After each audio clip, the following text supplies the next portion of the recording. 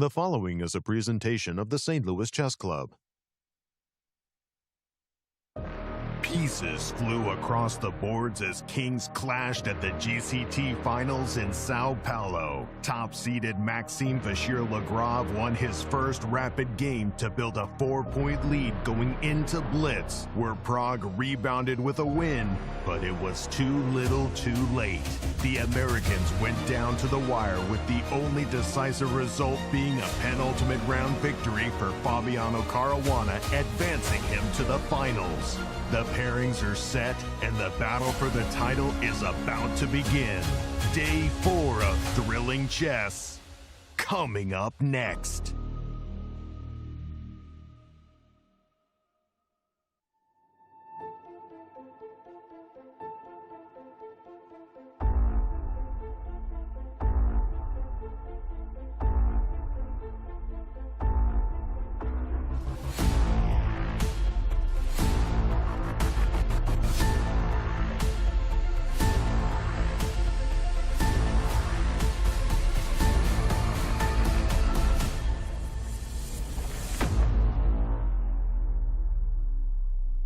Hello everyone, and welcome to the finals of the 2025 Grand Chess Tour.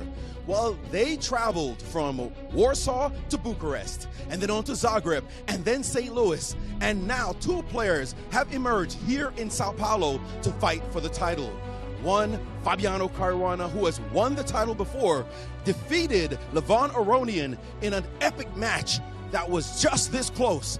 And then Maxime Vachier-Lagrave, who has won 5 second-place titles, but not the actual title that he really wants. Those two, the number 1 and 2 seed, will go to battle now and try to win the most prestigious title of all. To call all the action, we're going to jump to St. Louis with Nazi, Yasser, and Cristian. The brackets are complete, and we have our finalists for the Grand Chess Tour Championship. 2 of the world's best will start a race for the title. Our coverage from Sao Paulo starts right now. Hello everyone, and welcome to the Grand Chess Tour Finals. I'm your host Nazi Paikidze, and I'm so happy to be here with my amazing co-hosts Yasser Seirawan and Cristian Chirila. Yasser, always a pleasure. Always. We're entering the finals, guys. I know. It's so nice. And day 4, it goes by so fast. Hello, everyone, and welcome to our live coverage of the Grand Chess Tour, the finals. And indeed, we are ready for new matches. That means we are back to playing classical chess for this new match. And tell us about the brackets and who's involved in these finals. Let's have a look, Yasser. And we know that the finalists are Maxime Vachier-Lagrave and Fabiano Caruana. They will be playing for the title. For the 3rd place match, it's Levon Aronian against Praggnanandhaa. Not just prizes, but for the 3rd place winner, they get an automatic invitation to next year's Grand Chess Tour. Tell us about the format for these matches. Right, it's a 4-player knockout event, and players have moved to the final and 3rd place matches. Each match will consist of 2 classical games, 2 rapid, and 4 blitz. And as you can see, the point system, 6 for classical, 4 for rapid, and 2 for blitz. Heavily weighted point system in favor of the longer formats. Tell us about the schedule. Today's the first day of the finals, classical game number 1. Tomorrow they'll be back for the 2nd classical game, and on the last day we will see all the rapid and blitz games. Absolutely. And in the fight for the title, tell us how these two greats match up. Number 1 and number 2 seed, as Maurice just painted a beautiful picture. This is the match that all the eyes are going to be on, especially at the beginning, because this clash, we know it so well, and we've seen it so many times. These players know each other very, very well. Let's take a look at the head-to-head as we are entering the finals. Take a look at this. Fabiano Caruana has 10 victories, 5 losses only, and 31 draws. These players have played many, many times, but as you can see, Fabi has a significant edge, especially in the classical matchup. And the first 2 days is going to be classical. Now, this is quite interesting. Let's take a look at some significance and the classical games of note between these 2 players. London Chess Classic in 2017, Fabiano has defeated MVL. This is when they play with white pieces for Fabiano, black pieces for MVL. Candidates tournament, and that's a game that everybody remembers. Bishop C4, yeah. Fabi probably prepared about 6 months with his team of seconds just to uncork that incredible novelty at the candidates and defeat MVL in the Najdorf. And of course, the Super Bad Romania in 2023, that was a Grunfeld, the pet opening for MVL, but he got defeated quite quickly, in about 25 moves. It was a miniature because Fabiano uncorked a very early idea with 3H4, very aggressive idea. So definitely, as we see from these results, it does seem like Fabiano has the upper hand, especially when he has the white pieces. Now, let's take a look at another graphic that we have for you, the recent GCT Rapid and Blitz results, not classical. In 2023 St. Louis Rapid and Blitz, Caruana got first, MVL got second. In 2023 Grand Chess Tour, Caruana became the champion, MVL got second. In 2024 Super United Rapid and Blitz, Caruana first, MVL second. I'm smelling a pattern in this one. It's going to be a very steep hill to climb for MVL, especially in today's matchup. But we know how strong and how consistent MVL has been at the 2025 Grand Chess Tour. So I'm very excited about this matchup. Guys, how's the weather and the view from Sao Paulo? Anastasiya and Maurice, take it away. Thanks, Cristian. Well, the weather isn't fantastic today, but it's a great day to be playing chess for sure. And Anastasiya, there's been a lot of chess events, and particularly a side event where some of our own staff played in. Absolutely, yes. We have fantastic atmosphere here, right next to the playing hall. So many events are organized by local organizers and federation. And yes, you're right, Maurice. We had even our staff playing today in the tournament, and they're doing quite well. Look at Irene Sukandar, who is actually helping with social media of St. Louis Chess Club. She is playing on one of the top boards because actually she made 6 out of 7 today, and tomorrow she will be playing on the board number 1 against one of the leaders of the tournament, Brazilian Grandmaster. And we see Eric Rosen also fighting in the tournament as well. Many participants, more than 100 players showed up today, including kids and some women players. And we can also now spot one more employee of St. Louis Chess Club. It's Ben Underwood, the guy who brings all statistics here to the tournament. He also played his first ever chess tournament in his life. I mean, what a great day for chess fans today in Sao Paulo. Absolutely. Well, the fans getting in some games themselves, but also, of course, getting ready for the big matchup, the finals between Fabiano Caruana and Maxime Vachier-Lagrave, the numbers 1 and 2 seed. And the reality is, and we showed those numbers, Fabi has been dominant over MVL, and he himself has won a title. But this year, for those MVL fans, the French fans rooting on their guy, has been Maxime's year. And what a year he's had. But let's first drill down with Fabiano and how he got here to the finals. We take a look. We see that he started off not bad, 4th place in Romania, got 7 points. But in Croatia, he tanked and tied for 7th place when he got only 3.5 points. That was a terrible way to start. And he had to make up ground, and that he did by coming in 2nd place in the St. Louis Rapid and Blitz and got a full 10 points, and then a tie in the Sinkfield Cup. He did lose in a playoff, but his 10 points were enough to catapult him all the way to 2nd place, a 2nd seed, to come here in this event. But Maxime Vachier-Lagrave, a completely different path to the finals, as we see Fabi settling in there, getting ready for that matchup.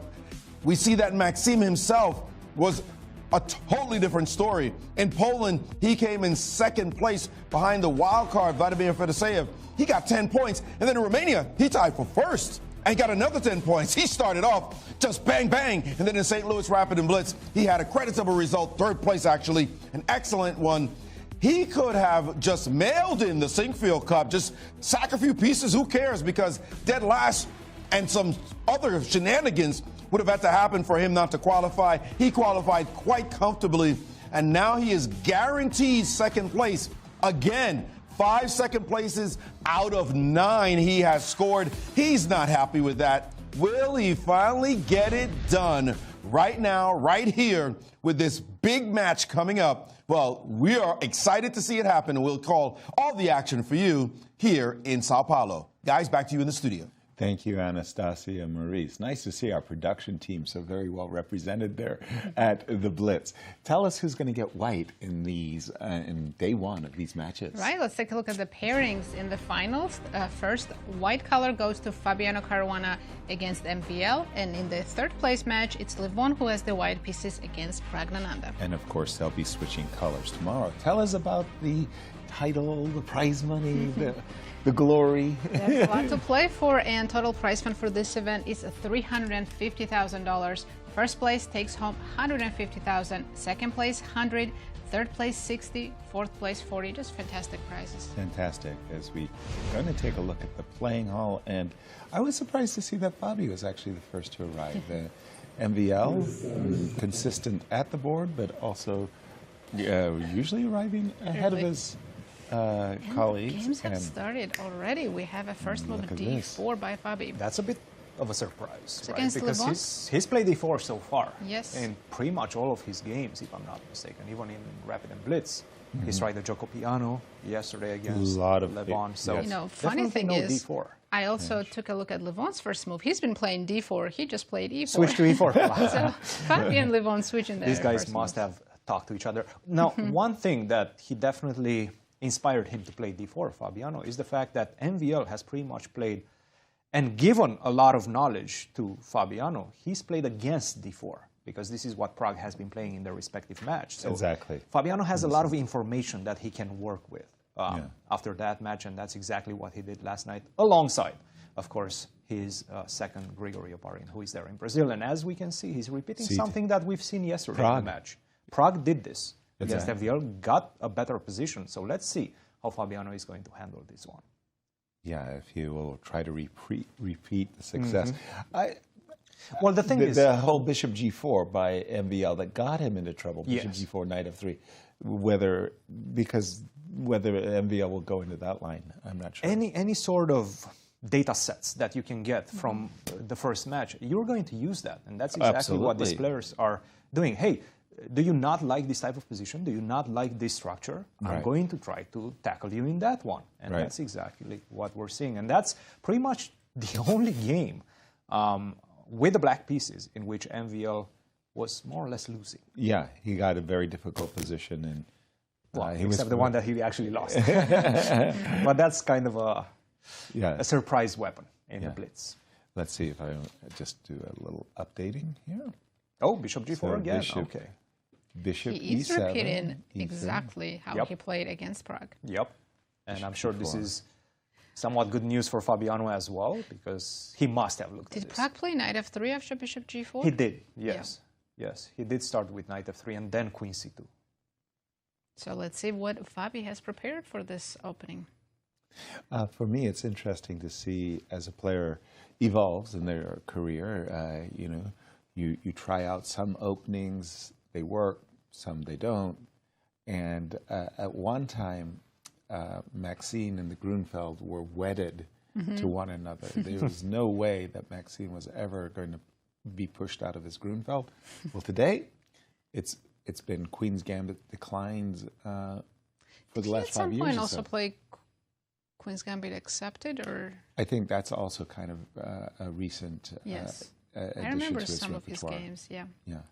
So it's strange for me to say it in this way, but it was Magnus that was putting his bishop on e6, and he was putting his bishop on e6 because he was playing this crazy move a7, a6, Right. that required him to defend. When you go back in the history of the Queen's Gambit decline, the point that Black was trying to avoid was actually to put the bishop on e6. So literally, if you were having the Queen's Gambit decline positions, you were always aspiring for a position that will more or less look like this. I'll just put this on the board very, very briefly, if you don't mind. Something like castles, rook e8, queen c2, knight e4. Let's just put this on the board for just a moment. And the whole idea was that in case of takes, this bishop was supposed to be destined for f5. And if it doesn't get to f5, it doesn't stand in the way of the rook either. Now it's sort of like you put your bishop on e6, and why the old classical players didn't like putting the bishop on e6 is because they thought it was a target. And also, you don't have knight e4 ideas anymore. No knight e4 ideas. They would play as white, bishop to d3, knight e2, and then there was this knight f4, and the bishop was more or less stuck. Awkwardly placed. Yeah, exactly. I do see that in the database, in this position, black often plays knight e8 to trade the bishop. That since we don't have knight e4 anymore, knight e8. Knight e8. I'm a bit surprised they don't go knight h5, but what they want with knight e8 is sort of a double idea. Not only that you want to exchange the bishops, but exactly as you pointed out, Yasser, you want to put the knight on d6. That's a very good placement for the knight in this type of card structures. Yes, it serves the dual purpose. Maybe the ideal placement of the knight. Yeah, dual purpose is to kind of delay or prevent a minority attack. And it's on the board. At the risk of repeating myself. But Fabi doesn't take. He goes bishop g3. A very logical way to continue would be bishop d6. Which is also on the board, and I'm expecting knight e5. Must be knight e5, yes. If bishop h4 we repeat, if you take on d6, that doesn't make any sense. So you have to go for this knight e5. I'm expecting some fireworks in this one because suddenly, this line can go quite deep. Yeah, that something crispy can happen. With the move, when you play the move knight e5, it's almost obligatory that you're going to end up playing the move you'll follow it up with f4. Yes. And white still keeps the option to castle on either side. Correct? Yes. Yes, very, very, very, very, very much so. So, maybe knight c6. Looks like a decent move. 13 games still played with this move. 13 games. Knight c6 seems to be the main line by quite a lot. You cannot really displace that knight on e5 with f6. You're allowing me to go knight g6. You don't want that. Right. So knight c6 seems to be the main line. The question is, how do you respond after that? Yeah, I was and this is the interesting point, because knight c6, good by the engine, but I'm thinking about ideas such as f4. Let's see. Knight takes c6. Okay, so Fabi is following the engine. My question also was, can white go f4? But before we asked, Fabi answered knight takes c6 is his prep, and just bishop d3. He's allowing bishop takes g3. That's a surprise for me to allow the... It's sort of like you've damaged your opponent's pawn structure, so you want to try to exploit that pawn structure, but... Truly just following the engine's assessment. Top choices? Engine's top choice, as of right now. The question is, when will the deviation come? Because it always comes. Yes. Right? The novelty. Bishop d3 is a novelty. It's engine's top move, but there's no games in the database. Yeah. It's the most natural move decision, other than bishop takes d6. Okay, so, well... Yeah, all the games were played with bishop takes d6. How have they continued, if you don't mind me asking? After bishop d6? They played No. bishop takes d6 instead of bishop d3. Oh, sorry. All the games. All the games. Yes. So bishop d3, novelty. And Cristian, how does our engine prescribe the continuation? Well, generally, it does seem like you have to take on g3 because, again, there's the placement of this knight that you need to deal with, right? Yeah. And at some point, you need to either go to f6 or to d6, most likely on d6. So you have to liberate that square. Take on g3, and this is the big question. I have the f-file. You do have a lot of weaknesses that you can work against. The pawn on g3, the pawn on e3 as black. So this is the battle between trumps in the position.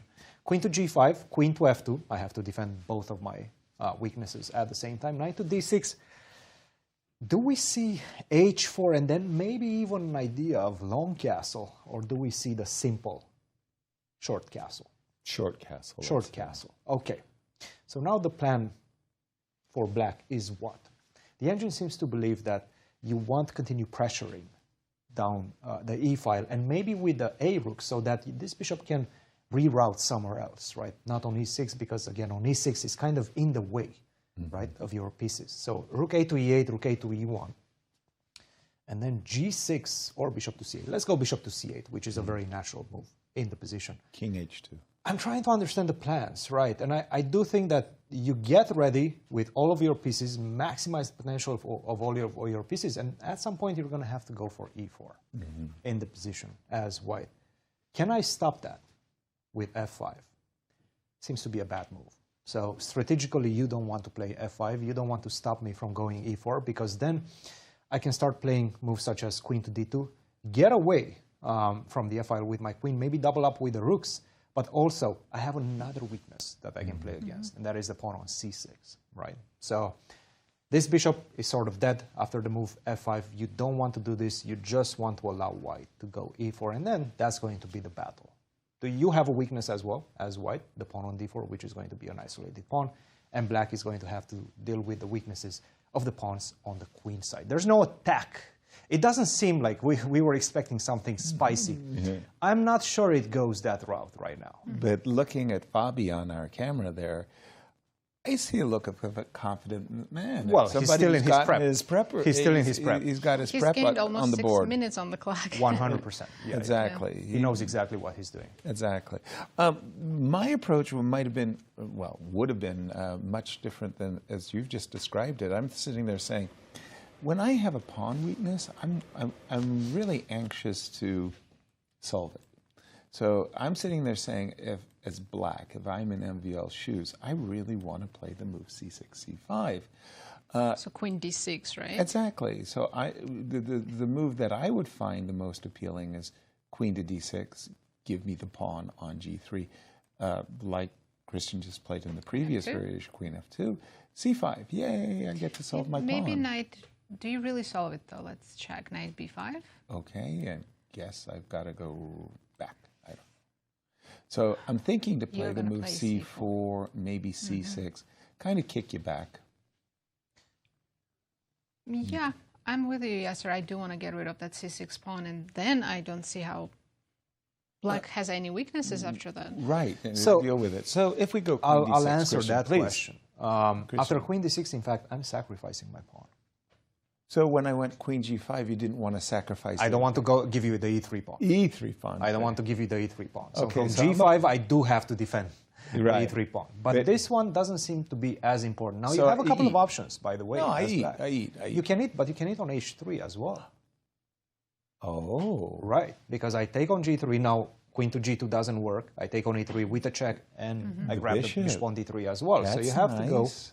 king to h1, which allows me to take another pawn with a check. Now I have to go queen to h2, and then we get this imbalance. So I'll get 4 pawns.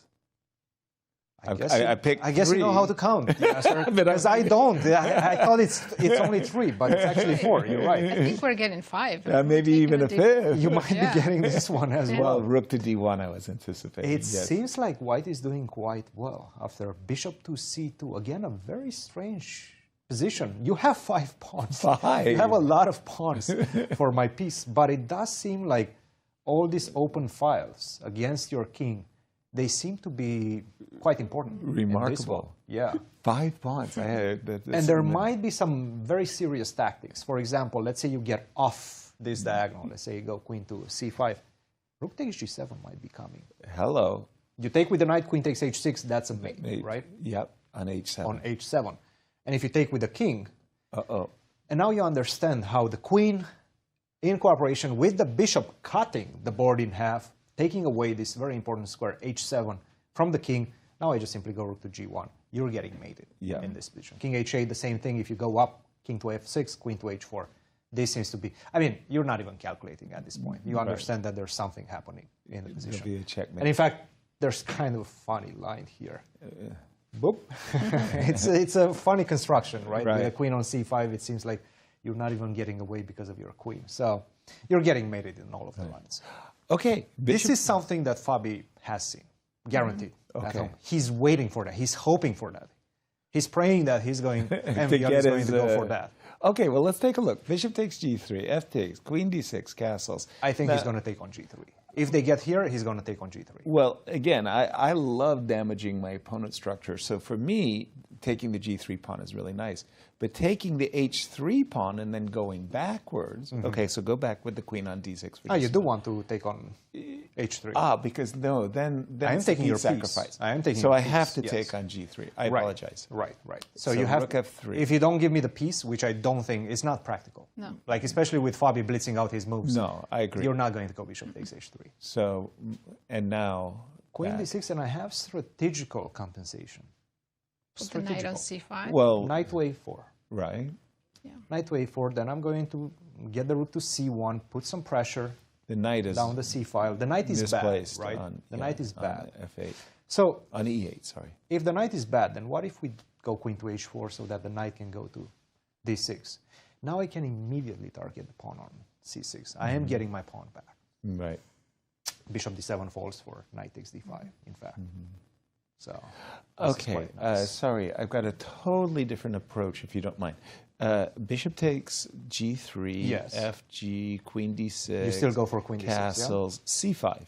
c5 first, okay. Yeah. Knight Do I have b5 knight or- b5 now?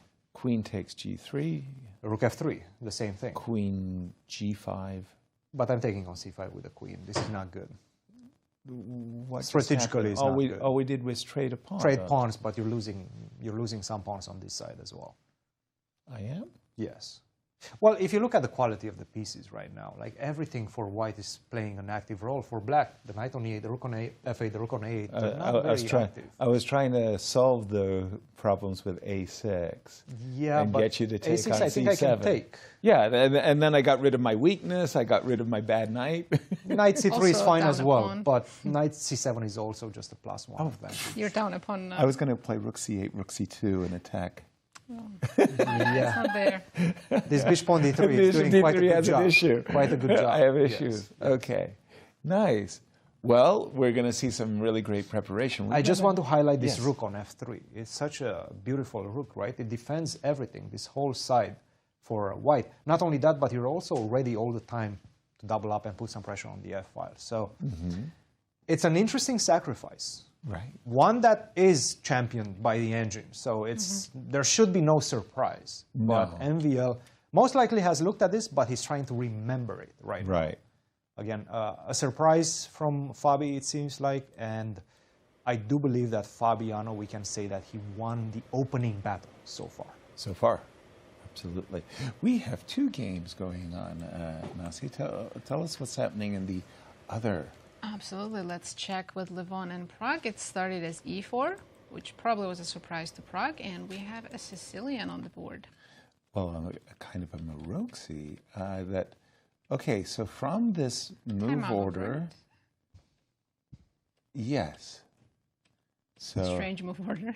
it was knight to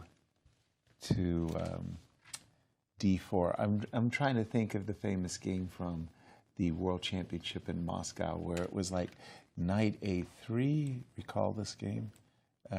Karpov, Kasparov, where I'm going to rely on your memory because because it was like it's not coming to my mind. Kasparov ended up putting a knight on d3.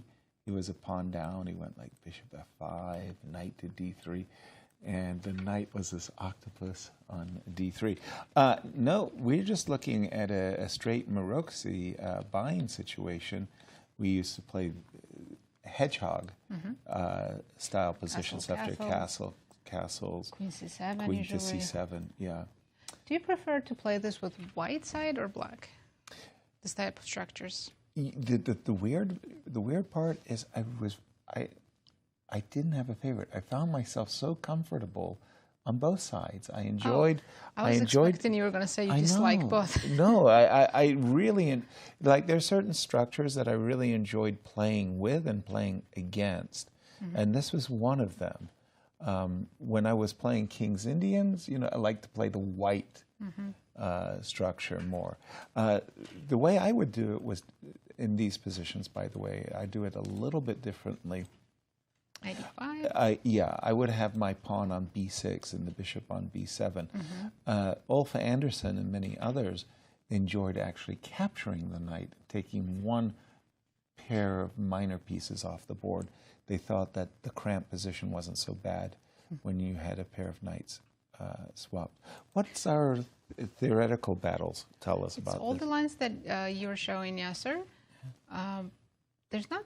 I'm surprised that in the current position with this move order, there are not thousands of games, which I I would have expected. 100%. Only 117. Get out. Yeah. Some of our data analysis needed. I think it's because knight b5 and a6 was included. Okay. Yeah. Right. Yeah. And again, these two players are fighting not just for the money, which is considerable, but they're also fighting for a guarantee invitation to next year. Right. If you look at the difference between third $20. and fourth place, it's only 20,000. But the third place also guarantees next year's participation in the Grand Chess Tour, which Precisely. comes with guaranteed prizes. So Exactly. there's a lot to play for. Now, as it just so happens, Levon had a bad outing at the FIDE Swiss event. He lost some rating points. Yeah, so he's not guaranteed Yeah. an invitation to Yes. the Grand Chess Tour I next think year. he said that he underestimated a lot of the players at the Grand Chess, especially the youngsters. Yeah, they're developing. They're quite monsters. Prague, on the other hand, should he lose this match, is more or less because of his very high standing in the world rankings, going to get an invitation. So for Levon, I'd say he's got a lot more skin in the game in this match. Absolutely. Now, I don't have it in my mind that Prague's ever played the black side of this particular, line. I'm sure it's not the first time he's had this position, but at least recently that I've been commentating, I haven't seen it. And I'm sure, again, he was not expecting e4 Right. and this particular line. I think he got outfoxed by the old fox. So let's just take a look at what has happened. So we have a very typical knight c3, a6, and people have been playing knight a3, Sveshnikov style. to keep the d5 square under control. And is d5 a reason why they don't play this line, Cristian? Why is it that knight a3 usually gets the nod over knight d4? Sorry, excuse me, where? In the last move, Levon played the move knight to d4. Oh, you mean after a6? Yeah. Knight. Like a lot of people have been playing knight a3 in this position for decades, actually. Yes, it does seem to be d5. I do think it's d5. For example, even here at the end, black seems to have the move d5. d5. Yes, Exactly. this seems by far the best move, but it's not played as often. I would expect it to be often played, but it's not. Knight takes c6, b takes c6, and perhaps e takes... Well, what is this? He has played d5. I'm trying to understand Prague what he has. wants after d5. Because again, if you simplify everything, Yes. It's just a draw. this is just easy draw, right? Perhaps he wants this idea with knight takes d5. I remember him playing a game very similar to this against Fabiano at one of the Grand Chess Tour events, if I'm not mistaken. So maybe the American Cup. Okay. They definitely played this structure. I remember vividly Levon trying to squeeze water out of stone. Incapable to do it, of course, in that one. So d5, correct response by Prague. I'm very curious to see what Levon has prepared because he hasn't spent any time up to this point. So obviously showing that he's very well prepared. Prague, perhaps, these are big decisions that he has to make. d5 is not an easy one because if you calculate something wrong, then you're in trouble.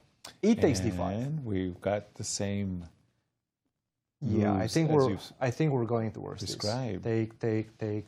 Take on d5. Should black take with the queen You or can. pawn? You can. Either you can. works. But maybe I can go bishop to e3 right now. I like the passer. Give me the pass pawn. C takes d5. I'll keep the queens on the board. Play bishop f6, bishop e3. e6. Probably bishop d4, even though it's not. Yeah, bishop to d4. To me, it looks very minimal. Nothing. It looks very minimal to me, yes. So I would. a bit surprising by Levon, but let's see. Maybe he has a special idea in mind. So far, this doesn't look like it's going to become anything special. But It doesn't look spicy at all, no. who knows? It looks very dry to me. Exactly. Very simplistic approach by Levon. Maybe Levon is looking forward to playing more rapid and blitz. It could be. Takes Yeah. d5. It could be. Let's not forget that yesterday, that incredible match between Levon and Fabi. It really came down to just like one or two moments, and the match was 15-13. And with a minimal score before by the Fabi. game that Levon lost, he was the one who had chances of winning a couple of times. Yeah, those King's Indian positions especially. So he might just be, okay, I just had a blow, you know, I need to recuperate. And he's probably thinking knight takes, pawn takes. Yeah, we're waiting to see what Levon has prepared here, but we have a clip of Maurice talking to Fabiano yesterday. Let's take a look. Okay. It was really the last round that was the big one. That was a truly exciting game, and it was surprising how quickly and easily you won once he opened up that B file and gave you some chances. Yeah, it was a really close match overall. I mean, both of us were struggling to make any headway. We had some chances both in each game. I mean, I just wanted to keep sticking to the King's Indian because it was my plan before the tournament. I just wanted to learn a new opening, so I studied the King's Indian in like great detail before the tournament just to try something new. And I thought you tried a new opening for the Grand Chess Tour Finals? Well, when am I going to try new openings? Why not? You could try to some random rapid and blitz event somewhere else. For the finals? Yeah, well, it did work out. It did? Wow, these days you could prepare anything. No, but it's also not a bad opening. It's just very, very risky, of course. And there are some specialists who play it all the time and know it super well, and I'm not one of them. So I thought it would be nice to at least try something new.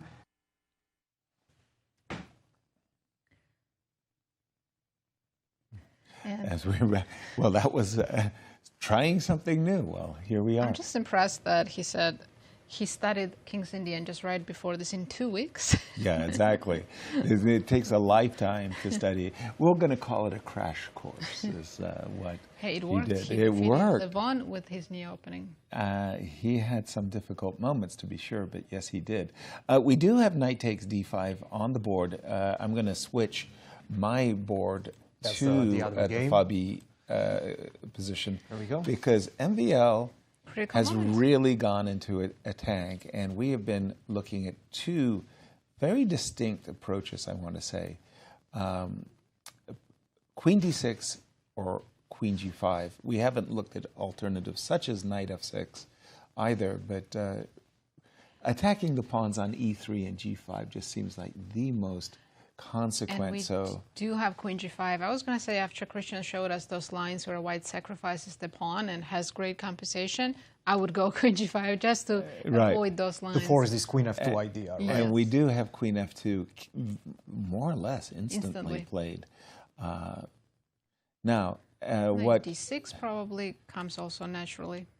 What we're thinking is strategically, if I can put a knight on c5 in front of your double pawns, I'm very happy. So knight d6, getting off the back rank, castles, that is certainly... Rook e8, black is trying to put pressure on the e3 pawn.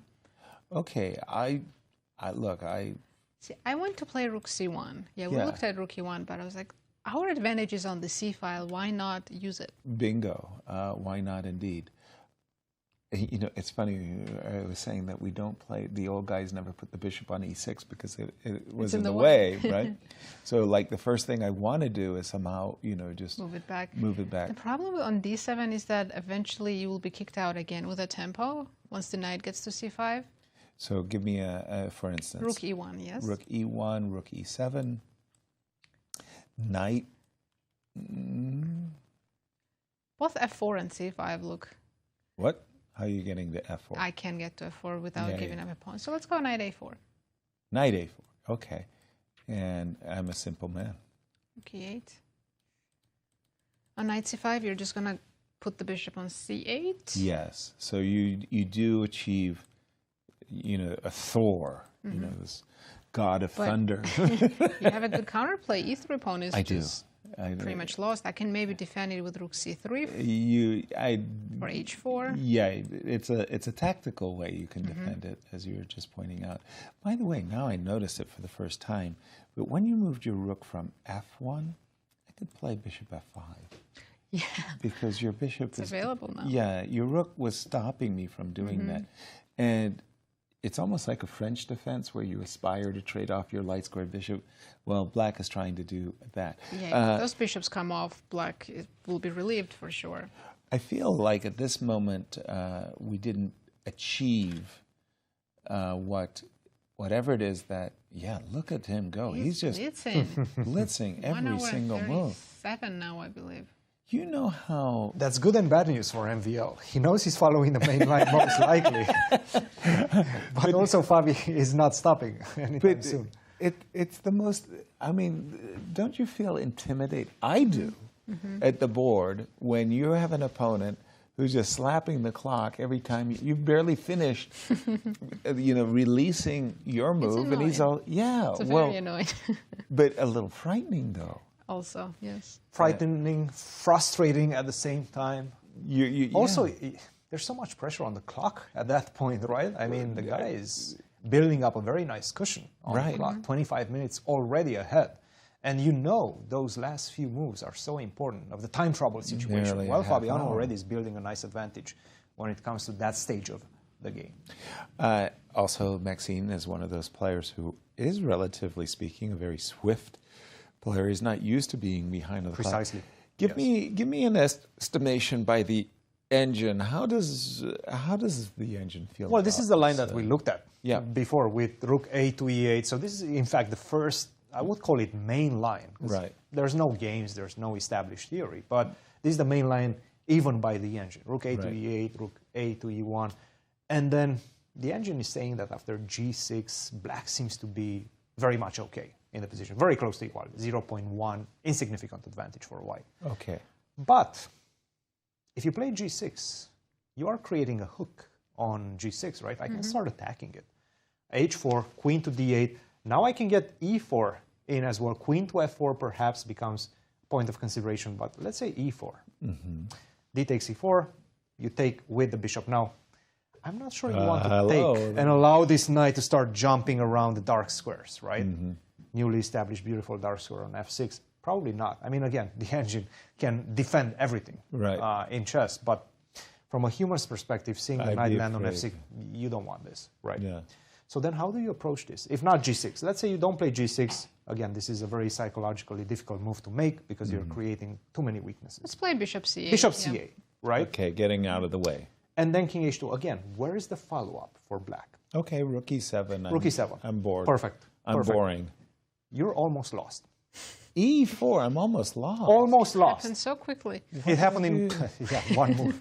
What did I do that was so bad? Right? I'm not sure. Yeah. I'm not sure. Take. One of the things that I can see is that if you try to play it like this, knight F6, boom, and thank you very much. Exchange. Yep. That's what you did wrong. The Rook on E8 is no longer protected.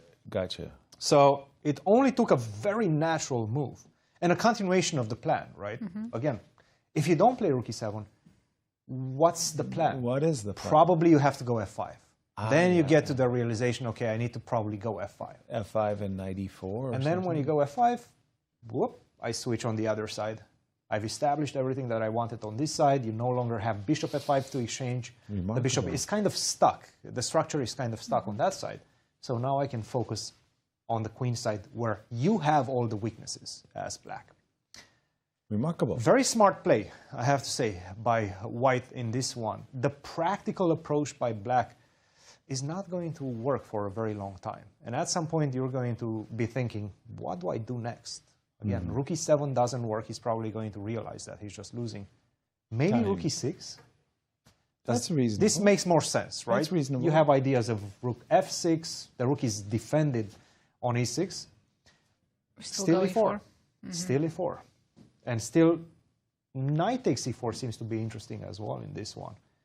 And bishop takes E4. I wouldn't have thought that this was so frightening. I don't have Rook E8 because of bishop C6. It's a very funny move. I have to go Rook H1. Bishop C4 to D5? Do you have time, though? If you do have time. You do have time. And queen takes D5. Keep saying white is better, and I'm like confused why. White is actually better, yes. Queen takes? I mean, I agree. I have got some weaknesses, but you've got some weaknesses. Rook D8, right? D4 pawn is also a weakness. We're so far, right? So far. We are so far. But these are easy moves and easy sequences to potentially land on the board, right? Right. Rook Yep. to c4. Again, it's all about the weaknesses. And I the am engine- defending mine, but I'm also starting to attack yours right And now. the engine says white has something. Half to a play point for. advantage. Wow. Half a point, that's significant. That is. Look, generally in this type of I would've material thought it balances, less. Yeah. you see like 0.1 max, Right. 0.5 going into 0.7 if you don't play the best move in the position. There's something. Okay. There's something in this position. It's a little poison. We've talked about it in previous segments. This is the dream position you can get in this type of classical encounters at this level with the preparation that's going on in chess right now. This type of minute advantages that you can work for the next 100 moves. No risk. No risk. Yeah. Absolutely. White is never losing. No, that's true. So this is the perfect game that Fabiano could have hoped for at the beginning of this opening. Nice way to start the match. Thank you, Christian. We have our statistician hard at work. You saw Brazil. Ben in Yeah. Brazil Played his first over-the-board tournament. telling us who's going to become our Grand Chess Tour champion. Before the finals began, this is how it started. Pre-tournament, Fabiano Caruana was the favorite with almost 35%, MVL in second, and guess what? Those two did make it to the finals. Statistically speaking, Ben gets high marks so far. Yes, so far he's been accurate. So then after day one, Well, that was from the match. We want to see after day 3 where we stand. yeah, first day every game was drawn, not much changed. After day 2, MVL became the favorite because there were His match. classical games were out. They moved on to rapid and blitz, and he became the favorite. Right. Not his matches, his chances to win the tournament. So MVL increased his chances after. Oh, day we're 2. talking about, okay. And now, Bobby is a clear favorite by almost 9 points. So 9%, 9%. and that's probably because their head-to-head matches we saw it's 2-1, Bobby's advantage. Exactly. And Maxime, remarkable 9 Grand Chess Tours to take the silver medal in 5 of them is pretty darn good. But then you kind of get, when am I going to win it kind of realization. I mean, second place 5 times is amazing. Truly, I mean, But I yes, would be. he deserves it, and he wants to win the first place. Absolutely. Again, from this structure, okay, we're seeing rook e8, we may be seeing rook e1. And if we do, I can understand why you want to play g6 and bishop f5. It's just that in the iteration that we were seeing, it provoked the move e4. Right. And then it was suddenly f6 became But it's weak. very concrete. It looks weak, but let's follow that line again. Rook e1, Rook e1, g6, g6, e4. h4 first. h4, was it Yes, included? h4, queen d8, and then E4. e4. So let's just continue. We take with the pawn, bishop takes, knight takes, knight takes. It looks Okay. terrifying, but if I simply play either f5 or bishop f5, then your knight is never going to land on f6. It's You never do gonna- have some weaknesses in the position, and I'm going to dominate the white squares. Put the queen on d5. Yep, I can see So that. theoretically, white should be better, but when I look at the concrete lines, I don't see how white is better. Accuracy. Okay, I can maybe take the devil's advocate. B3, B3, right? queen f4. I don't know if I'm afraid of losing the No, a I pawn or still not. think also, even here, I think white doesn't have much risk, but also I wouldn't say white's better. Uh-huh. Yeah. That you kind of came out of the opening okay. All right, this is it's going to be a very intriguing, strategical, technical position because, in a certain way, both players can make an argument as to why their position is so very good. When I come out of the opening, I usually ask myself 3 questions: do I have my fair share of the center, control of the center? Which black does here. Is my king safe? It is. Do I have good squares? Are my pieces effective? I would say, Most of them are, yeah. except for the bishop. If I swapped off the bishops, I would be feeling very, very comfortable with the bishops on. That's what I think. That's where I think the edge lies for So white. it's not even about the double pawns, it's the good bishop versus the passive bishop, if you will, for the moment. The funny part is I've always liked these structures with G2, H3, G3 because I always thought that my king super safe. And it was in this kind of like protective cocoon, and I like that. Okay, in this particular case, I do have an issue with the E3 pawn. But in a lot of lines, white goes for E4. Exactly. Are we seeing the very first pause? Yes, I mean, so it took 17 moves before. And in this game, Fabi has just spent 2 minutes. No way. For the first time. Shock. I mean, because he was just gaining clock time with his 30-second. Some good news increment. for MVL is that it does seem like he understands the position. At least up to this point, he chose Queen G5 over Queen D6, which I do think that it was the better practical choice. You don't want to get that pawn and land in those type of strategical dangers. So right now he's showing that he's trying to follow the most safe path. And the question is, how deep is Fabiano's preparation Precisely. in this one? Give us a sketch. Okay, you've been playing Rook E8, E4. Well, Rook A1. Rook AE1 and E4 as an outline of, White's playing. Fabi obviously is thinking he feels he must have a choice. What's a secondary I'm not way sure of if he believes he approaching? has a choice. I think he's just basically trying to remember what he looked at. This morning? This morning, yeah, because he most likely looked at this morning. Right. Knight to A4 also seems to be an idea. Okay, so this is the choice. Yeah. Just to get to C5 really quick. Right. Which I'm pretty sure you can probably make it later in the game as well. So it's not something that you really need to do right now. Because after bishop to C8, Rook A1 is still the main move in the position. You do have to defend the pawn. Of course, in a way, of course. if you play Knight A4, you're giving up on E4 idea, right? That's why I don't like Knight A4. I just think that he needs to go Rook A1 first. Keep it flexible, right? You have Knight A4. You will always have Knight A4, Knight to C5. But with the Knight on C3, you also have, something that seems to be the main crux and the main idea in this position is to target the center with a move E4. I think you have to go E4. Whether sense. Here, whether in a few moves after. How about this idea? It might be extremely slow, but Knight B1. I want to get my Knight to E5. Let's see. Give me a couple of moves. Don't make You the want to best go here moves. on E5.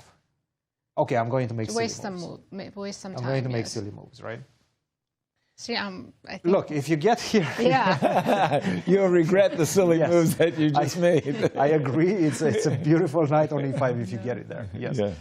I'm going to try to stop you for a second. So after Knight to B1. Not a bad move, by the way. It seems to be a pretty decent move. Rook to E6, Knight to D2. Now let's try to get, how do they call this, a Lekin's gun? Is that how they call it? Yeah, but then the queen the would queen be, has to be on E8, behind, right? Yeah. Knight to F3 and Rook to E8, and obviously you're not in time to defend.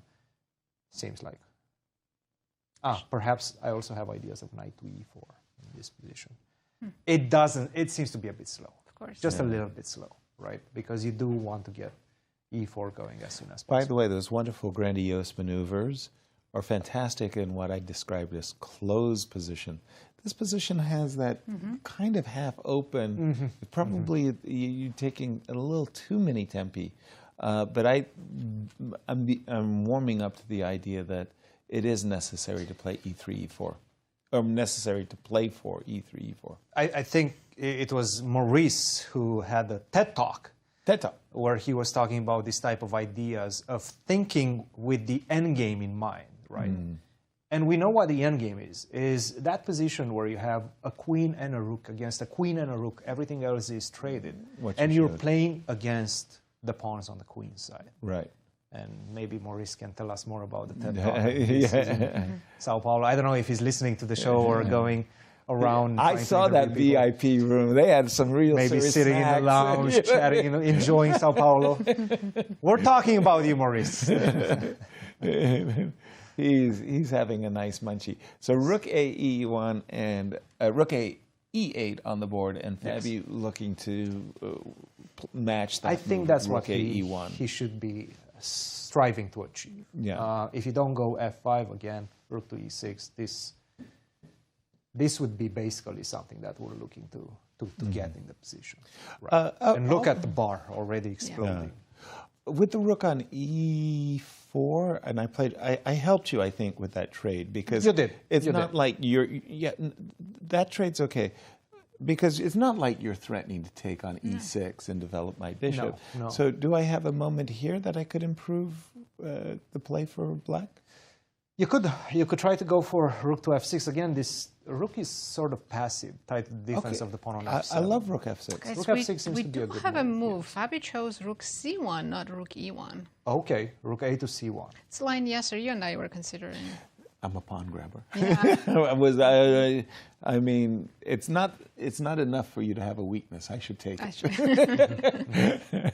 And we looked at bishop c8 here. Or bishop d7, I think. Now it somewhat makes you- more Right. sense to go bishop d7, right? Just to Right. defend the pawn on c6. And perhaps, but this doesn't seem like the right plan. Knight to d1, just to defend the pawn on e3 like this. Knight d1 looks worse than knight b1. It does, it does, Yeah. it does. I don't like it. I don't Makes like a this strange setup. impression, I must say. Yeah. Yeah, rook a c1 could be a step in the wrong direction.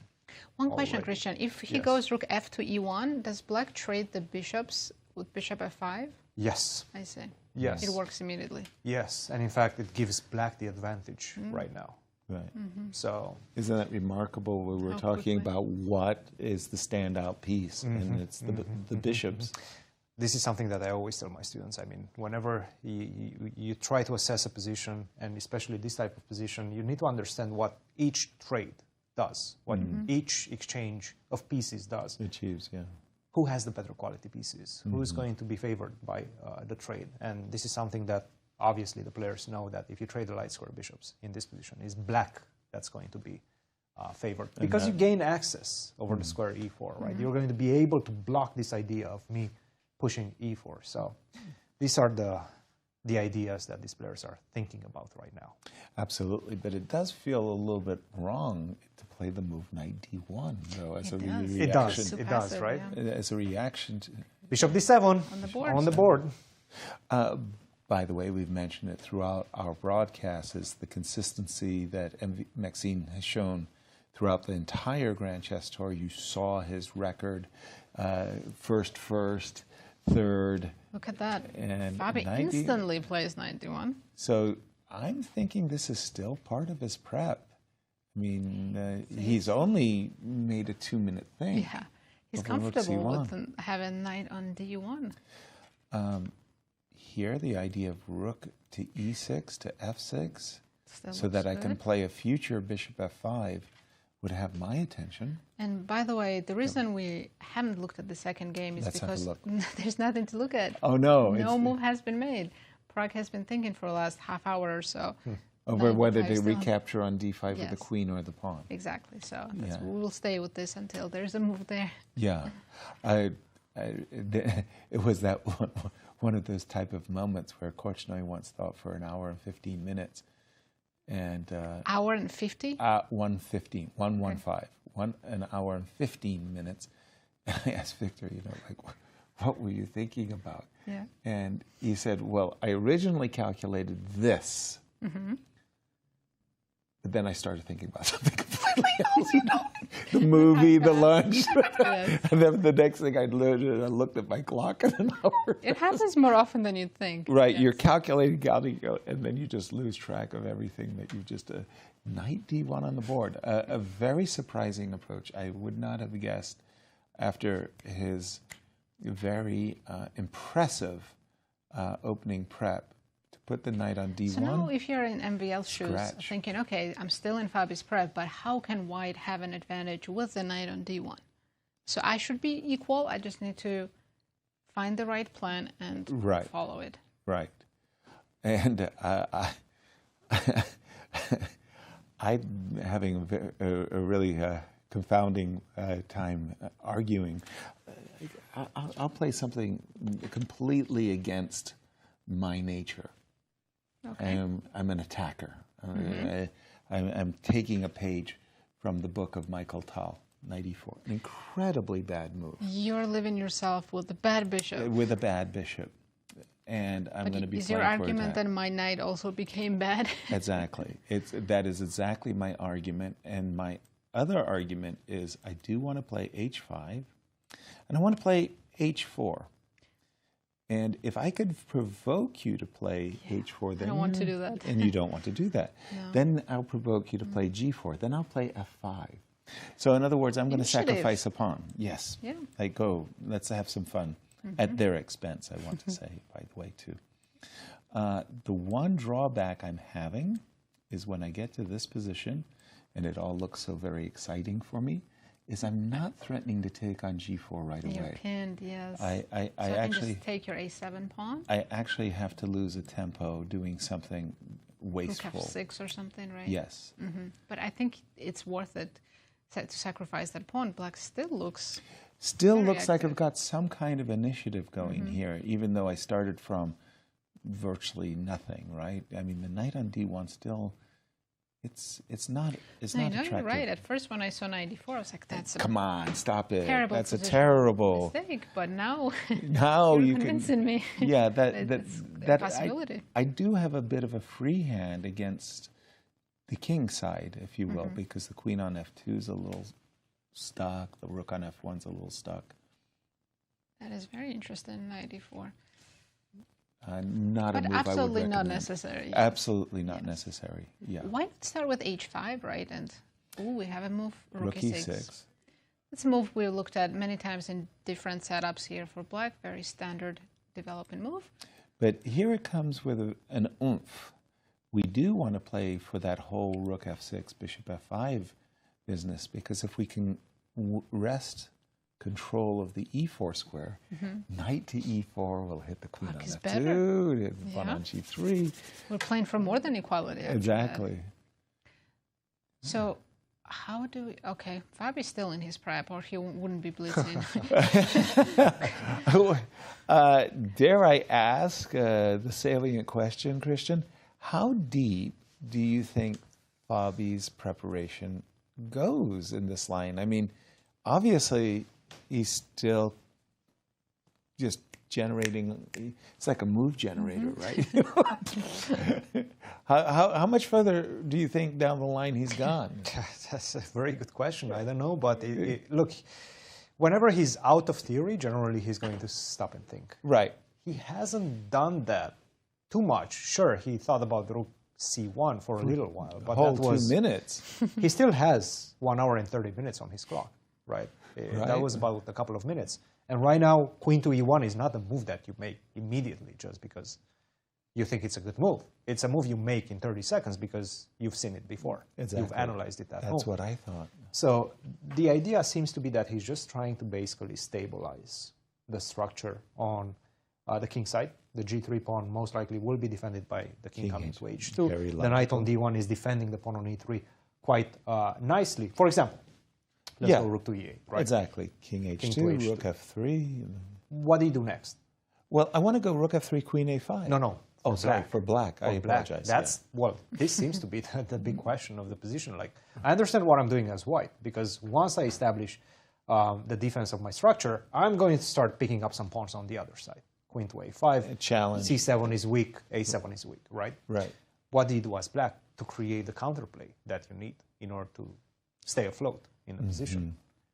Right. h5 seems to be the answer. Okay. I tried. But then I will put my rook on f4.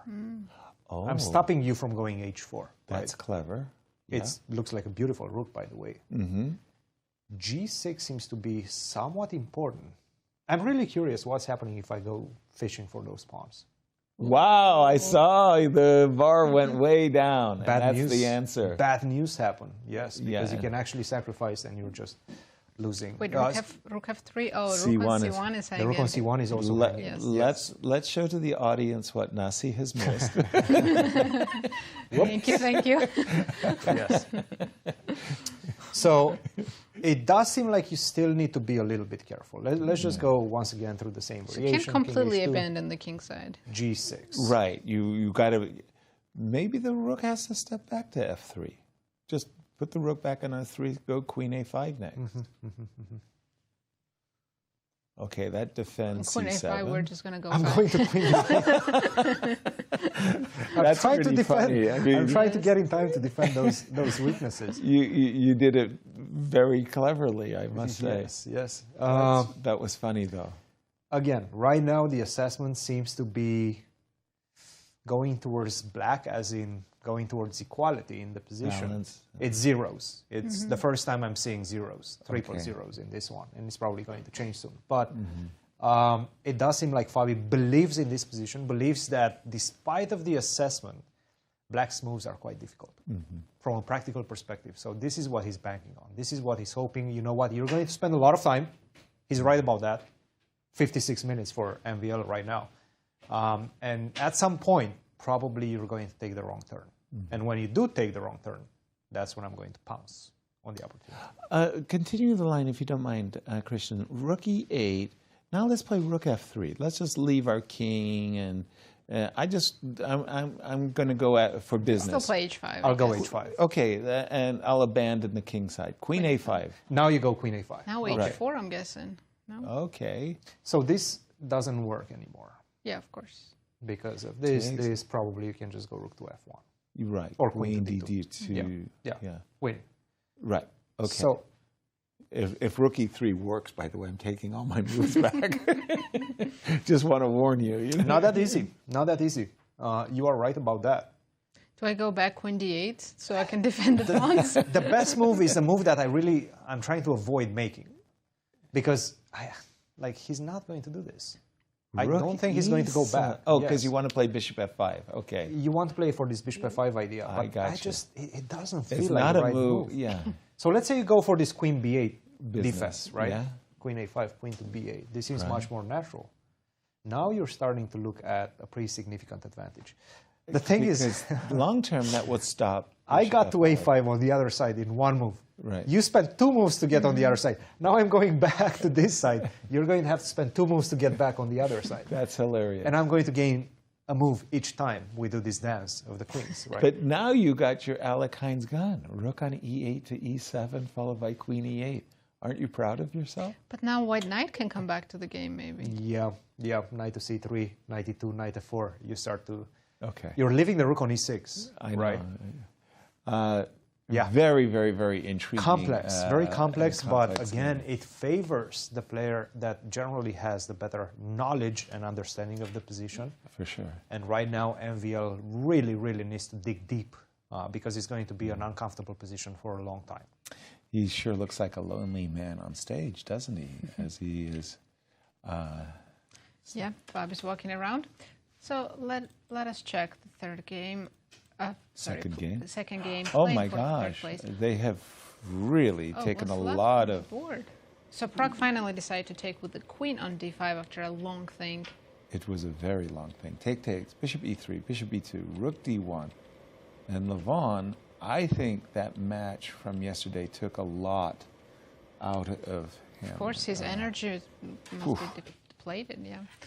Okay, so the players will start thinking to themselves, how can I get to the 3-move repetition as fast as I possibly can? There's absolutely nothing to play for with the white. Position, You no. think let's try Rook F to D1?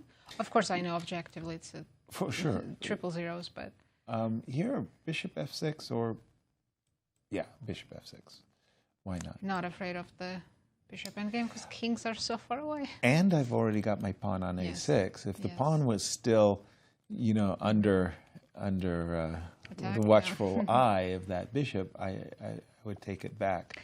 Yeah, I think bishop F6. Yeah, maybe G3. G3. Yeah, I don't. Putting all your I don't pawns believe on in dark anything I'm squares. saying here. There's absolutely nothing. Yeah. Yeah, this looks really, really, really dry. Completely symmetrical. Yeah. Okay, we're going to go back for Fabi for just a moment. And Maxime still trying to understand the position after Queen E1. And I'll explain to you why, in my opinion, players later in their careers gravitate to defenses like the Queen's Gambit declined, and it becomes their A game, A defense, rather than a Benoni or a King's Indian. So why is It's that? because when you prepare for me as white and you come with all of your grandiose novelties, and I just play reasonable moves, I'm still going to have a reasonable position. That's a very good point. Yes. Right. While in other openings, I have to know precisely how to defend. And maybe I only have one narrow Narrow path path. to save the game. It's just such a solid opening, the Queen's Gambit declined. Yeah, and that's why players like Anatoly Karpov, when he became world champion, he was the most classical Soviet player ever. He played every classical defense as black that existed. Including Caro-Kann. Including Caro-Kann, yeah. And Russian defense. And, yeah, Petrov, yeah. And Zaitsev and all of that other good stuff. All right, are we getting close to our... I think we're getting close to the break time, but other game might finish before the break. Ah, that's the thing. True. Yeah. Let's see. They have made a couple of moves. Pragg traded on d5 and just played h6. I'm shocked by this You want to play decision g6, right? to put a pawn on a dark square in an upcoming bishop ending. It's so equal that it still doesn't matter. I don't think he's going to trade rooks. And he can't... Oh, can you force it? No, not anymore. Because I also have king h7. What do you tell me? I'm thinking if white can force the rook trade. Ah, you mean bishop b6. I was saying king h7, but you still have rook d8, so I'll have to play bishop f6. So it's sort of like, so here, after bishop b6, I'm not going to give you a back rank mate, but I'm going to checkmate your rook. Yeah. Your rook absolutely has to trade. Yes. I mean, it's still a draw. I can trade it. Of course it is. Yeah. But if I want to avoid it, I still can. Yeah. Would you still try to play a couple of moves here, or already looking for 3 more repetition?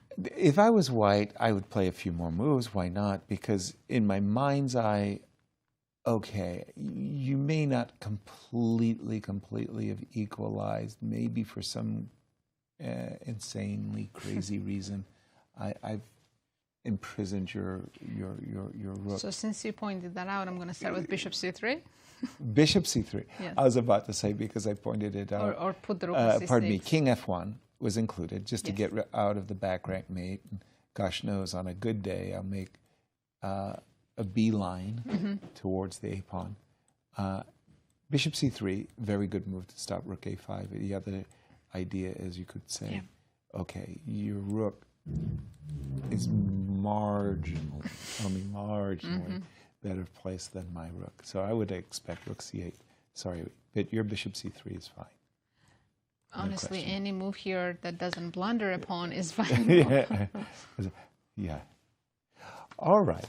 Well, we have reached that time in our broadcast where we'll check in with our friends at Q Boutique and say, you know, give us a special. Come on, I'm not hearing discounts. Well, here you go. Show off your support for the 2025 Grand Chess Tour with this amazing T-shirt. This shirt features tournament locations for all of the GCT Tour events, which include Warsaw, Bucharest, Zagreb, St. Louis, and Sao Paulo. It is available online at QBoutiqueSTL.com for all your chess shopping needs. Show up in person and give a shout to our staff. So where's the discount? I am asking for it. Yes, sir. Can you get me on the list? Friends and family, list, 5% for you, Christian. 5%. And let's find out our today's question. Please. Stump the commentators. Let's see. On October 8th, Garry Kasparov and Vachier-Lagrave will face off for Clutch Chess, the legends in St. Louis. When was the last time they met over the board? In St. Louis. Oh, yeah, so you're going to beat us in this. When was the last time they met over the board in St. Louis? It must have been... Christian, no Googling. I have no idea. Yeah, I'm trying to remember. We've had champions showdowns many times, but I don't remember them. Did they play in the Blitz at St. Louis Blitz together? Either Blitz or Fischer-Random, yeah. Either a GCT. So what do we need to give you? The name of the tournament? When was the last date time? As well? The last exact time. date. Like the year? October do we have to be in the vicinity of it? This seems very specific. Second. Yeah. It's very specific, and we don't have multiple choice. Where's our multiple choice? Come on, guys. I like that better. Yeah. Okay. This is too much. This is too much. We're going to have a break to think about it. But a special birthday tribute. Yes. Our Austin. Happy birthday, Austin. He runs all the graphics for us and does an amazing job. So happy birthday, Austin. We're not going to sing happy birthday, but happy birthday, Austin. Happy birthday, Austin. And as we go to break, Maurice talked to Levon Aronian. So take a listen and we'll be right back.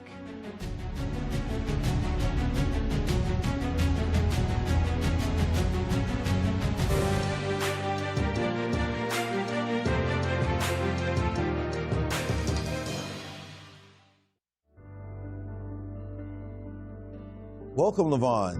We're here in Sao Paulo, Brazil for the finals of the Grand Chess Tour. What does it mean to you that you are now competing once again to win this title? Yeah, it's amazing. I've been really struggling just to get to the tour even because my rating is so low, and it was, I think, great privilege that I got invited back. And now I actually have a chance to establish my presence for the next year. Now I think you have to finish in top 3, if I remember correctly. So it's a great chance, you know, to have more tournaments. And this year has been a good year for me. It means playing a lot of chess is good for me, so I'll try to make it. This year's been an amazing year for you. You're being modest. I mean, it's just been incredible. What is it that has sort of refurbished your career in such a magnificent way? You say your rating's been low, but your performances have been striking. Well, I can always say that I've just been working, training. You know, I always remember this quote by Kobe Bryant. He was training somewhere, and then one player, I don't remember who, approached him, and then he told him, you know, how do you cope with defeats, you know, when your shooting is not there? He says, for me, it doesn't matter what my statistics are. You know, I work hard. There are days where I'll score 0 out of 10, but there are days where I'll, you know, be the guy who wins. It's all about putting the work, trusting yourself. And he said, I would rather have 0 makes out of 20 than 0 makes out of 3, because it means I stopped trying. And I think that quote motivates me a lot, because I know there will be days when I'll be playing terrible. There'll be days when I won't be seeing things. But as long as I keep trying, I'll also have really successful tournaments. Beautiful. Well, this tournament, you definitely want to be a success. But let's talk about your first opponent, Fabiano Caruana. He's been around a long time. You guys have been friends for a long time. You played so many games against each other. What's it going to take to edge out Fabi and take you into the finals? He's a very tough opponent who's always there to surprise, come up with some new idea. He works very hard. Of course, he has been, for me personally, undisputed number 2 for the last, I don't know, 10 years maybe.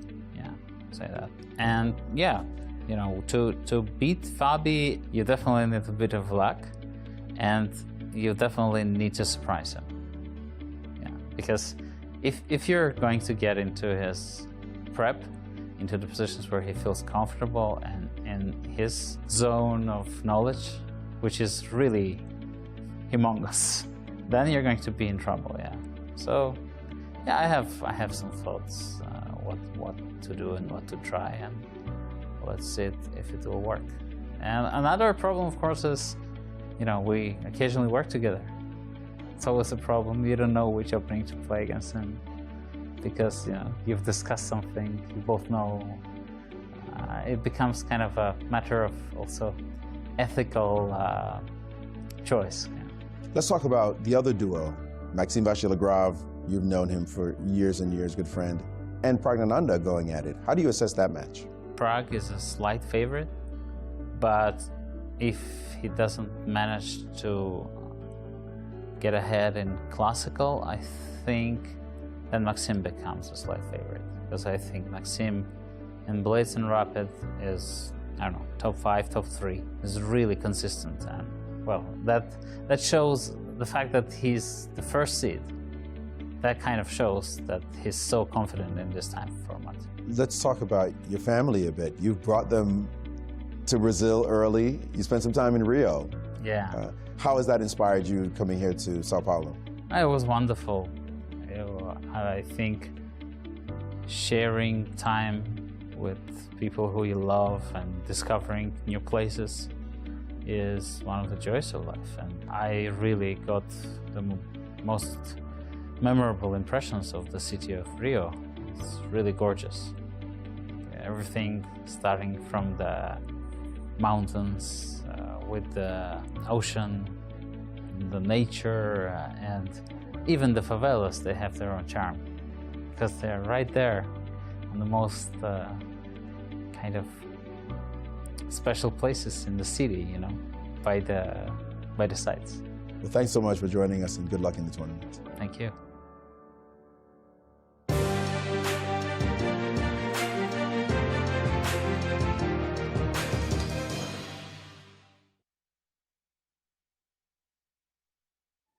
The Grand Chess Tour Finals are back, and this time the stage is set in Sao Paulo, Brazil. The top 4 players face off in rapid, blitz, and classical showdowns, each move pushing them closer to a share of $350,000 and the ultimate crown. It all comes down to this. The battles are fierce, the stakes are high, and only one will stand as the Grand Chess Tour champion.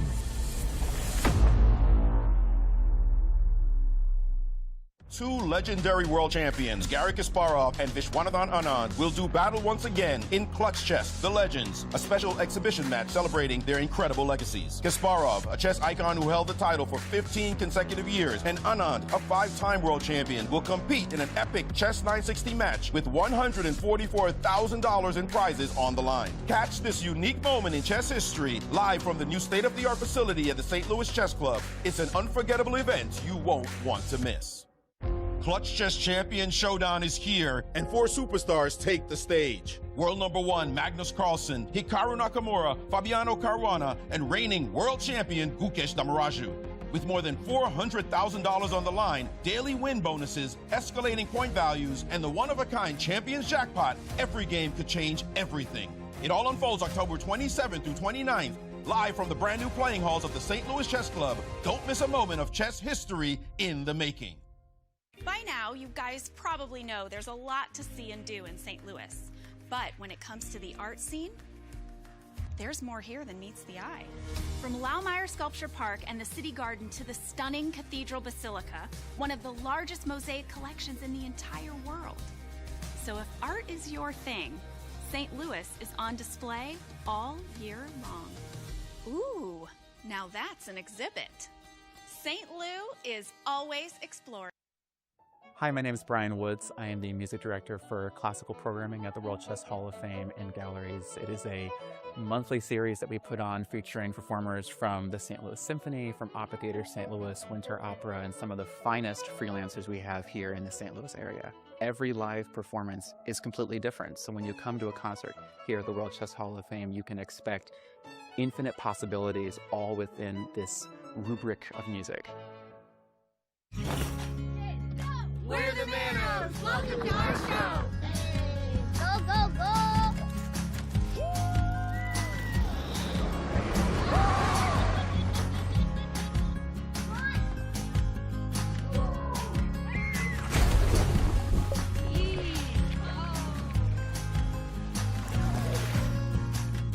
That's our show! Now go plan yours at visitmo.com!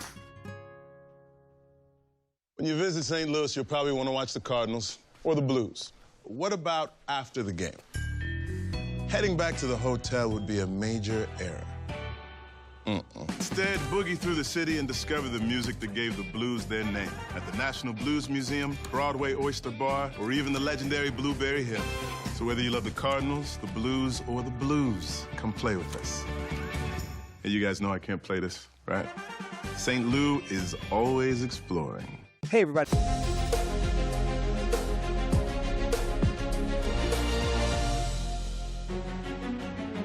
Welcome back, everyone, to the Grand Chess Tour Finals.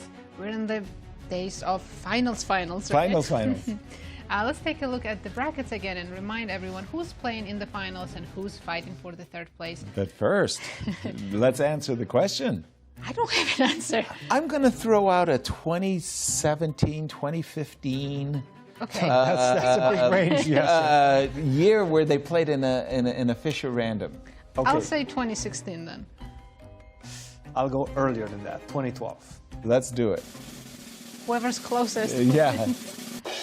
Ooh, we were all far away. I do believe whoever was closest. Their last rated They tournament played was in Rapid and Blitz, 2017. no? They did play in the Rapid I and remember Blitz. that, no. that you tell me about it. Now The I remember GCT. about it. Yes, yes. But- Well, it was an Ultimate Moves. Right. But the whole point of But that it question said- is the upcoming They played in legends. the Ultimate It was kind of a Moves. trick question. So yes. ultimate moves we don't count as regular chess. It's kind of a I trick don't question. know. So technically, none of us are wrong. I remember Gary took that very seriously. Of course, Very, he takes very everything seriously. very seriously. That So is does a very- Anon. That is a trick question. Okay, you guys got us. We don't count this one. But let's have a look. Yes, in the finals, we have Fabiano Caruana and Maxime Vachier-Lagrave. The first game, Fabi with the white pieces. And for the third place, it's Levon Aronian against Praggnanandhaa. I'm expecting a draw to be shortly agreed to here in the game between Let's- Levon and Prague. Jump to that game because I do see that Levon's offering a rook trade. Yep. Well, would that speed up the repetition or slow it down? I'm not sure either. He declined the rook trade with the Mm-hmm. move rook to d6, by the way.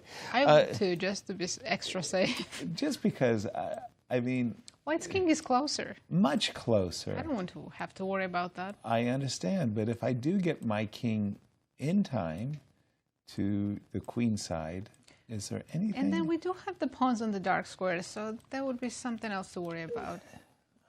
Of course, it's a draw, but a But bit yeah. more to calculate here than in the I would worry. Endgame with the rooks. I would worry. And in case you've just joined us, a very tame opening featured d6, d5 by Prague, and once Prague got in that defensive reaction d6, d5, a whole lot of pieces came off the board in a hurry. The players are now in a rook and bishop versus rook and bishop ending, where I think they're looking for a way of making a repetition as quickly as possible. Rook to d6, just saying, okay, you got your king in the center, but you're not going any further than the d file. Levon does Fair. have a 40-minute time advantage, but in this position, Doesn't it's matter. no help. It's not enough. We're going to go in our fight for the title of Grand Chess Tour Champion 2025 as we switch over to Fabi and MVL. Again, for those of you who are joining us late, Fabi in a Queen's Gambit decline came well prepared and literally played the first 17 moves. 19. 19 moves Yes. with more time on his clock than he started. I think well prepared is somewhat of an understatement because If- he's still within his preparation. yeah. MVL came in well prepared. And we do have the situation. Look at at that. this.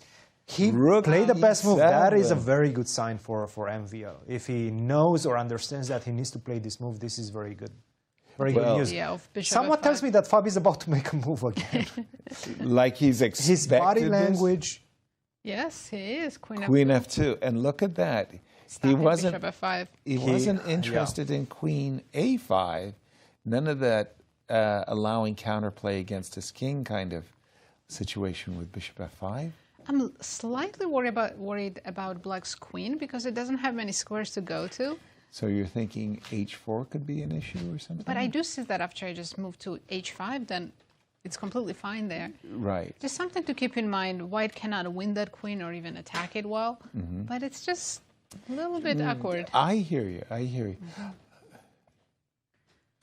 But to buttress the point, that Fabi's clock has just been He's only incredible. used This 2.5 is demoralizing minutes. for MVL right now. And 50-minute difference, 5-0. wow. And you can see it on his face. I mean, what do I have to do to get this guy out of his Will prep? you please just What do I pause have and to do? think?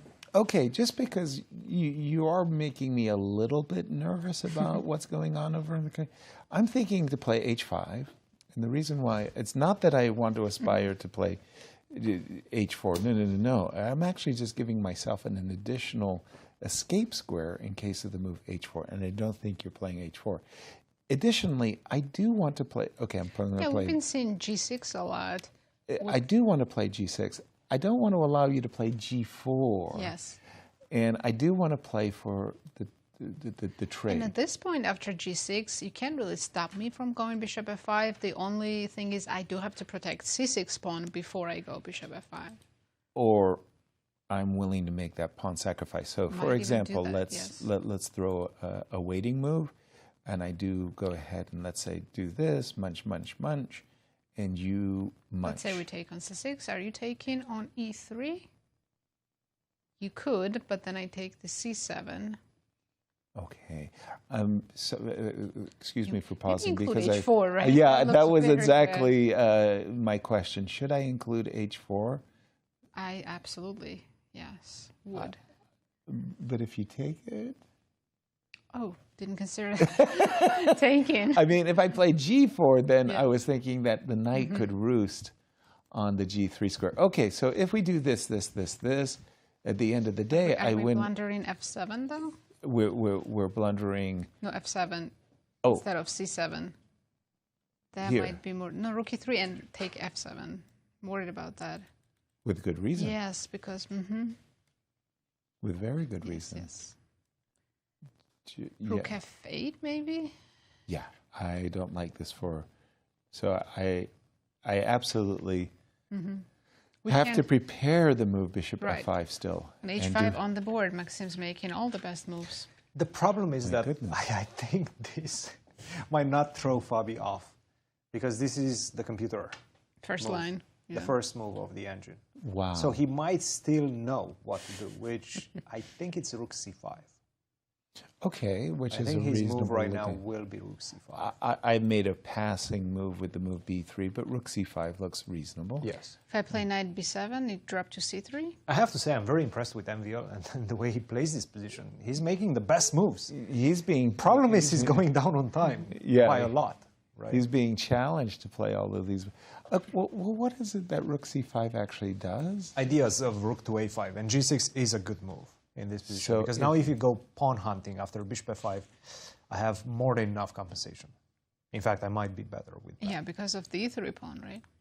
Well, I'm still, I'm not sure I've Well, fully. here white's king is on g1, not tucked in safely to h2 yet. Good point. Good Maybe point. knight takes d4 here even works. Needs to be calculated. Wow. Because f7 is still hanging at the end. So previously, because I had my king nicely, happily.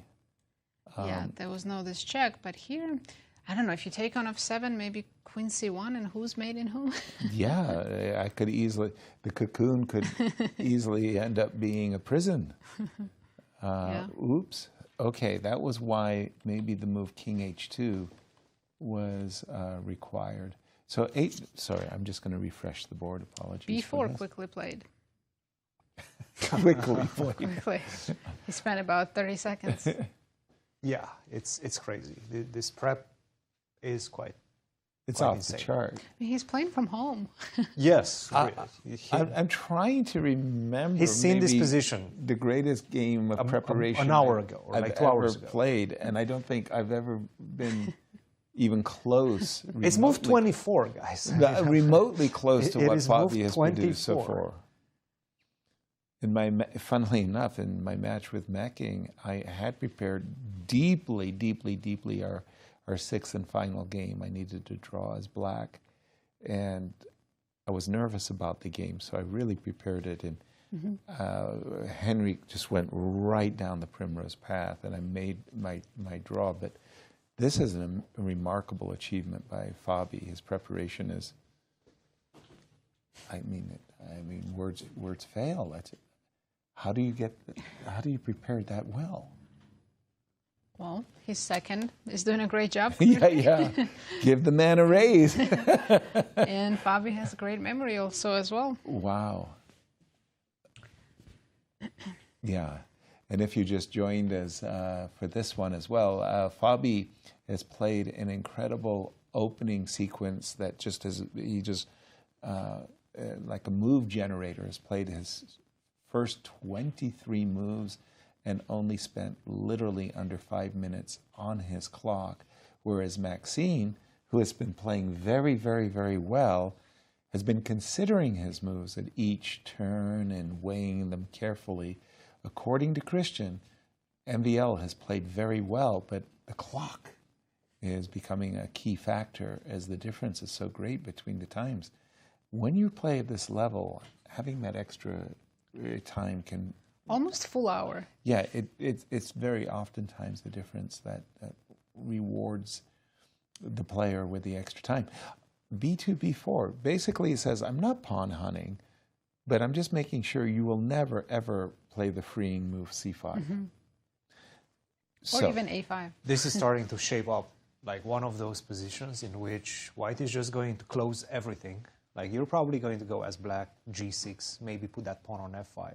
Okay. I'm going to go B4, this A3 perhaps, and then I'm going to play a very long game, trying to target your pawn on A7, trying to target that square on C5 as well. So these are going to be my two targets, and of course the pawn on C6 as well, if I can get to it. Right. But it's just going to be a very long, tedious defense for MVL. Very, very difficult position. Wow. Okay, no, but the way you just described it sounds like an afternoon of absolute horror. It's not going to be fun. Horror and torture. This is not going to be fun for MVL. Yes. I have a different view. I think because he's finding all the best moves and he seems confident that he's equalized, I don't think he will suffer much. Well, let's break it down for us, Cristian. Are we sure he's G7, G6? He thinks he equalized? I'm not sure he does. Yeah, G7, G6 again. What I'm going to go rook to engines- C5 or rook to F4. Why? Just to sort of like stop the pressure on E3. So let's say I go rook to F4. Okay, and we've Again, been looking I'm just at... sitting. I'm going to make some random Mickey Mouse moves, like maybe A3, rook to C5. We've been looking at it all the time, so let's consider You go F5. bishop F5. Oh, you Bishop want to F5. go bishop F5 first. Just to see what happens. Not good. Not good. Not good. Well, first of all, remember, you're losing the pawn on C6. If you go queen F6, you're tied down on this pin, so you cannot do that. If you go queen H6, I have a feeling I'm going to sacrifice the exchange. No. I'm just going to take your pawn. But we didn't need to play Good bishop enough. F5. Okay. Good Fair. enough. You don't have to play bishop F5. Agreed. You should Agreed. not play bishop F5. And I should Let's go not. rook B8. Rook B8. I want to Perfect. provoke A3, Yes. so I you will don't go have A3. rook C3, rook A3 anymore. Yeah. No, A3 Now is king my G7. plan. I'm just standing. That's probably what you have to do. And again, this is going to be the position. Like, how do you continue? Any waiting move. Back to rook Do you go E8. F5? Back to rook E8, let's I guess say. it's another decision that you have to make at some point. Do you go F5 or not? This is already bad. I do have a threat, it seems like. What? This B5 seems to be a threat. I'm ready to change the B4 pawn for the pawn on C7, and I'm going to invade. And then the knight on D6 is no longer going to have an outpost as well. Okay, so I Break can it do down for me. We take on B5, you take on C7, I play bishop F5. Yes, and actually, Trade. it seems like not even... H4 first. H4 first? Again, Subtle. don't ask me necessarily why, but... Bishop F5. Bishop F5, and now Or rook to bishop C6. G4. I could also play bishop G4 and You maybe can, tickle yes. the rook, tickle the knight, sorry. You can. Why is white Again, winning? rook to C6. I said the evolve It's bar. just the pressure on the F file right now is Remarkable. unbeatable right now. And Remarkable. again, you don't have big targets. We exchange this. You might at some point take the pawn on E3. What's next? Your queen is out of play. Yeah. I'm starting to capture your pawns on B5, on D5. Again, the pressure on F7 as well.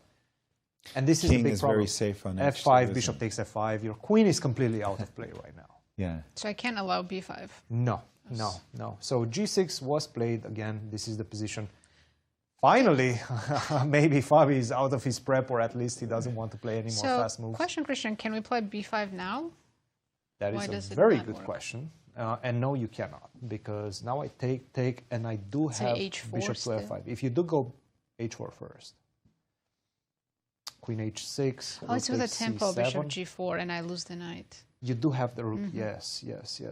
So I rook see. C6 is no longer an option, right? You have Mm-hmm. to take on E7, then I take on E7. You will have to give me the exchange, it seems like. Or rook F6 or something of that nature, yeah. So I have to Well, This rook was F6, what- knight E8. This still is lose the why exchange. this is why you put your rook on F4 earlier. Precisely. Okay. Precisely. So that's why you start with this move, rook to F4, very good idea. So that H4 is not met with bishop G4 at some moment. Wow. Do we think Fabi knows this too, and he's going to go rook F4, prepping B5? Yeah, probably. At this point, we won't be surprised. I will hold not be on. surprised I mean, now. this is so remarkable because you have the situation where you get to this position, but you have to have think of all of the branches that came before. Yes. And it was very reasonable that earlier MVL could have done something completely different that leads you down to a completely different middle game. And then how many hours can you spend on that one? And then if you're so lucky that you finally get your entire preparation you get here, how Not enough deep hours in a day to look at everything. Exactly. How deep can you possibly go? Apparently, I'm being surprised, stunned. well, actually. if I remember first 12 moves, I'm amazed by myself. Right, like give yourself a pat on the back and get yourself a box of chocolates too. I did the best I could. I know. I'm proud.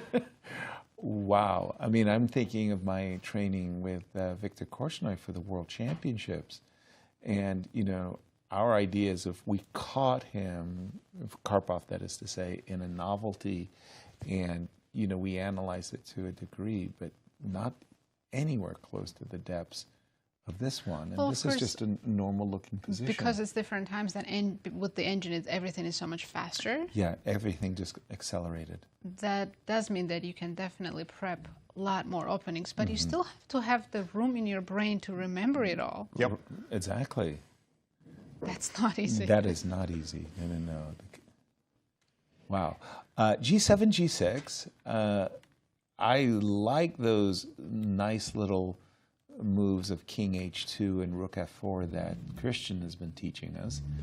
And I think one of the things I'm discovering more and more about this position is Black's queen is actually not great on G5. Yeah, we saw that one example. Once the queen got stuck on H6, it was completely out of play. Yeah, maybe we should be really going for this Queen G7, Queen H6, Queen G7. And Cristian was asking us, did we want to play the move F5 or not? Look at that. He played Rook F4. Didn't spend a lot of time. And he didn't spend a lot. He knew what he had to do. Rook F4. Wow. Yeah, maybe Black shouldn't stay so passive and move back and forth, and at some point go for that F5. But F5 is passive. That's the problem. F5 is not actually helping you in any way. Well, at least my queen won't be stuck on H6 after you go H4. That's true. That is okay. True. So the problem with F5 is it's a long-term weakness of the king as well. Okay. Right? So here, if you play King H2, I'm not saying this is a good or bad move. I'm playing Queen H6, and I want to play G5. Does that help you though? Like when you play G5, maybe I go back to F3. Okay, fair. All right. First of all, let's deal with B5. This has been the idea for a very long time, right? B5. Okay, B5. Does that work? Yeah, now that I don't have bishop F5 jumps or bishop G4, rook on C7 will be uncomfortable. Yeah, but just this rook is like kind of in a very funny it is zone, in a funny position. right? Do you want to play G5 at some point? Let's try it. It's not our game. Yes, that's true. Okay. Let's try it. Takes first or G5 right away? G5, let's go. Yeah, because I think I have Are we to going to play rook. rook F3? Okay. Unless there was some rook F5, but I don't think so. I don't think so either. Do we follow it up with H4, F4, G4? What do we? Well, there's this, like I said, there is this very strange, like no man's zone for the rook. D takes E, right? Right. Well, if you take, I'll take on F5. I do think I have enough compensation. Now, I don't know. C takes B. Rook F7. You can even start with Rook F7 Yes. if you want. Yeah. Queen C5, I think is the only space No, for with the my knight queen. on D1, I don't believe White has Exactly. enough compensation. It feels a little bit. The knight was on E5, different story. Yes. Right. Echoes of the game that MVL won against Prague yesterday. Knight versus rook exchange. The knight went to E5. Pawns went to E7, E6, D7. It's 3 pawns. Yeah. Marched down. That was remarkable. Very interesting moment, and it's all been about the clock and the depth of preparation. Fabi has been through the roof. And 30 minutes for MVL. There's a lot of pressure right now on MVL because he knows most likely the assessment is close to equality. But again, the pressure of practical chess and the pressure of having to make the next 20, 30 moves more or less perfectly, or at least have to counter White's plans perfectly. Right. This is not going to be easy. That's a challenge. It will get down to when he's going to have 5 minutes on his clock. With the clock ticking down, still many moves to make. How is he going to react at that point is the question. Will he make mistakes? Right. He needs to not panic and continue what he's been doing. Which has been playing pretty good solid chess thus far. Very good chess so far, yes.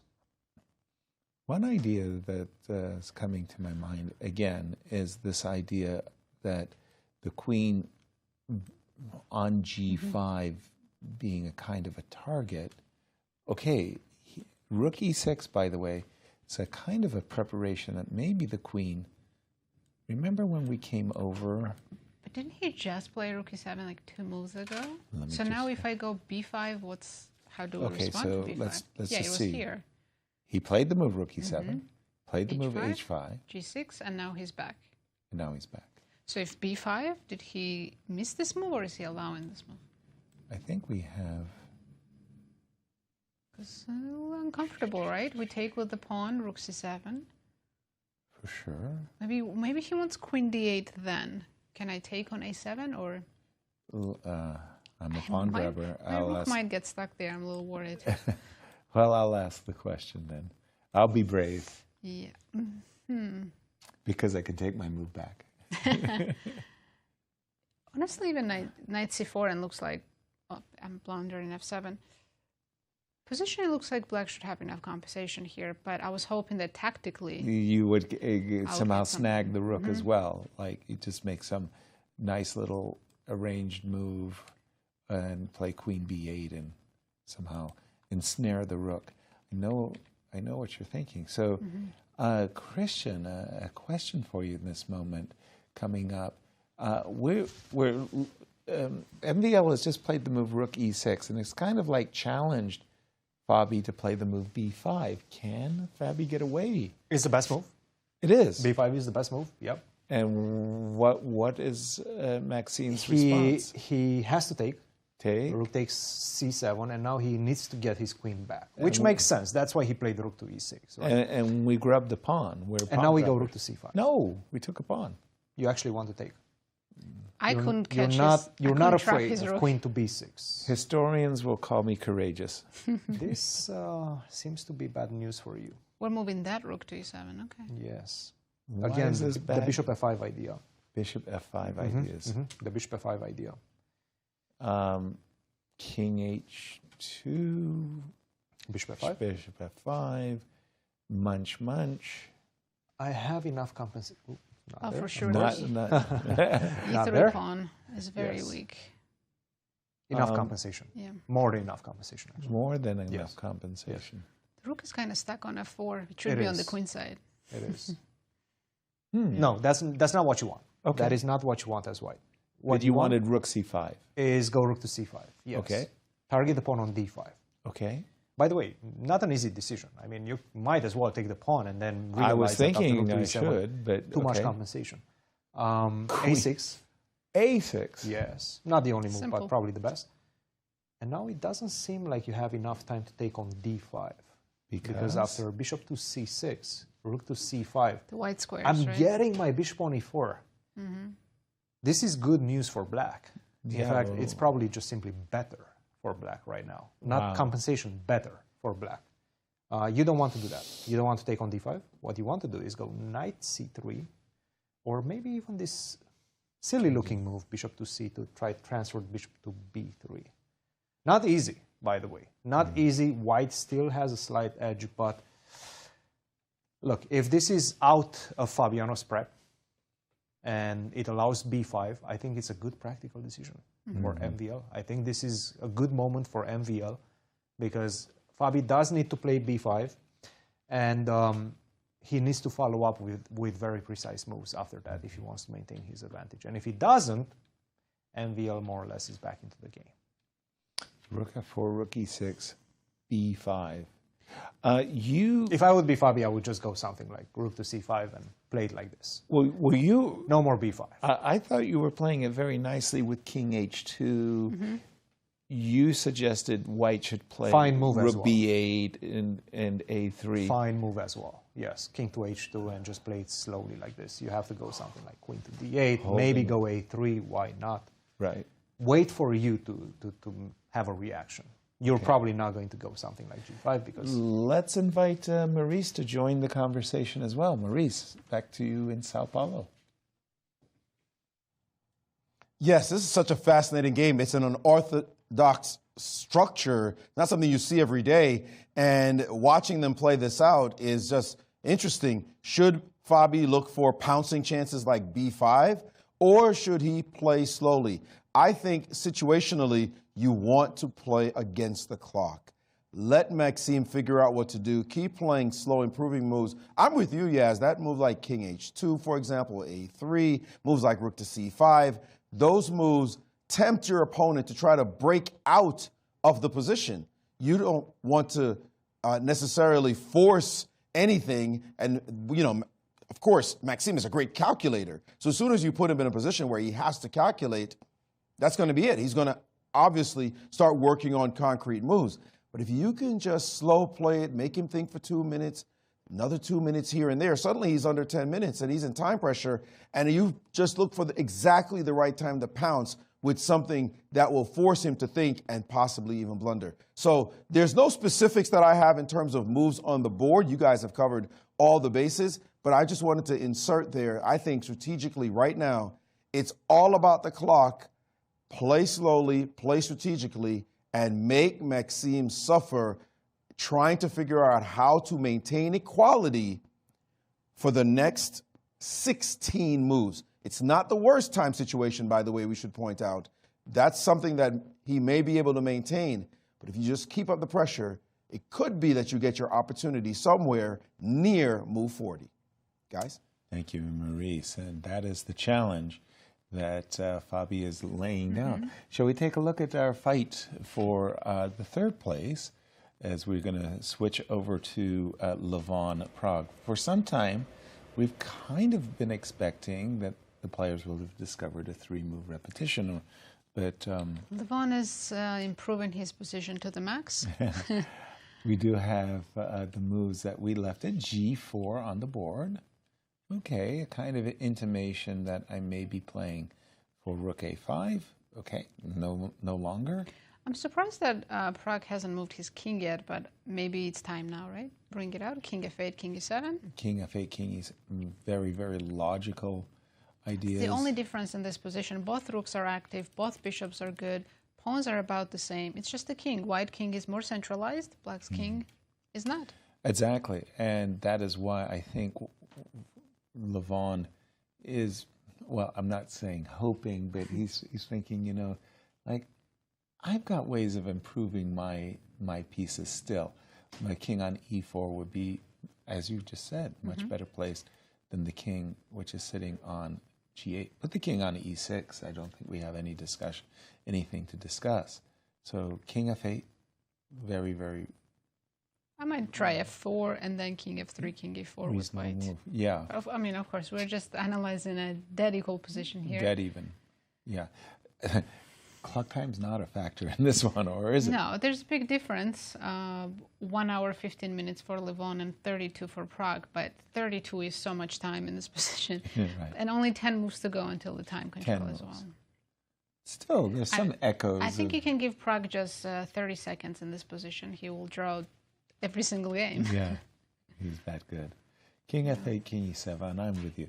That game looks like it's so balanced. I'm just having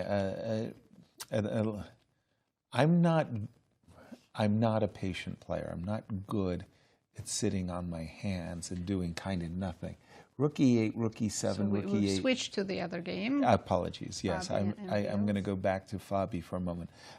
In Maxime's shoes, I'm not very good at just waiting for my opponent to play the move b5, and you know, that was why I was aspiring to play queen h6 and f5 and g5. It's not my forte. to be patient? No, it's uncomfortable Yeah. to be waiting for your opponent to do something active. And by the way, we do And have again, we are- B5. Let me go back to We have Levon, Levon because we and have Pragg on the Levon, and screen. it looked like it looked like Levon had done something, and he just played the move F4. Okay, There's nothing changing here. fine. And no changes. This one is not going to go for very long. No. Unless somebody makes a King huge mistake, but I don't think that's going to be the case. G6 also makes a lot of sense. Like how do you make any progress? I guess you have a slight advantage as white, but Only it's because the not king really is enough. a smidge more active, right? Yeah, it's too simplistic. Exactly. I want to go back to the game of Fabi and Maxime, because here comes B5 the is on the gauntlet. board. The most challenging decision that Fabi could make. He's just played the move B5. We had been looking at the most force in line. Takes, and then queen d8. Every fiber of my being was reaching for the A7 pawn. I was told not to do that, and told to redirect the energy towards the D5 pawn, and not to take it either. Not to play. No, we're just keeping a good rook on the c-file. Here, redirect the bishop from d3 to b3. Yes. But black can probably do the same, right? Bishop c8 and bishop b7. Yes, black is slightly passive, but we do have the e4 square. Right. Black's knight is better than white's knight. Looks good to me. So even though I know Engine said white was slightly better, I don't really see why I'm so excited about the advantage here. I'm not. I was so much. How did you guys did something, and you said, and it's all equal. I took the pawn on a7, and they went rook e7, and then bishop f5 was coming next. And you said it was more than enough compensation or something. I'm not exactly sure how. Well, Christian did, and he was looking at the engine, so I trust him. I don't trust Christian. Yeah, question everything. Question authority. That's my he did advice. Play And my advice. Yeah, it's just the knight on d1. It's too. Let's try knight c3. Can we take it? Can we trade e3 for one of the queenside pawns? Let's have a look. I am worried about white's kingside. After so if you take on e3 with knight, it's a good question.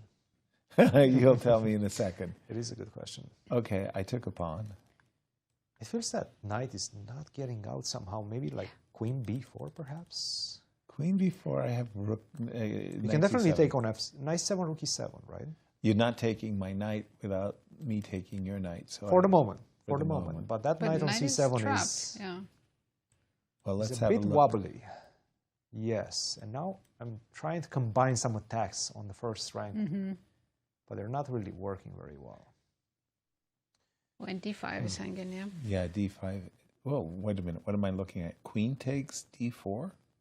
Oh, all of us missing that move. Well, I have knight takes d5. But that's a draw. You do, yes. That's a draw. Ah, so knight takes d2, queen takes d2. Let's show that, perhaps how we can simplify very quickly. C takes b5 on the board. Okay, here we go. Okay. Well, rook c7 is probably going to come fairly fast. Yes, rook takes c7. And queen d8 has to be played as well. What's Robbie's time? He's played it so fast. Hey, he has spent about 18 No, minutes. that was because he got up and was walking around he was the stage. Having a snack in the lounge area, yes. That explains it. Queen d8. That came very quickly. Well, these guys are good. They're following our line. Yeah, that's what I mean. And now the moment of truth. If we played b5 in order to win a pawn, but I'm kind of thinking, remember those were double pawns? It's really quite important. And if you don't win material, and we just allow what you've suggested, Nasi, which was just to put your bishop on b7, defending a pawn on d5, maybe in some future control e4. Then black has the thing is, right position. now, with the rook on e6... Big improvement for black. Is it, though, is my question. Because now I do have one moment, and probably one moment only before you go back with the rook on e7 to go g4. Right here, right now. Yes, the bishop is not controlling that. So I have one moment to go g4. White is also getting rid of the double pawn. Yes. Okay, so help me on this one. Take. Rook takes. Rook takes. Rook f6, rook f4, huh? Correct. Mm. And Slightly uncomfortable, yeah. I see now the dark squares around the king. I'm starting to dream. Maybe I can do something on the h1. It's probably not going to happen anytime Ooh, soon. knight can come to f2. That's such an improvement finally. Okay, but Yeah, knight f2 right here, maybe. Knight f2 right here. Mm-hmm. So I get the e4 square, you get the what E5. square? E5. Yeah, this is already bad for black. I'm very happy with the e5 square. Rook c7 here. Are you not worried? Rook e7. You could have also started with knight e5, and then I was starting to get worried. Mm-hmm, mm-hmm. Yeah. Rook c6 You're right, perhaps. Ah, knight e5 first. Yeah, that makes a lot of sense. Yeah, I did something wrong there in that whole sequence. But okay, I can see how the move g3, g4, which wasn't something that we really worried about when we played the move. g4. But I do have to say, the last few moves and the fact that Fabi did choose to go for this b5 very concrete approach, I do feel it helps MVL with his cause, because MVL knows, you know, right now he has more or less forced moves, at least for a little while, right? Right.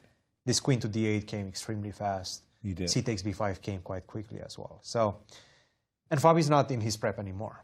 So No. that's already a huge plus for his situation, for MVL's situation. The last sequence of moves definitely have helped MVL in the practicality of the game. And rook takes a7. a7. You see, you play b5. Oh, he played the other rook on e7.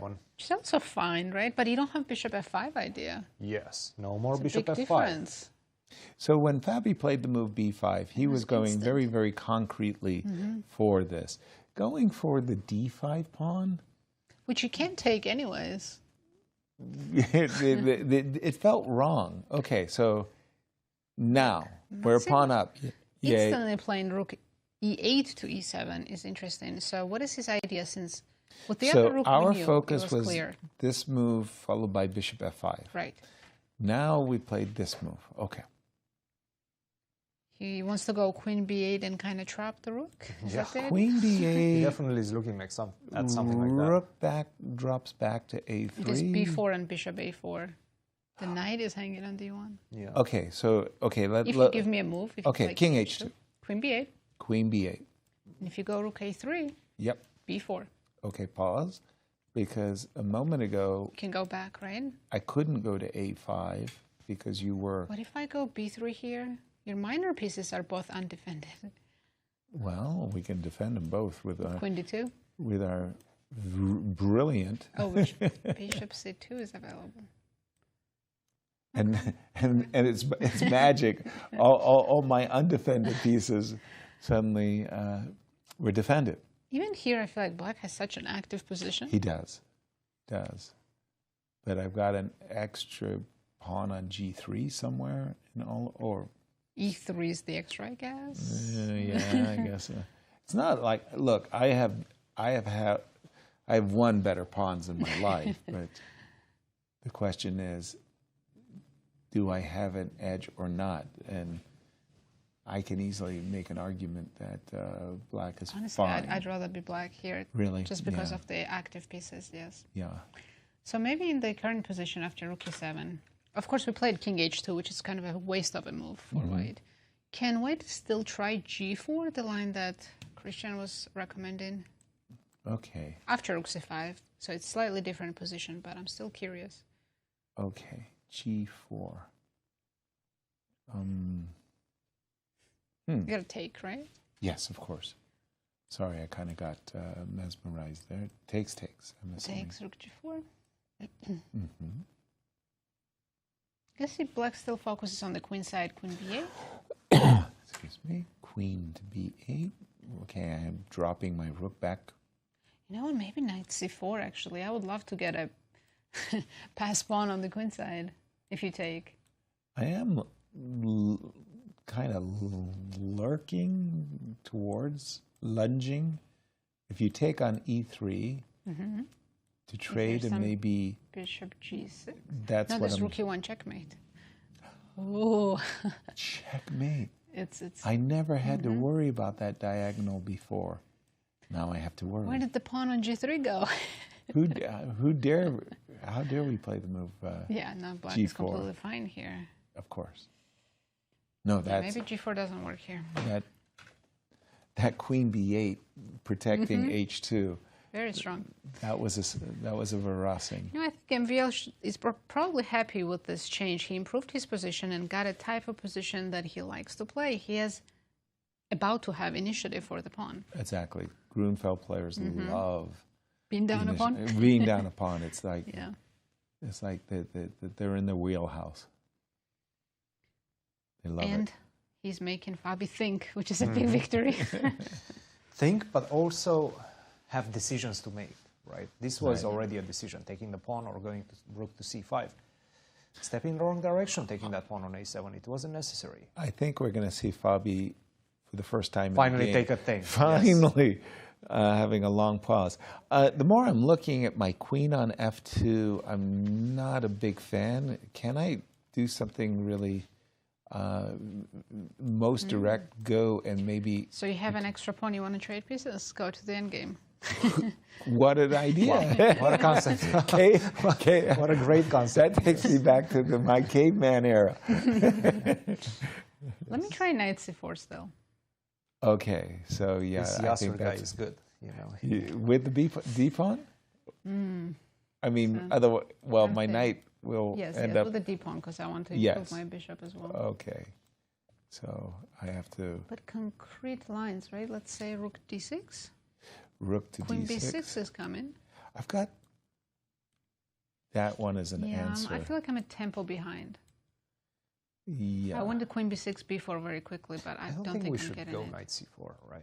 Yeah. I still feel like didn't manage to get what I wanted. Right. All right, I'll tell you guys the best Please. forward. Please. So after rook e7, g4 seems to be the most challenging in the position. I got myself mated last time. Or Nazi checkmated me. I didn't like it very much.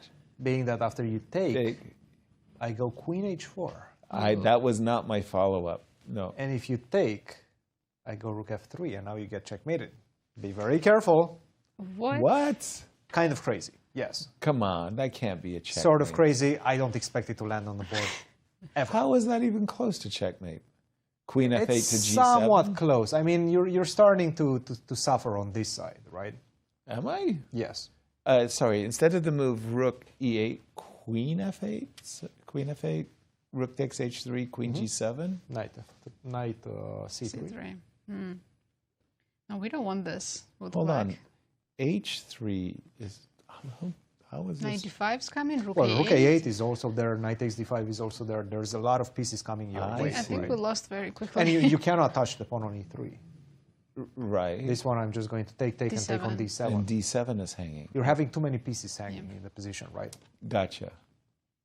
So, and by remarkable. the way, again, it's not easy to assess it, right? G4, you look at this position, queen h4, I don't think Fabi's going to play it like this. No. It just doesn't feel like the natural path, right? So g4, take, queen to h4, and it's still not much better by any means. I do have ways to get out of this. I don't have to take on h3. No, I can imagine you even...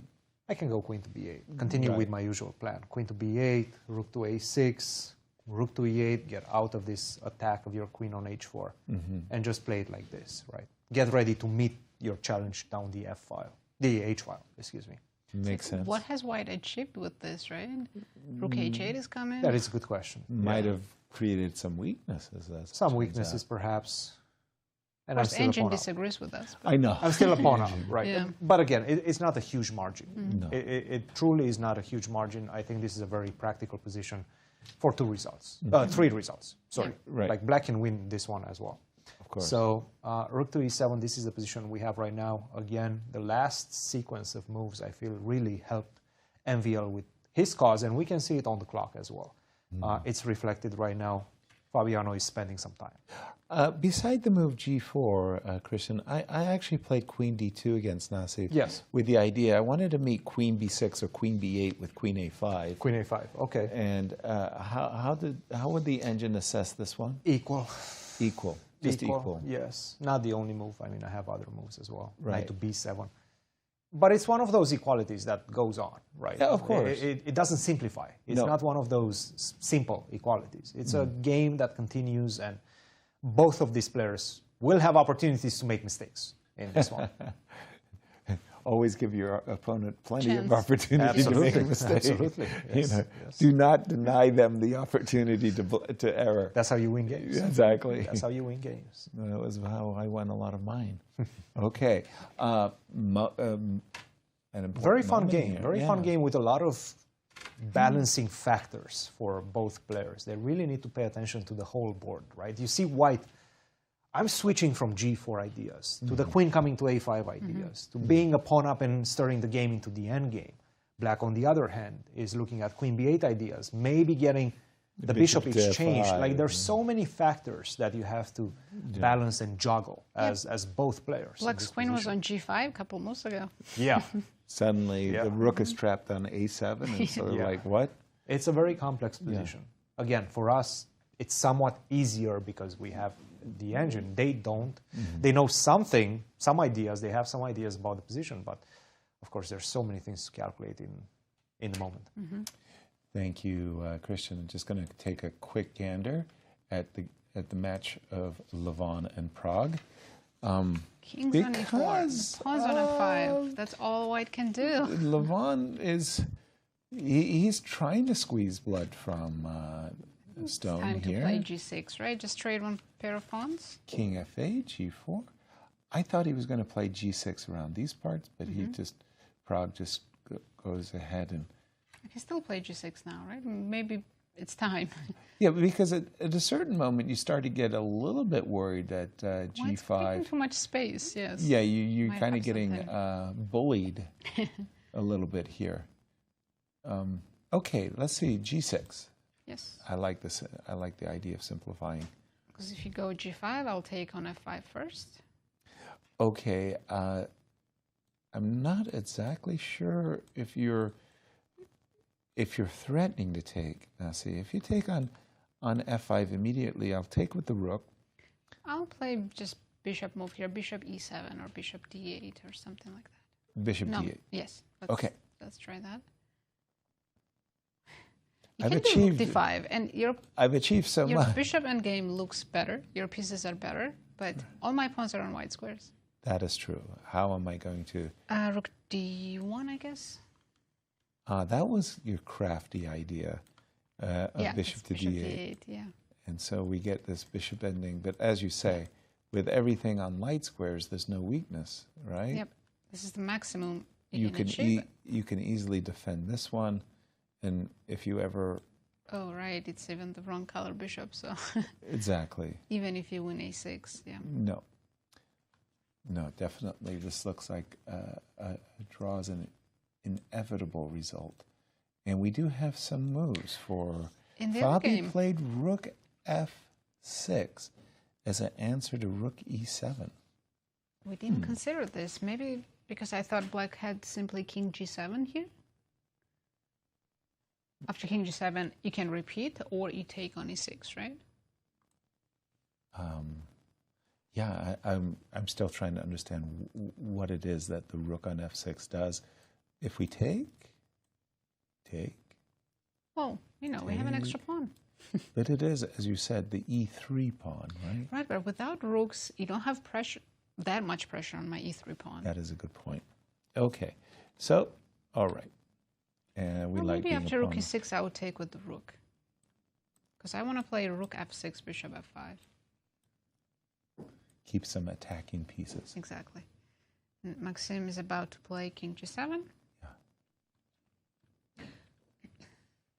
I'm sure Fabi will take on E6 right away, because if you drop back to F4, that's not a repetition. I'll play queen B6 and I'm better. True that.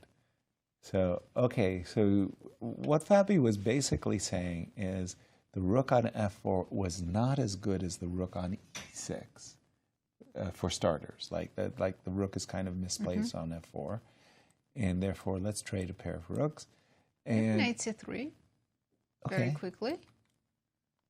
There's a kind of a traffic jam on the D file. You can't defend it that easily. F7 is also a bit under stress. Because if you go bishop c6, maybe I take on b5, right? Maybe. F7. Still needs to be calculated. There's some queen b6 moves. And there's rook f6 too. Yes, yes. Yeah. You were suggesting rook f6 and maybe just in a different position, but Let's say queen b2, d2? d2, let's say. d2. Yes. Okay. Now I plan to go maybe knight e2. It is still a pawn. Yeah, it's still a pawn. Of course, black still has a compensation. And we have bishop takes e6. Well, now it's just an extra pawn. It is. With less compensation for black. Well, I would have Maxime kept the rook. It felt like, having if the intention is to play bishop f5, it felt like having an extra pair of rooks was useful. Maxime must believe that if we ever get 4 versus 5, let's say the A pawn and the B pawn go off the board, there's nothing to worry about. And maybe he just thinks that, look, I have a long-term pressure on the e4 square. I'm going to play b4. I'm going to play knight e4. Yeah, he has active play still. Of course, he still has compensation. Just his rook was so good on the e-file. So let me ask you a question. So if you would play knight c3 here, I'm not saying it's a good move or a bad move, just a quick question for you. What do you think of this position? My bishop's getting better and better. Yes, that was the idea, right? So let's try taking knight f4. And this whole idea was that this bishop was getting better and better. The question is, do I get in some d5, queen b2 very quickly? d5, queen b2 very quickly. And then put the queen on d4 and have a passer on d5. Seems like his assessment might be right. That it's very close to equal? It's very close to equality, yes. As you move through Go the lines down the proposed line. by the engine. The engine at the beginning starts liking white with a pretty significant advantage for white, 0.5, half a point advantage. Slowly goes down to 0.1, 0.2 advantage. Give us, Christian, the main line seems to be rook takes line. c7, so we can put it on your board perhaps, just stay with the players of course. as well. Rook e7. Rook e7, queen e7, queen b2. Queen b2, a move that and now we kind bishop of like. f5. Right. You can take another pawn. Bishop takes b5. Okay. Well, if you take on f5, I think I just simply take on f5 with a knight. Yeah. You take on b5, I take on On e3. e3, and you're happy. Or I'm not sure. I'm super happy, but wait a minute, is that? You do have queen e2 at the end. Yeah, is that? So maybe I take on g3. Let's see. But then you take on this is d5. unclear. I don't know. This does You mean not it's look good for unclear? black. I went What's from unclear? I'm 2 pawns up. I'm winning. Let me try something else. No, keep going. Oh, We sorry. have variation. Oh, sorry. Rook takes e7, queen takes e7, queen b2 was your main move. Maybe bishop f5. Bishop f5.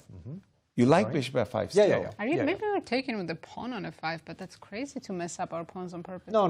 That's I'm the going ugliest to pawn structure I've seen. It's probably queen e4. So you take on f5, you take on b5, and now I go queen e4. Oh, hold on. I'm 2 pawns not up here, that aren't I? clear. You are, but I'm taking some pawns back. So if I go king f2 and then King f2, queen... queen e2, Okay, fair. Queen c2, queen e2. Okay. you can include maybe h4, weaken my king I should side. definitely do that. Yes. I like that move. h4, g4, and do you plant the knight on g3? Plonk. Yeah, you're actually threatening some queen c2, knight Now e4 I'm looking checks. at queen c2 ideas. Yeah, so let's go knight g3. Plonk. You're not afraid of anything, yes, sir. I don't know. I was afraid of queen c2, and I am planning a4 and king All right, e1. let's go f5. Do you have any big threats? We're in the playing for a position? mate now. Well, yeah, playing to do I'm something. I need to trying- do something. I'm trying to queen a pawn. But that pawn has a long way to go.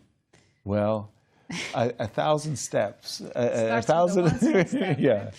1,000 It miles doesn't journey. seem that clear from afar, right? Yeah, Right. no. Like with the naked eye, it doesn't seem like this position is completely equal, but the engine is just saying zeros everywhere. Everywhere zeros, yes. Okay. And again, for the players, I think both of them have the feeling that white is the one for choice. That's the thing. I'm very curious how they assess this position, and I'm sure Maurice is probably going to ask them after the game. How did they assess this position entering this somewhat closer to the endgame phase? It's still the middle game, but it feels like it's getting closer and closer to an endgame. Yeah.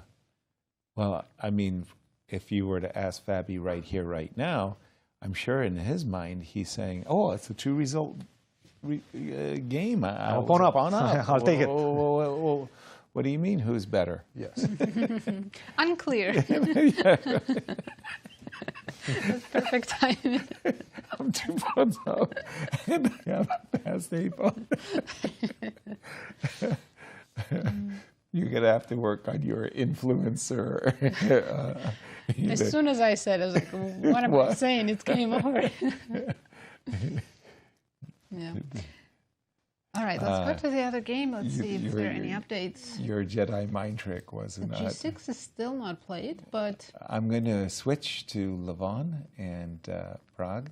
Prague has found a different way to defend. Just, I think he played rook c6 a move ago, offered the rook trade, which Levon declined. So Levon has, with the move f5, achieved virtually everything he possibly could.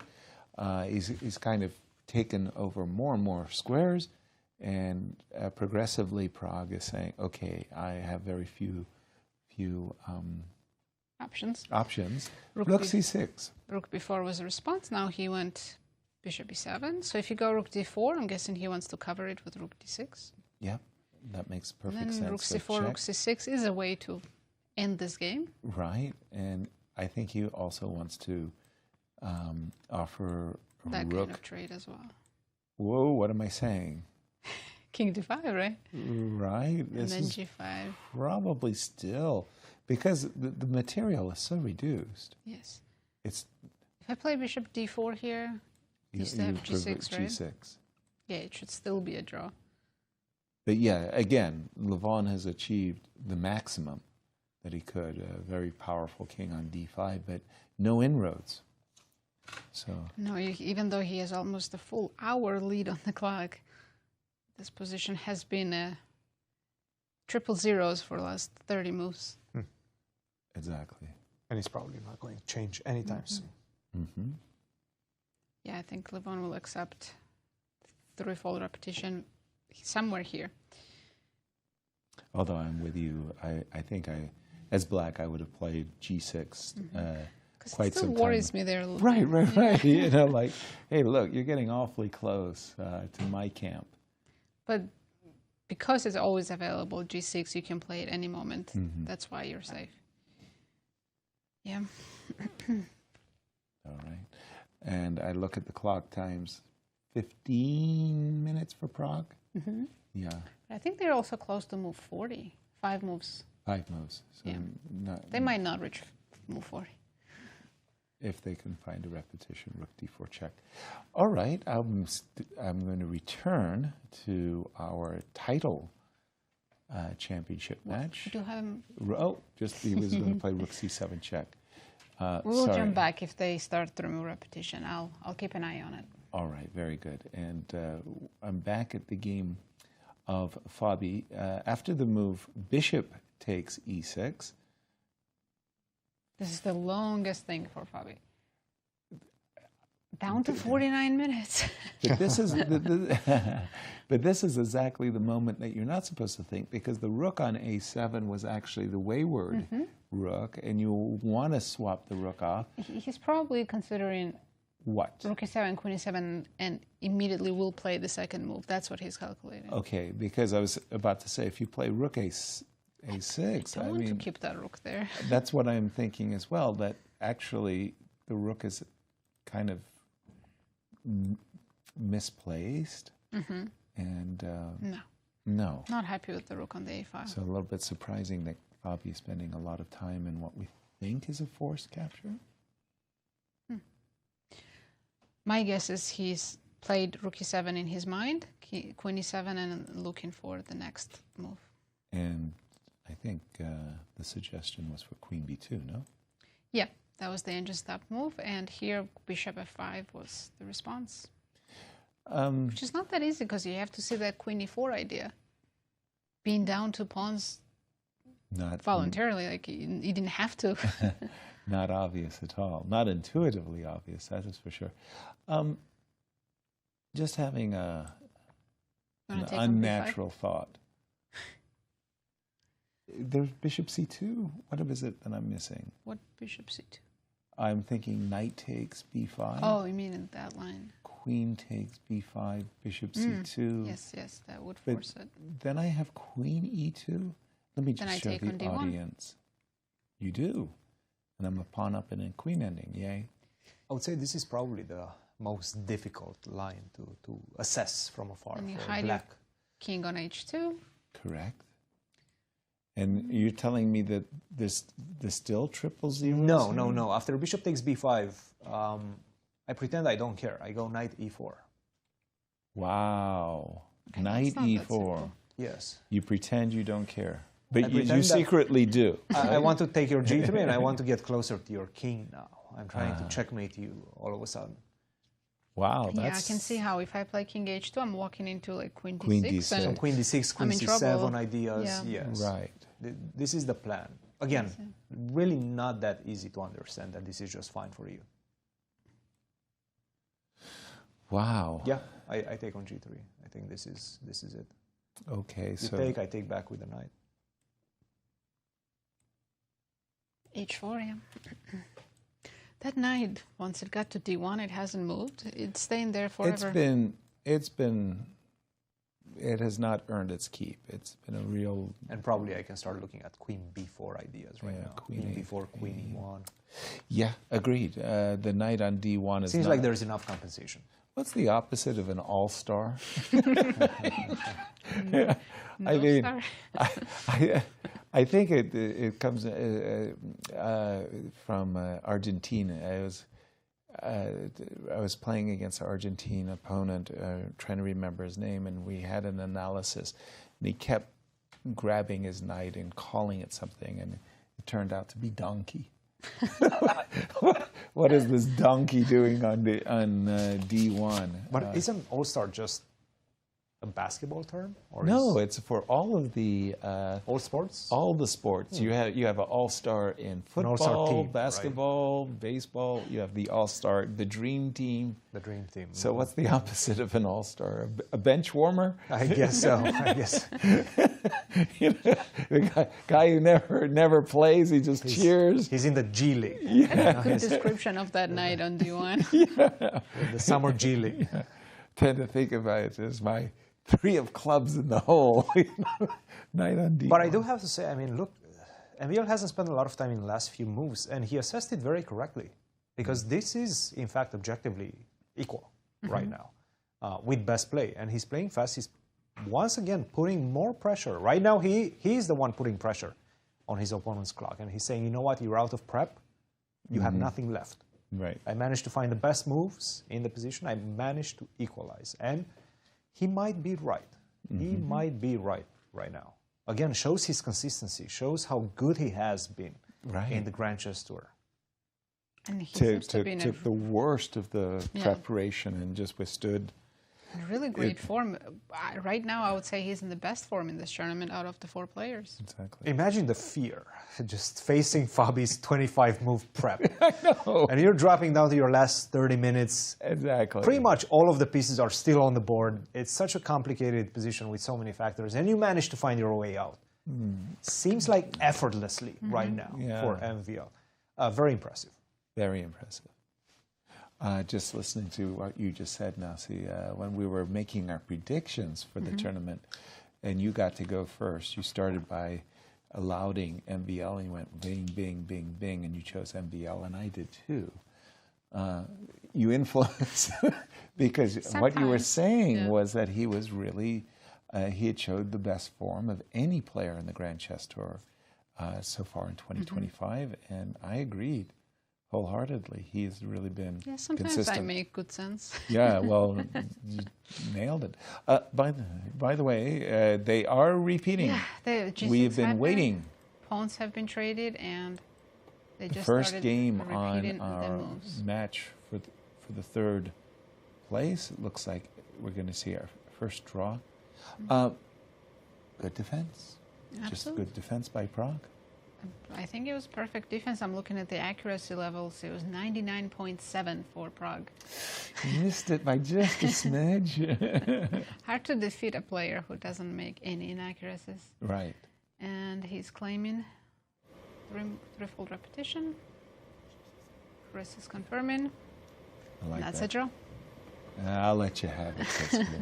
But you're right. If your opponent doesn't make a mistake and your opponent plays with a 99.7% accuracy, tip your hat, say, well done, young man. I'll see you tomorrow. I'll see you tomorrow. By the way, Fabi did find what seemed at beginning the variation that gives him the advantage with the takes c7 and queen to b2. Now, big moment because bishop f5 seems to be the move that has to be played if you don't want to suffer.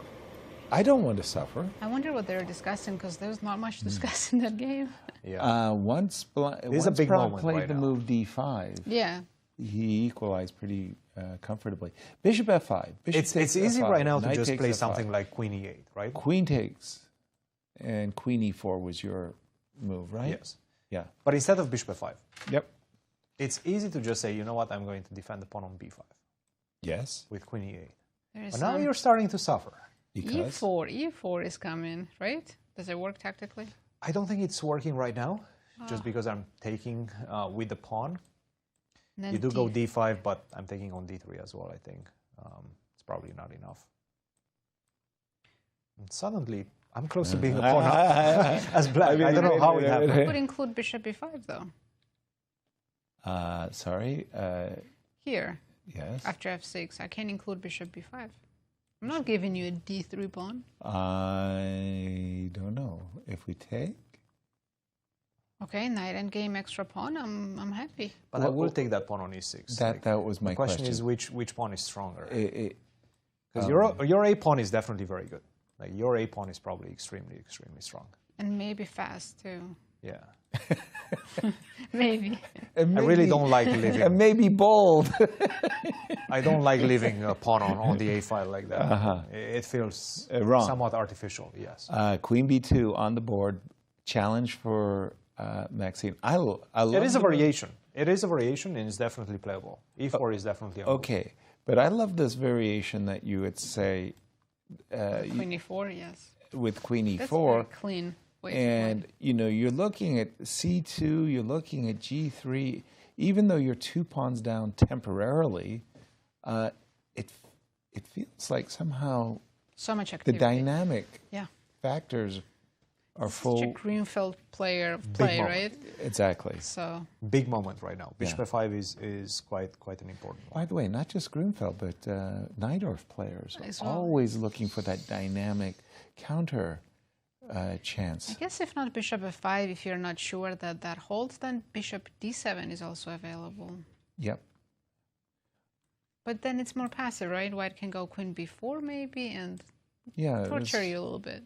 Well, definitely. I mean, okay, I agree that e3 still needs to be You can start protected. going wrong here with black, yeah.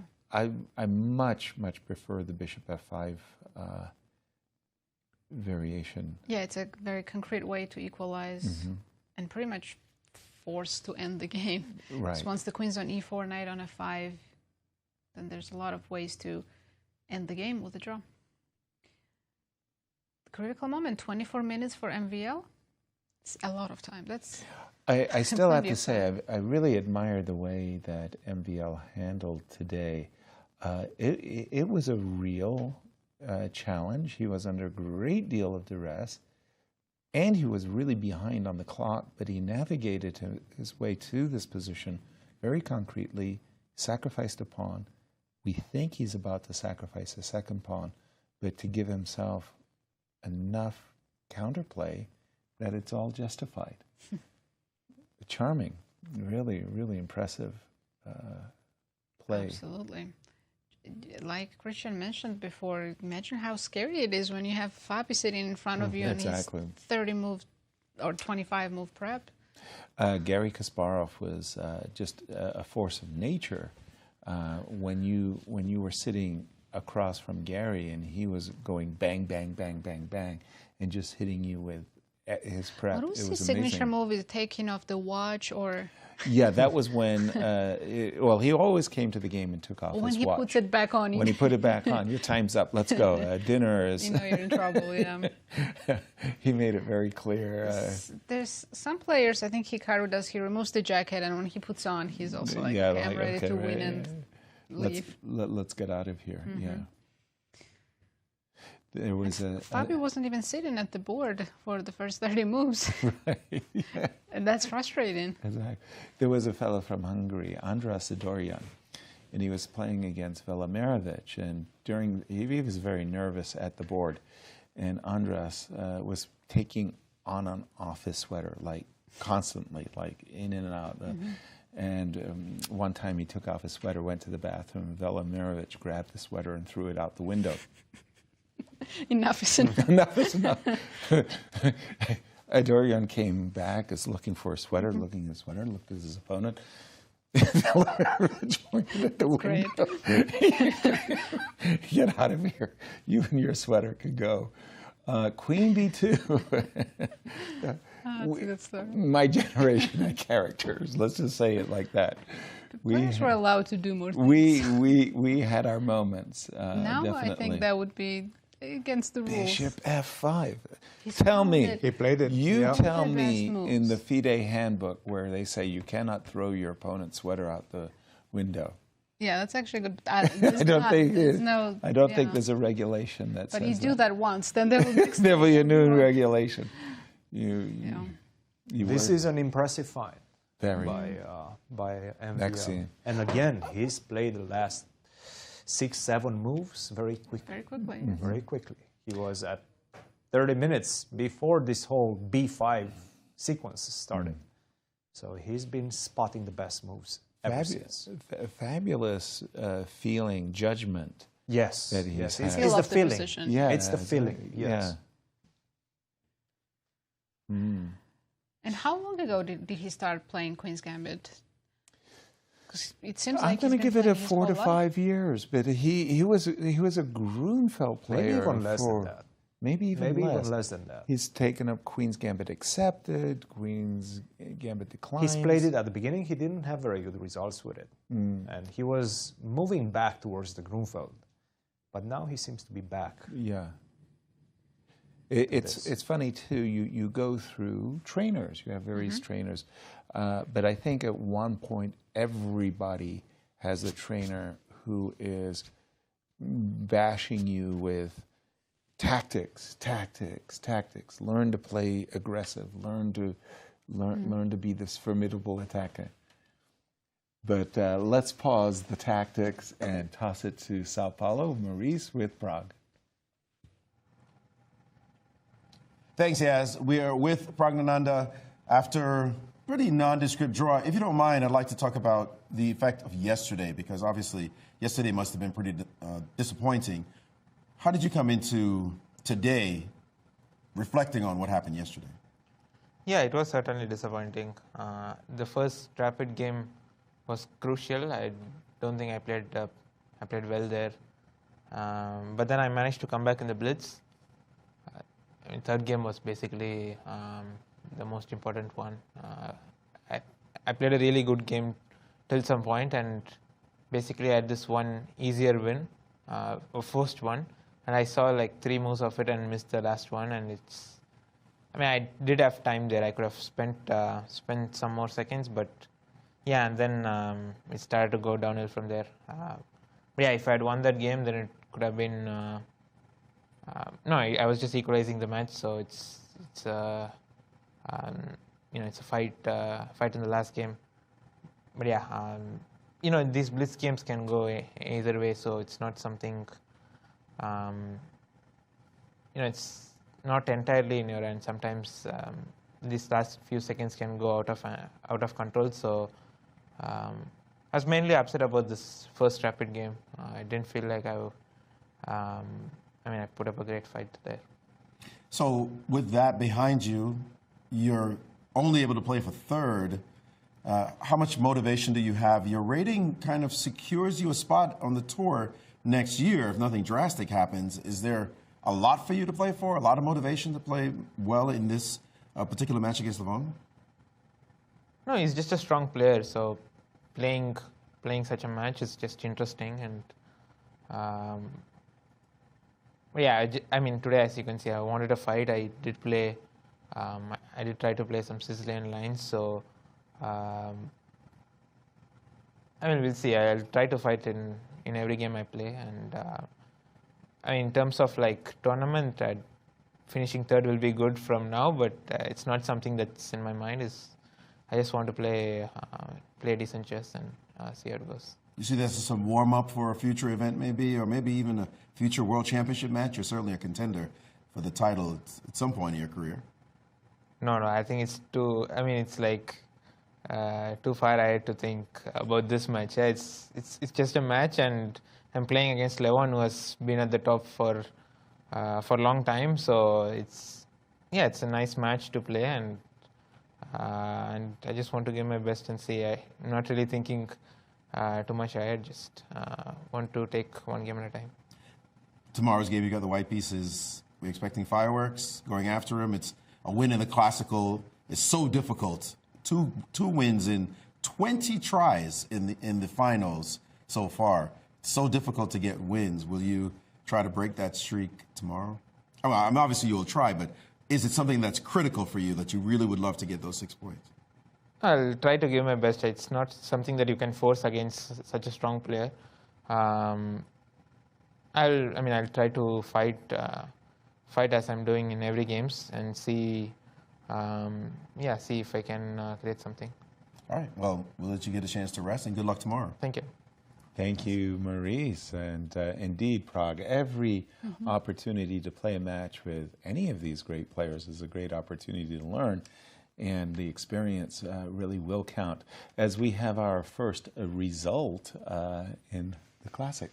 So let's look at the brackets again. Fabiano and MVL are still playing their game, but for the third place match, the first game between Levon and Pragg ended in a draw. Both players get 3 points. Because 6 points are up for grabs in the Classical, and we do have Bishop takes B5 by Fabi. Once again, important move, knight e4 has to be played. Knight e4.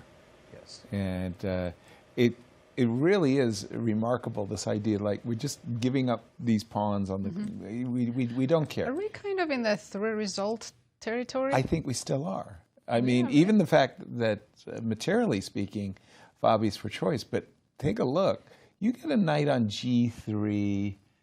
Or a queen on g3. Or a queen. Well, I'm thinking a knight on g3, a pawn on h4.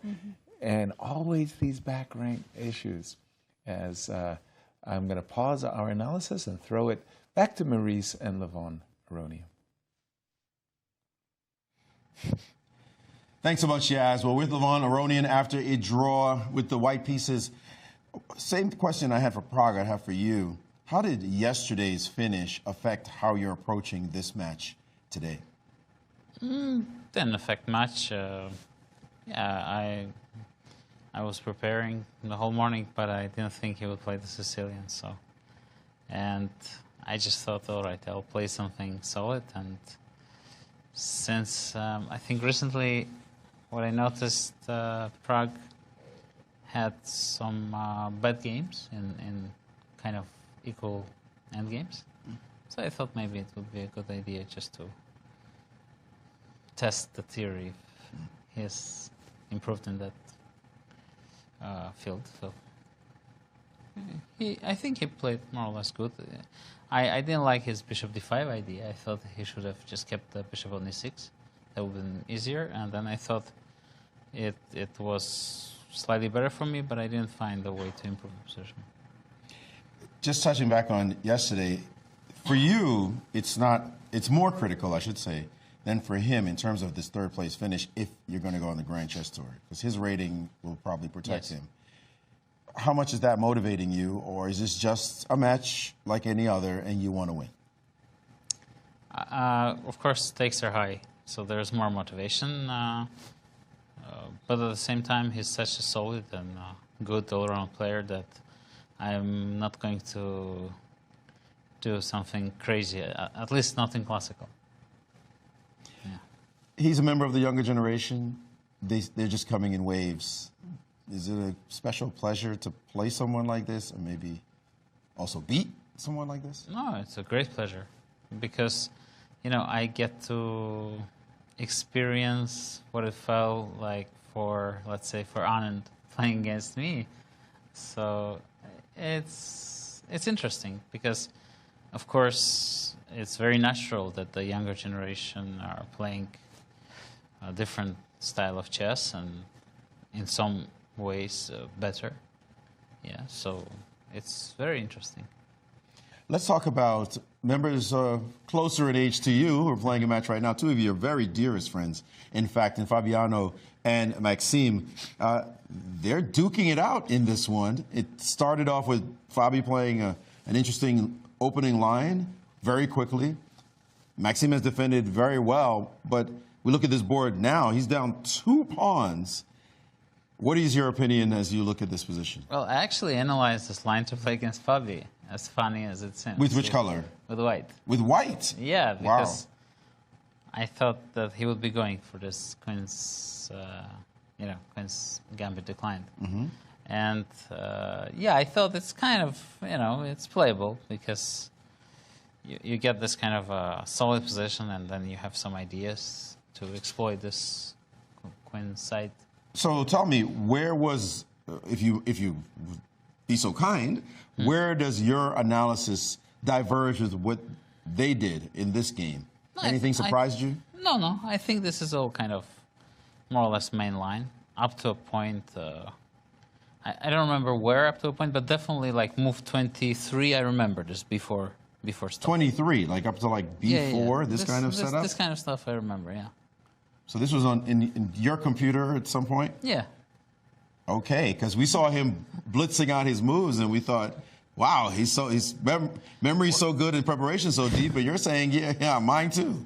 Well, I don't remember the exact moves, but I know the general idea is like 91 before. Mm-hmm. And then, trying this rook c3, rook a3 somewhere. Mm. Yeah, kind of. Because, it's kind of static. You're protecting all your pawns, and you're threatening to play b5 at some point. But right now, let's get to right now. Yeah. Let's jump to this position here, and so the engine is suggesting knight e4 is the right way to play. Yeah, right. I think the biggest problem for Black is his time. Yeah. Yes, at the moment he's got 8 moves left. I guess it's 9 moves to get to move 40. But with this weak king, I think winning chances are not very realistic. You mean that white has less winning chances because the king is weak? Yeah, I think it should be balanced because, I'll play queen c7, I'll stop your a-pawn, I'll threaten to play queen a5 at some point, and then I'll just take this g3 pawn, and your king is so weak, I'm always going to have all those threats against the king. Do you feel that this is a 2-result game or a 3-result game? It's a 2-result game. You said 2? Yeah, but more realistically, 1-result game. So you think it's more like 80% chance of a draw? Yeah. And if anything, Maxime may slip, but you doubt it. Yeah, I think there, of course there are chances to go wrong, but the path to failure is very narrow, so it really has to work hard to find the bad moves here. Bad moves to play. All right, well, thank you so much for that insight. We appreciate it. Get your rest for tomorrow. Good luck. Guys. Thank you, Maurice and Levon. I like the idea that Levon wanted to test his opponent, really put him under the severe microscope. I'd say Pragg passed the test with a 99.7% Very accuracy. accurate play. Let's go to break, and as we do that, Maurice had a chance to talk with the players and ask them what they think of the global impact chess has had. Take a listen, and we'll be right back.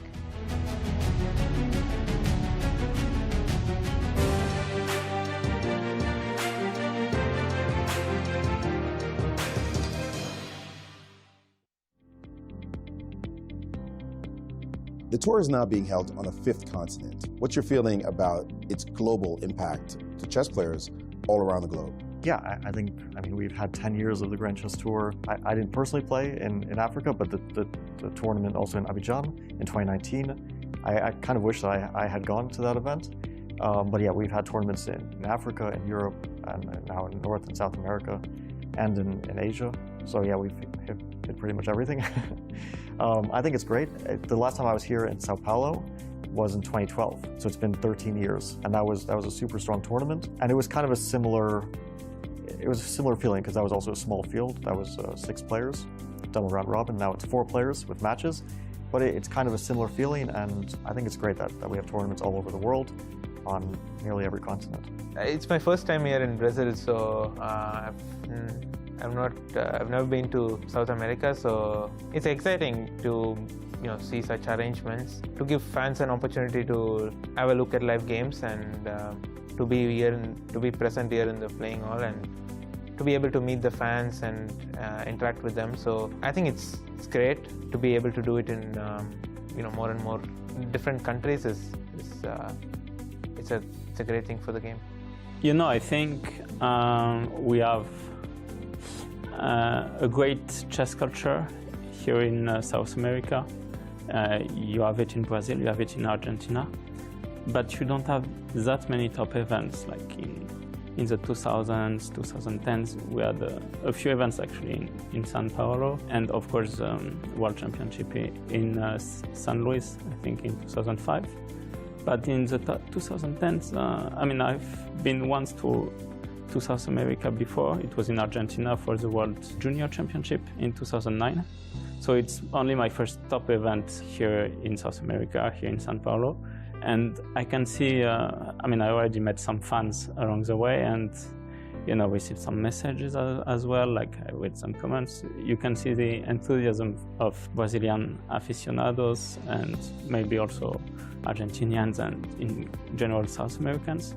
So I think it's great that we get an event here. I know the organizer was very glad that he could arrange it. I talked with him because he speaks some French as well. So, that's the global impact we want to make. And we don't have, for some time, top chess players from South America. Of course, we have a great prodigy these days, but he's only 11 going to 12 years old. It's not easy to say what will happen, but I think, there's such a chess culture in South America that maybe with inclusion of such top events, players who come and watch get inspired and maybe get to the top someday. It's what happened in India, it's what happened in Uzbekistan and in all the global superpowers of chess that we have now. Well, Grand Chess Tour has been really a success story, an event that, once you're in the cycle, you can call yourself a professional, you can call yourself part of the elite, and everybody wants to be part of that. And of course, the bigger it becomes, more it gets expanded, the better it is for our game and also for the players who represent the chess elite.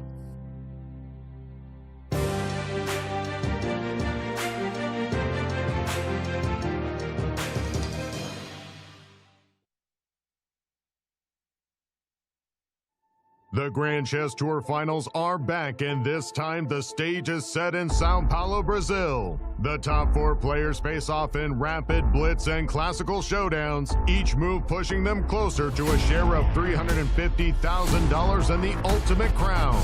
It all comes down to this. The battles are fierce, the stakes are high, and only one will stand as the Grand Chess Tour champion.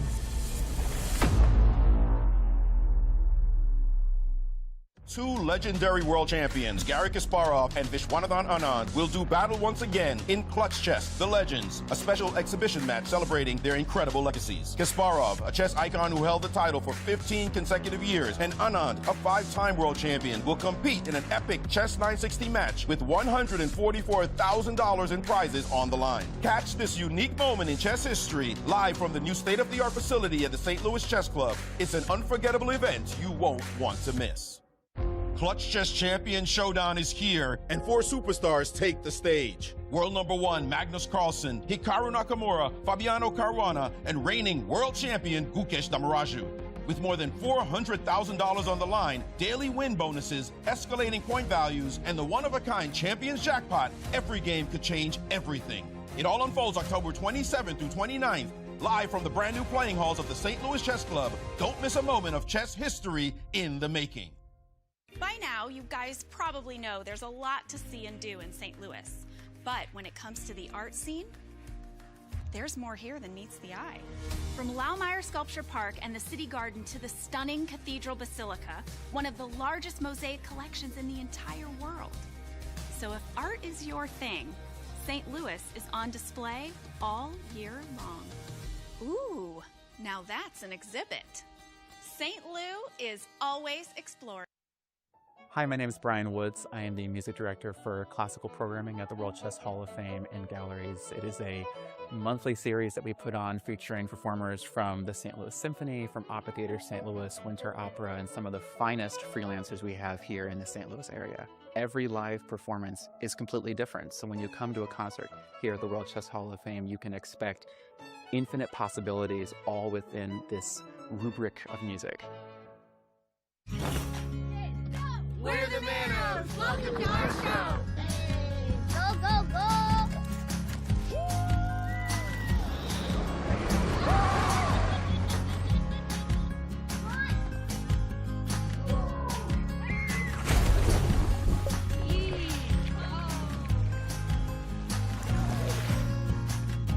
That's our show. Now go play yours at visitmo.com. When you visit St. Louis, you'll probably want to watch the Cardinals or the Blues. What about after the game? Heading back to the hotel would be a major error. Instead, boogie through the city and discover the music that gave the Blues their name at the National Blues Museum, Broadway Oyster Bar, or even the legendary Blueberry Hill. So whether you love the Cardinals, the Blues, or the Blues, come play with us. Hey, you guys know I can't play this, right? St. Lou is always exploring. Hey everybody, what's up? This is Brian Owens, Music Director and Creative Resident of the World Chess Hall of Fame, and I just want to invite you to come out to just a great musical experience. The culture here at World Chess Hall of Fame around our music series has been growing. Audiences can expect an array of genre, everything from pop and soul to R&B and country, and I really love that because it's just indicative of the creative and cultural excellence that we have here at the World Chess Hall of Fame.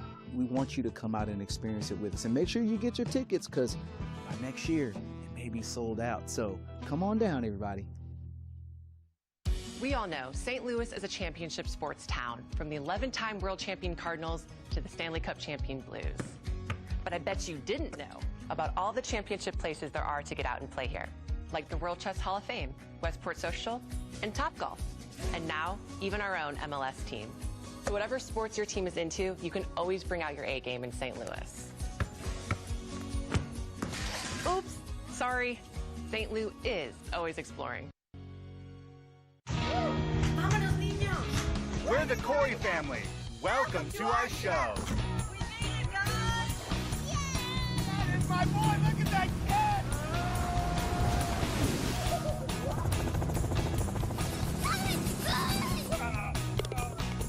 You guys gotta see this.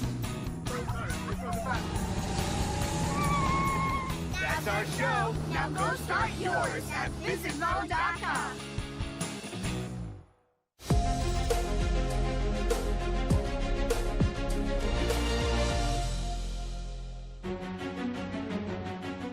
Welcome back, everyone, to the Grand Chess Tour Finals.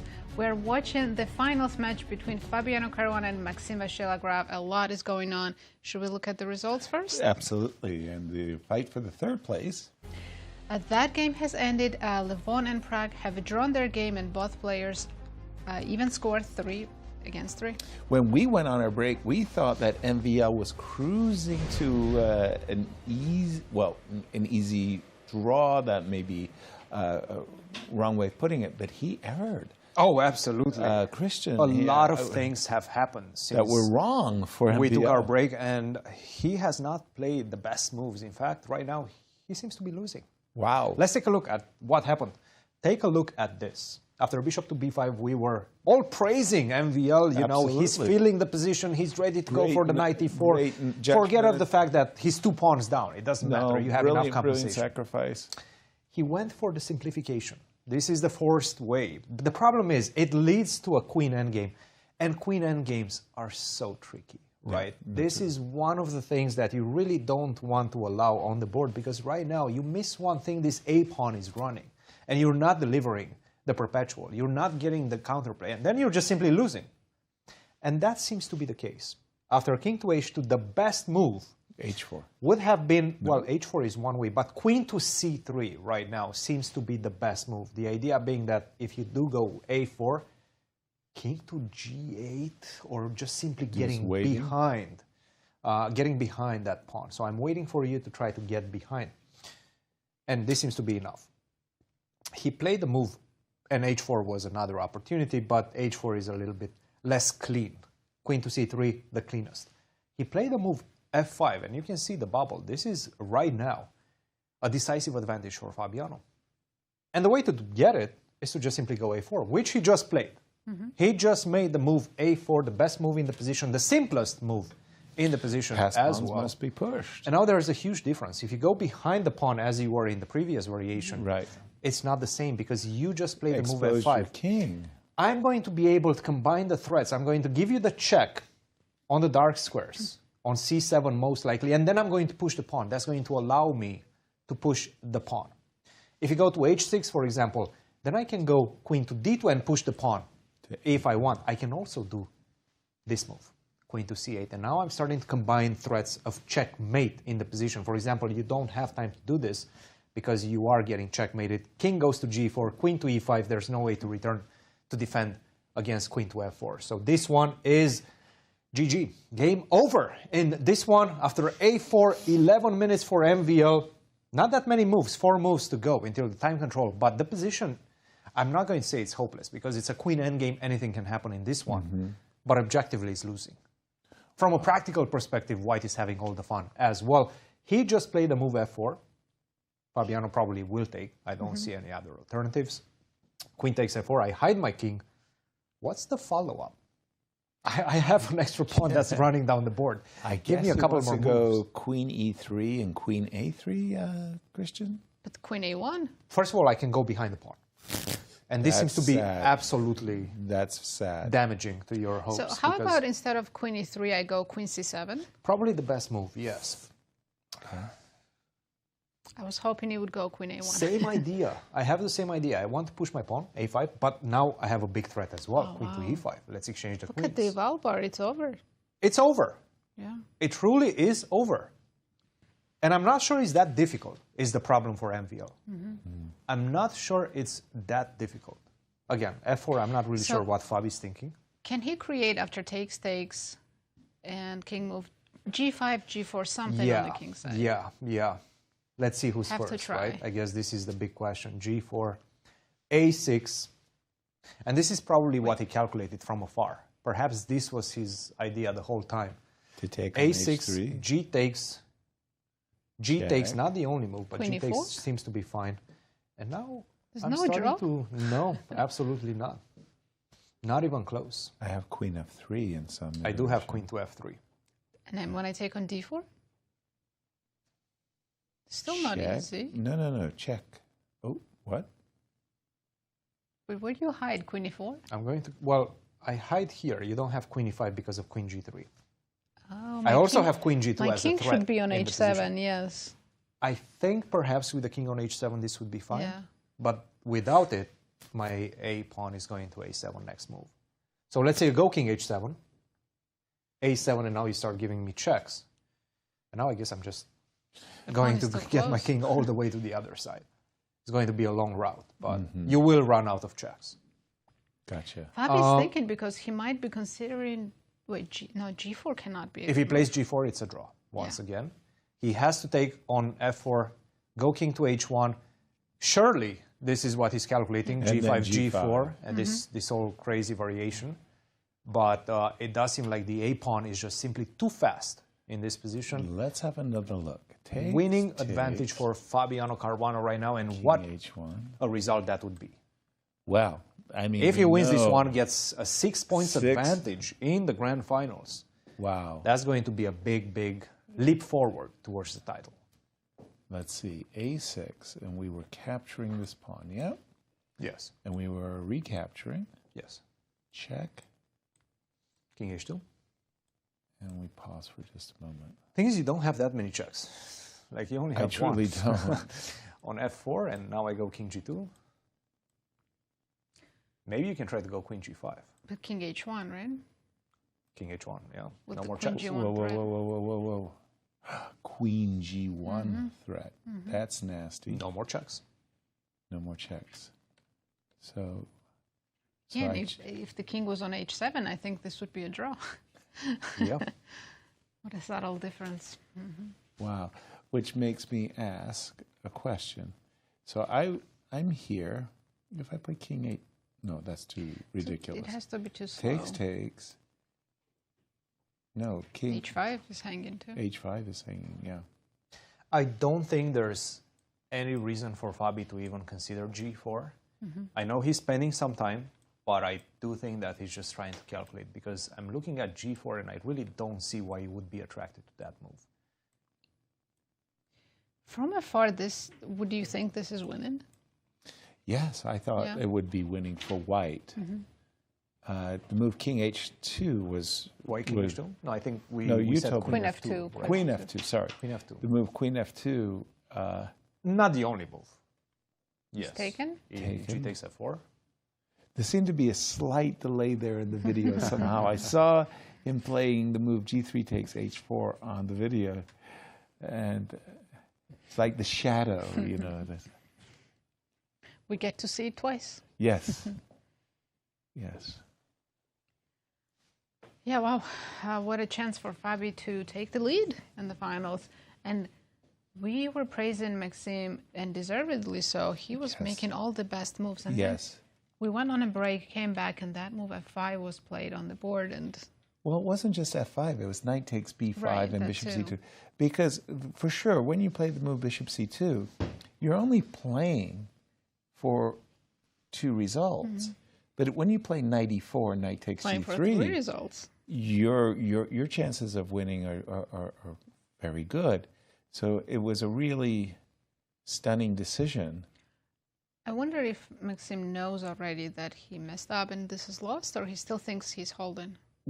Either way, he's riding the same horse that brought him here. He can't deviate, right? I mean, No, it's very one-sided, very forced. When he calculated knight takes b5, I'm sure he had this position in his mind and thought, I will play g5 and I will get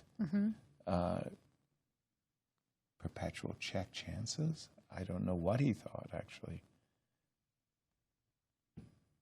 Yeah, and the thing is, even if Fabi doesn't know this is winning, he will make all these moves because they're the most natural and then end up in a winning position. Exactly, yeah. By fortunate happenstance, absolutely. Yeah. And they're on move 39, only 2 moves left before they get additional 30 minutes. But I don't think it's time that Maxime needs. Again, I think Maxime is an amazing calculator, as is Fabi. All of these guys calculate.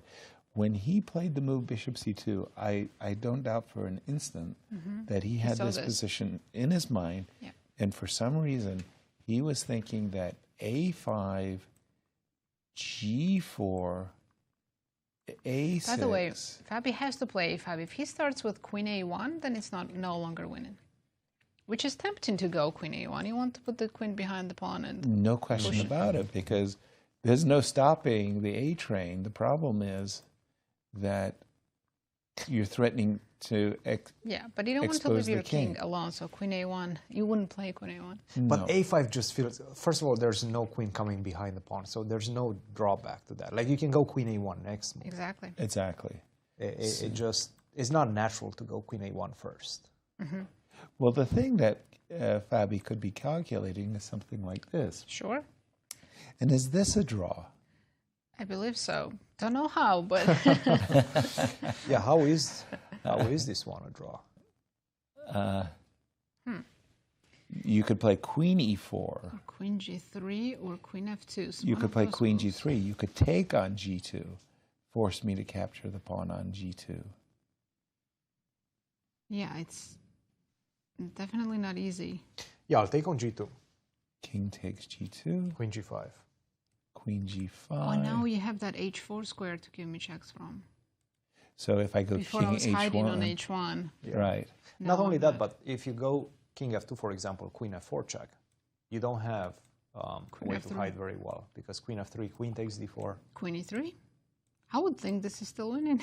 Yeah. You would. I would too. I would too.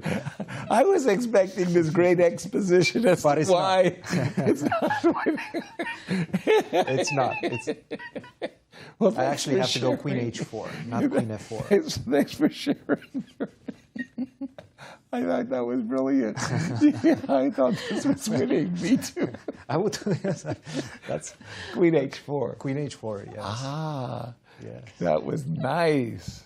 Queen h4, and you cannot really hide. Right. So that's why we need, after the move, queen endgames. I mean, they make fool of all of us. They do. We need to keep first of all, our queen safe, so that we can, various moments, play queen g1 check or queen f3 check if our king gets driven to the center. I guess the one good thing about Maxime is probably that he thinks it's a draw also. Yeah. So he has some confidence in his position, which That's might spill over into Fabi's approach as well. You keep playing like this is all part of the plan, right? Blueprint. It's a draw. And you persuade your opponent to thinking the same. The fact that Fabi's thinking here, I would think after g4 and maybe after g takes h.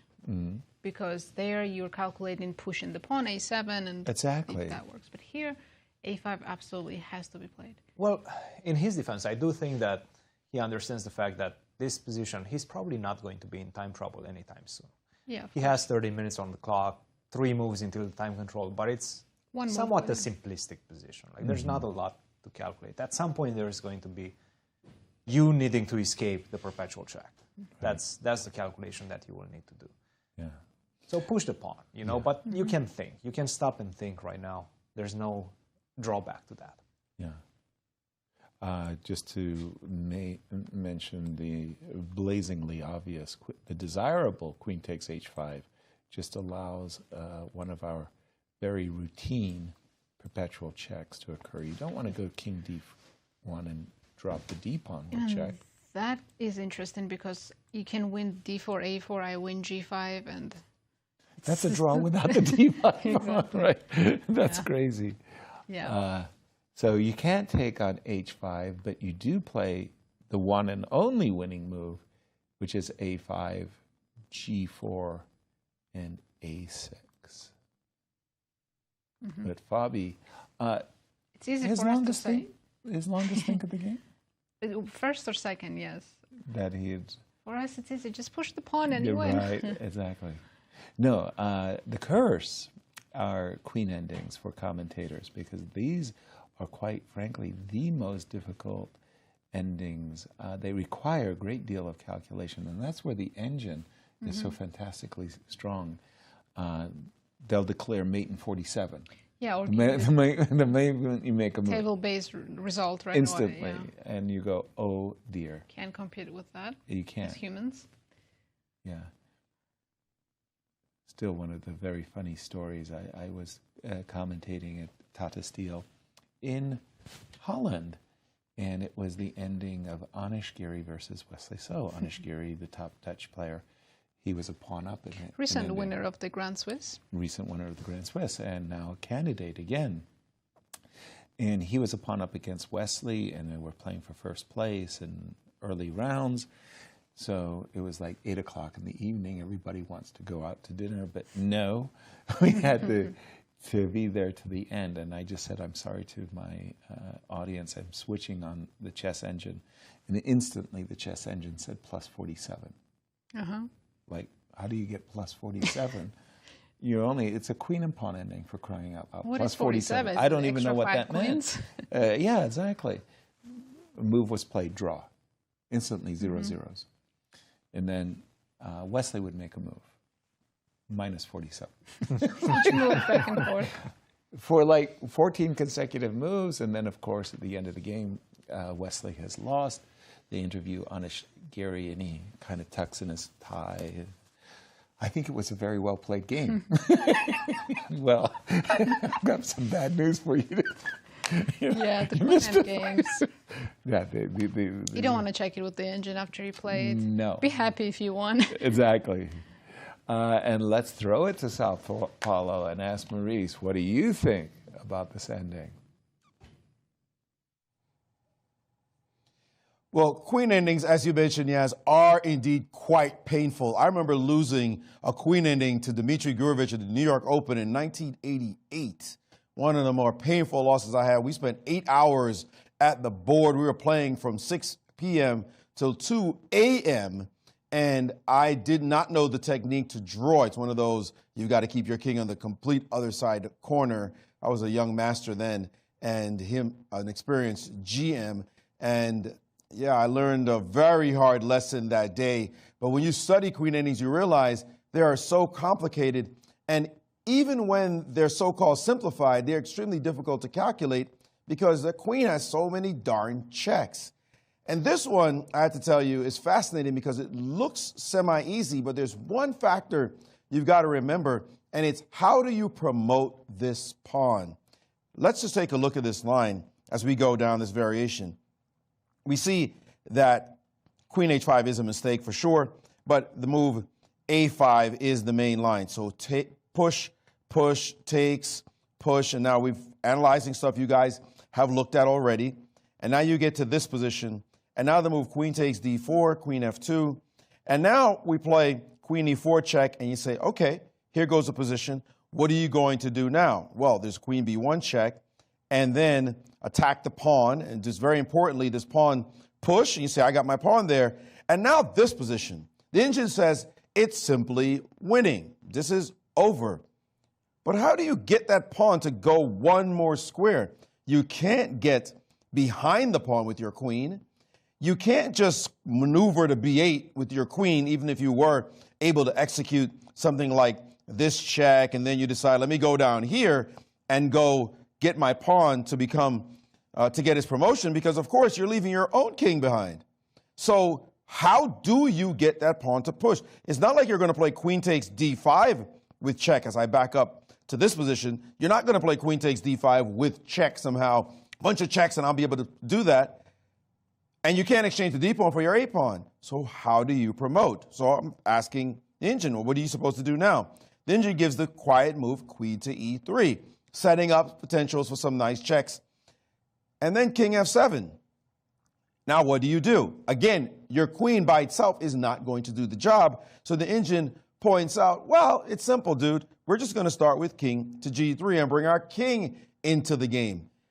Now black is in some semi-zugzwang, but the king is able to now march up a bit and maybe even pick off the h-pawn, in which case you'll also have a passed h-pawn. Now strategically, this might look like it just makes sense, but notice your a-pawn is not queening directly. It's not like you're getting easy maneuvers to get to that position. Now, to get to the winning position, we're now currently, after king g3, on move 51. g5 was played on move 39. This is 12 moves to get to this position and to understand that, yes, this is indeed winning, and I actually have a method for winning from here. This is no small task for Fabi, even for somebody of Fabi's enormous strength and incredible calculating powers, to play a position like this one and to feel fully confident. Yes, indeed. Don't worry, guys. I've got this one on lock. We can see the bar. Fabi cannot. And he is deep in the tank right now. Nothing easy here with queen endings. They're the worst for GMs to have to calculate. And this one is one of the best GMs clearly in the world, third highest rated of all time. And even he's having trouble, guys. So let's see if he's going to be able to find all these moves to bring home the full point, as the engine claims that he should do. Thank you, Maurice. And again, we are in those table bases where you can just say that it's an absolute win. But I love I love the line that Maurice showed us. It just proves that, yes, Barry showing +3, game over, but the position we got where he had to play this quiet move, Queen E3 and King G3, it's extremely difficult. Exactly, exactly. And Just again, displays that +3 doesn't mean much when you're at the board playing the queen and pawn endgame. Exactly. So Maurice was saying, okay, great, we've got this situation, and we get our pawn all the way to A7, and Black just asked the salient question. Yeah, you got your pawn to A7. How do you get it to A8? You know, do your worst, right? And he's made a very, very good point. Like, hey, this is really not that easy. Again, I mean, I'm just sorry that the queen endings are so difficult. It wasn't clear. I understand that maybe on a good day, your king could actually end up on H4, but I didn't understand why the queen had to go back to A6. I'm not worried about the move Queen B6. So if I played H4 and said to you, you know, go ahead, activate your king. It does make it harder for me to activate when your queen's on A4. Look at that mate you just Exactly. Go ahead and activate your king. Like, what are you going to do? Are you going to go Let's give it a check. Maybe I don't have a good square for my king? Yeah, you have to go up. Queen B6.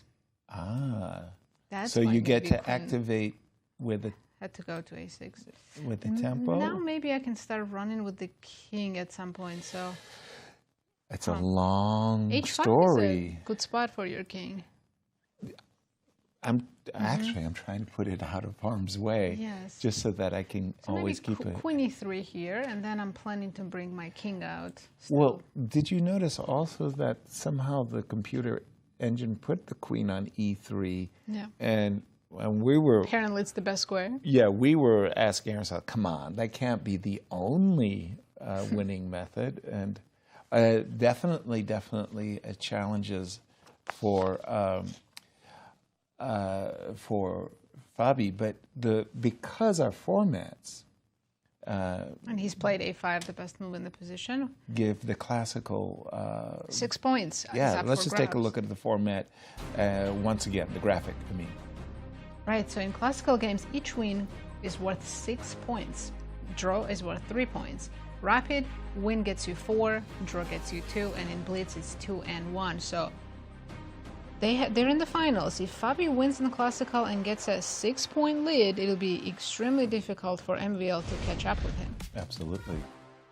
That's why this half point matters so much. But look how fast MVL is going to respond.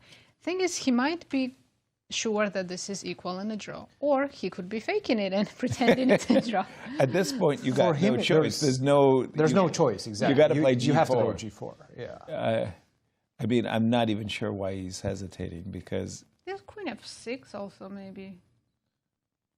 You're right. I'm not threatening to take on H5 and make you move the queen first, but the G4 is so tempting. Yeah. You just played G5 last move. Yeah. Exactly. Yeah. You have to go for G4. Yeah. Exactly. Because Queen F6 just gives white an opportunity to make some improvement, maybe Queen C1 or move like that. So, yeah, of course, G4 has been played. And Queen F6, maybe I can just go Queen A1 and then go for the... Agreed. G4.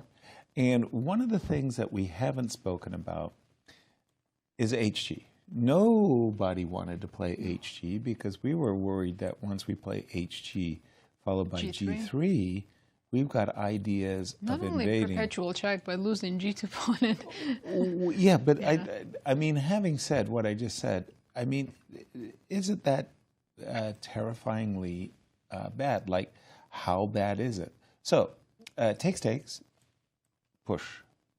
Really? Let's go. Well, yes? first I have Queen H6 and Queen A6, if I wanted to. Oh, well, that's unfair.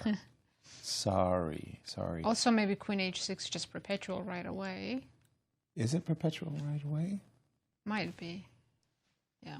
Okay. Maurice, back to you. Yes. So this this position, it's interesting as we look at the engine claiming that it is winning. I'm curious to know, maybe we can have VAR in our truck look this up and find the 8-man table base. The 7-man table base is pretty easy, but we're looking at an 8-man table base that's necessary for this one. So it's this position again. Let's just go down our line, and you take and check, and we get this position here. Whoa, sorry, I got back to the original position. So let's go, here we are. So queen takes on d4 after queen f3. And now we play queen f2 as the move. The queen, let's do what you did, Yaz, and get this position like this. And now we have, as you can see, the two queens, so that's 2. There's 4 pawns for both sides, makes 6, the 2 kings. That's an 8-man table base. The engine is giving this as clearly winning, but it's not. But +3 is not clearly winning. If you can get a second queen, you should be up a lot more than that. Clearly, that pawn on a7 is quite impressive in the evaluation for the engine. That's a great pawn to have. It looks like it's one step away from queening. So from a general perspective, as the engine adds up that factor and says, that pawn there is pretty darn strong, it's more than just a single pawn I'm up a bit more. I'm about to queen the pawn. But you should be queening the pawn. Like, how do you do it? It's just to call a positional advantage is kind of generic. How do you technically queen the pawn? So the engine might give this advantage, as it does in many positions where you're up material, but you actually cannot win the game.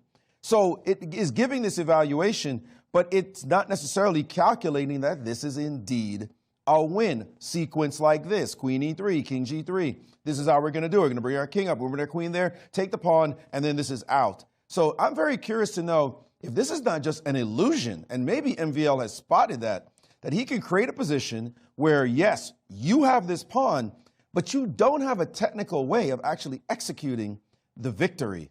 And that might be a soft spot in our engine's analysis. So I would like to know if we have an 8-man database that can say definitively that this position is winning. And now I'm getting it. That's VAR. I'm hearing from the truck that it's actually only a 7-man database, which is actually available online. I thought they were working with 8-man databases by now.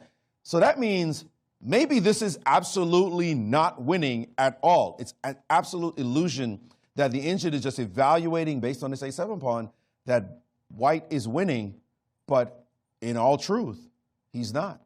Guys, what do you think? Well, you better be a gold member of our social media to deserve an answer. But you're right, because the queen endings, and I remember to this day how shocked I was when Dr. John Nunn showed that 2 pawns, 2 connected pass pawns, or 2 pawns up, was a draw.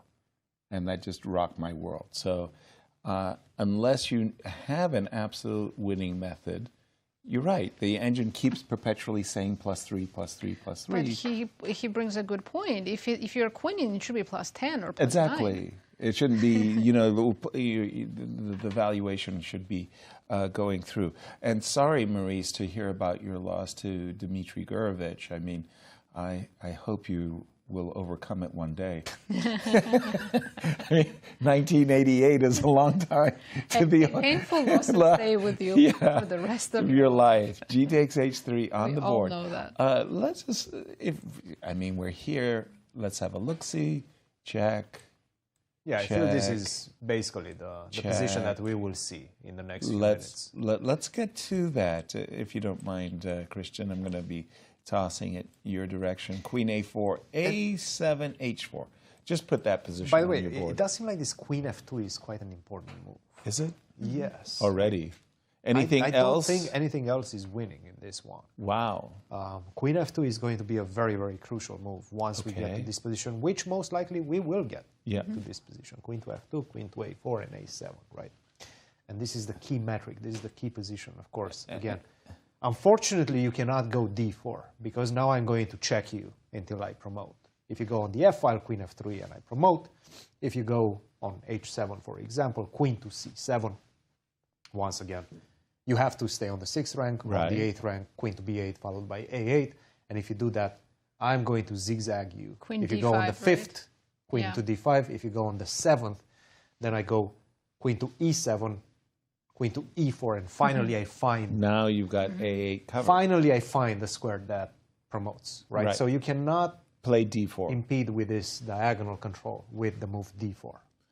Right. So going back all the way here. Do not play d4, which allows your queen to cover a8, but play Let's h4. say you go...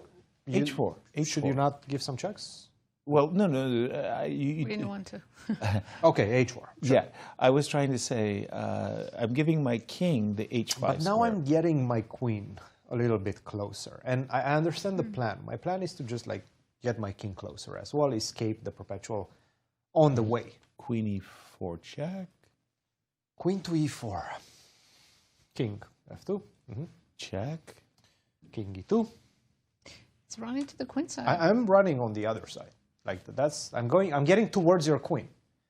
It's a little bit counterintuitive. Yeah. But I am going towards your queen. Huh. You know, because once you land, I'm just going to get my king to c3. Once you land on c3, for example, you don't have that many. Not First of all, throwing now queen I have d4 check. Queen to Yes, d4, of course. Right. But let's say you lose a tempo, right? Somehow. Yeah, you're there. Boom, boom. Quick king to c3. You don't have that many checks anymore. You can give me a check on a1, but then I go up. King to b4, and I am escaping. King b4, king b5, king c6. I'm hiding behind my queen. I will get the next queen. I'm forcibly reminded of Max Delugi versus Larry Christensen in the seniors, where Max brought his king. It's too advanced. This pawn is too advanced. That's the thing about this position. That's the big aspect of this position. Perhaps right now, MVL is starting to realize, hey, that pawn is going to a7. This might be problematic. You wanted to correct me and not to play the move h4. You had a different There's way no of, corrections here. I don't. You have so many options, right? It's just let's say you give a check, right? Right. You continue giving checks. Right. If you go queen to f3, then I do the same thing. Even though maybe I have ways to get. No, probably you still have to go queen to f2. So queen to e4. Yes. What do you do? King to g3, probably, right? Okay. Or king to f1. Okay. Queen to d3. Yeah, it's not that easy. I'm looking at it. Queen to e2, check, check, check, and I hide once again, and I connect with my pawn. Who has it easier? Who has it easier? Who has the easier decisions? Is probably I'd rather play white. It's white all day, all day. Right? So we will get into this position, and if Fabi finds that move queen to f2, I feel it's going to be too difficult for MVL to stay in the game. To hold it. No. We do have g3 takes, pardon me, MVL g2 is takes h3 on the thinking, board. And that made me realize he has another move here maybe. What if I start with queen f5? You can certainly do that, yes. I can, right? Doesn't it transpose after king g2? No. Does it? He's played queen e4. By the way, the clock times that you're seeing is not correct. Accurate. Because they have reached move 40, just no one flagged and got an additional 30 minutes. They will get an additional 30 minutes, Right. yes. They have it in Again, their it's- pocket, yeah. It's not going to be a problem of the clock in this one. King to The g2. players are quickly establishing the position that we think is key. That's the key. Queen to e4 check, queen to f3, queen takes d4. This is the key of the position. The starting position, as we might say, and if the position had been adjourned, we would say, okay, this is our starting position. We get the perfunctory. What's funny is that you can adjourn this position and come back and still make mistakes, because even with the engines. Yeah. Because it's so complicated. Truly. And we have been. Why did we reject queen? Now I'm getting confused. I'm getting confused I went too. queen a4, a7, and now we started playing queen e4 check. Yeah, I don't think we should go back. We should keep the queen on a4 and probably just play king g6 or something. And wait for white to make improvements. Just king g6. You know, it's funny. I'm asking a question. In a way, we saw the way white was winning was king was coming towards the center. If you're hiding on h2, I should be able to just stand queen a6 or something and just wait.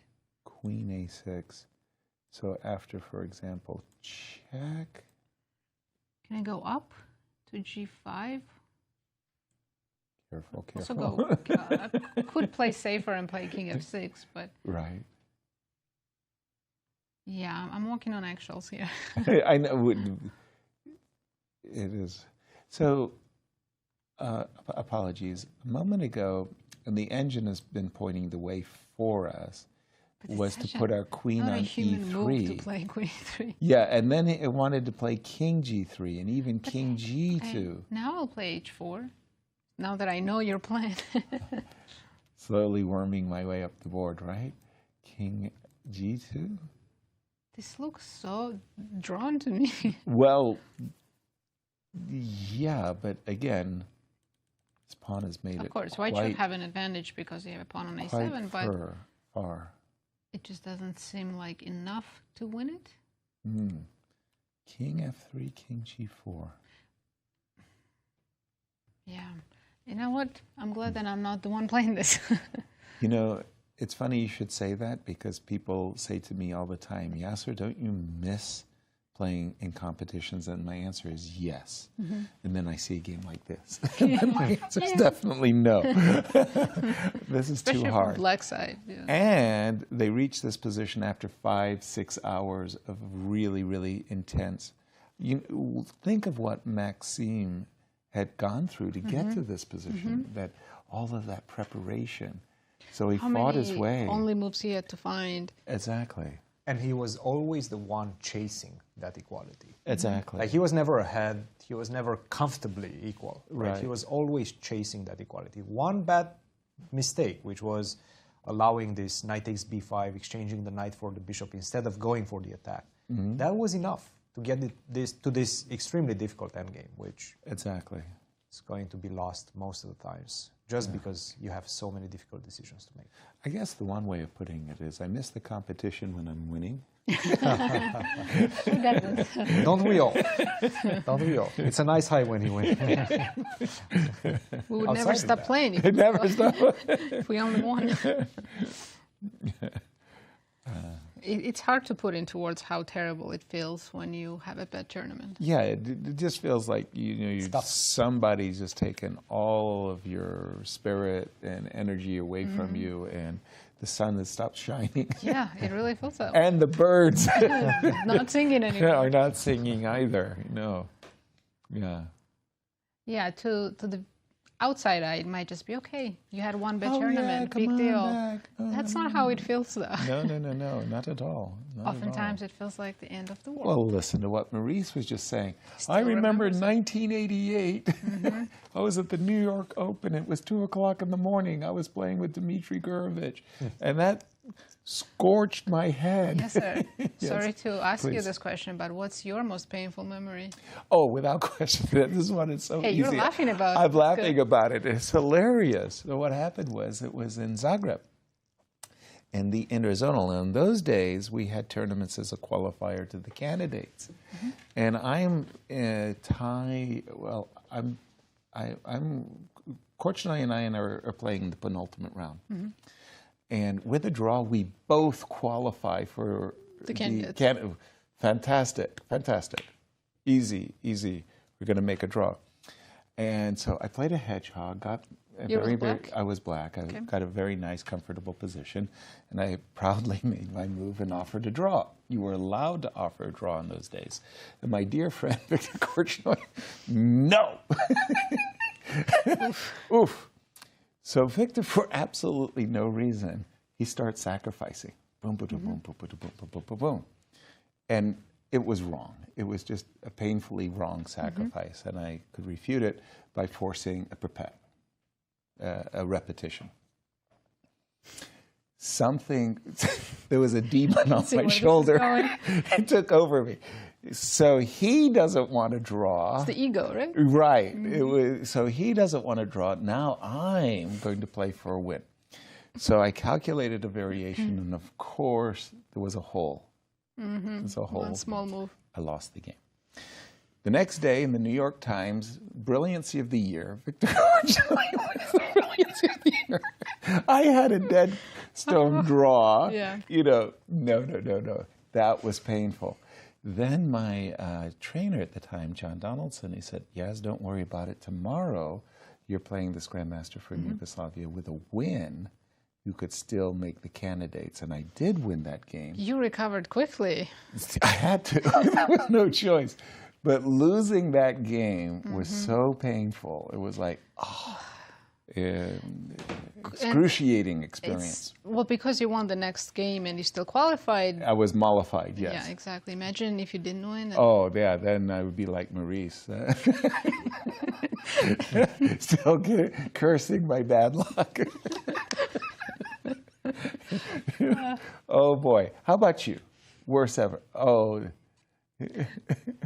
I think Maurice has something to share with us. Yeah. He was listening. Yeah, Maurice, there was another bad loss, you recall?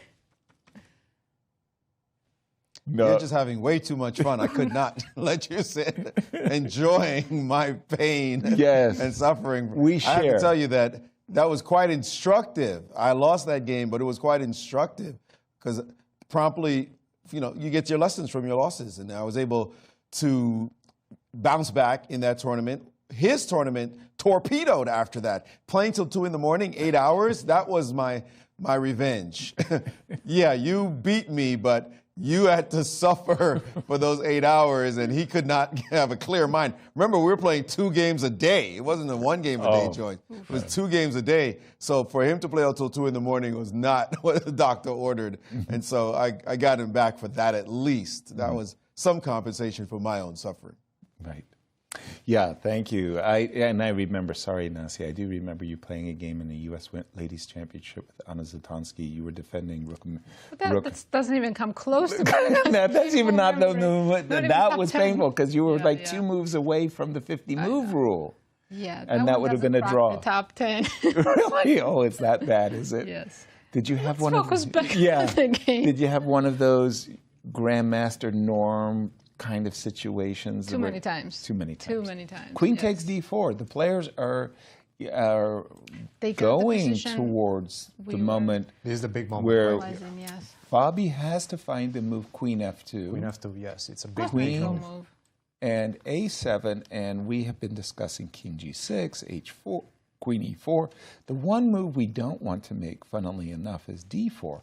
At first blush, you think to yourself, I do want to play d4 because I want to take this pawn. But the problem is you allow White's queen, for example, to do, yes. We've been playing this very quickly because we saw what the engine wants, but yes. In the current position. Yes. So after if Fabi plays Queen f2, why are we not giving Queen e4 check? And then just simply when you go King g1, I step away with the king. Okay. King h7. King h7, a7. Isn't this an improved version of what we had? I don't know, because I'm threatening queen check. So, for example, in this position, if you go queen a4, I'm not saying you, after queen check, oops, my next turn is check. No, here I lose immediately, yes, but what if I played, I thought I had d4 instead of queen a4. d4? Same thing. I think it's the same thing. King h7, a7, d4, check. I was thinking I can go up, and even when you get, there's no perpetual, no. With so 2 queens, queen f2, found by Fabiano. What a precise move, and right now, officially, MVL is in trouble. Here, of course, queen f1 and queen g2. Exactly, and then, whoop. I don't think you can ever cover against 2 queens. Never, don't say never, but exactly. So that's why we're not playing d5, d4, but we are having our own little struggles after Queen a4, and again, not playing d4. You'd mentioned King g6. I'd mentioned h4. Yeah, how are we winning again after King g6? The method was very, Queen c5 and Queen e3 ideas with then bringing the king out. Yeah, it was just a very unclear path to victory. Right. Wow. Yeah. Challenges right now for MVL, quite a challenging situation. He understands that pawn is going to get on a7, and there's nothing you can do about it. And this game could also go on for a long time. Oh, it certainly will. I think that was one of the Stump the Commentators question. I mean, it's still early days. It's a queen ending that's only 46 moves. Only. What's the longest GCT tour? Finals game? No, game. Oh, just in general. In general. Probably 185 or something. That sounds a lot. I would take that down a notch or two, 120. Are we counting blitz too? Because if we're counting blitz, it is almost 200. We were watching blitz, that game. In blitz, the players kind of lose. It was also the queen opponent game. Of course. What else could go this long, right? Exactly. It's always this queen end games. You're right. You know that chess.com changed the rules on their Title Tuesday championships because Hikaru played a game that went 800 moves. Wait, so how did they change that rule? It's now 5-0. No more 3 and 2. No more 3 and 1. Oh, no increment. No increment. Okay. So they changed the time control, not the rules. Yeah, it's not allowed 800. You play 800. Okay. About that 2 o'clock in the morning Wait, commentary. and did everyone have to wait for the next round? Everybody had to wait for the next round. That does call for a change of a rule or something. Exactly. Now they play 5 minutes. I thought that was hilarious. Personally. That record will be very hard to break. 800 moves. Exactly. Yeah. Queen F2 leave it to Hikaru to force rules change on the world of chess. I think Fabi, again, you can't be sure you're winning, but you're in a great position with the white pieces here. It's black who has to suffer and find the only moves. Exactly. I mean, you know, that's your solace is, you know how bad it is for you. It's 12 times as difficult for your opponent because Maxime has to find each and every one of those only moves. It's sort of like, hey, Mom, I changed the world. How did you do that, son? Well, I played an 800 game. I'm the only one who's ever done that. Exactly. And yes, Maxime just got his extra 30 minutes on the clock. As did Fabi. You know what? If this game's going to go on for a while, and we expect it will, yes, it's also important for Maxime to not end up in time trouble. Because you don't want to be defending this with 30 seconds on the clock. That's right.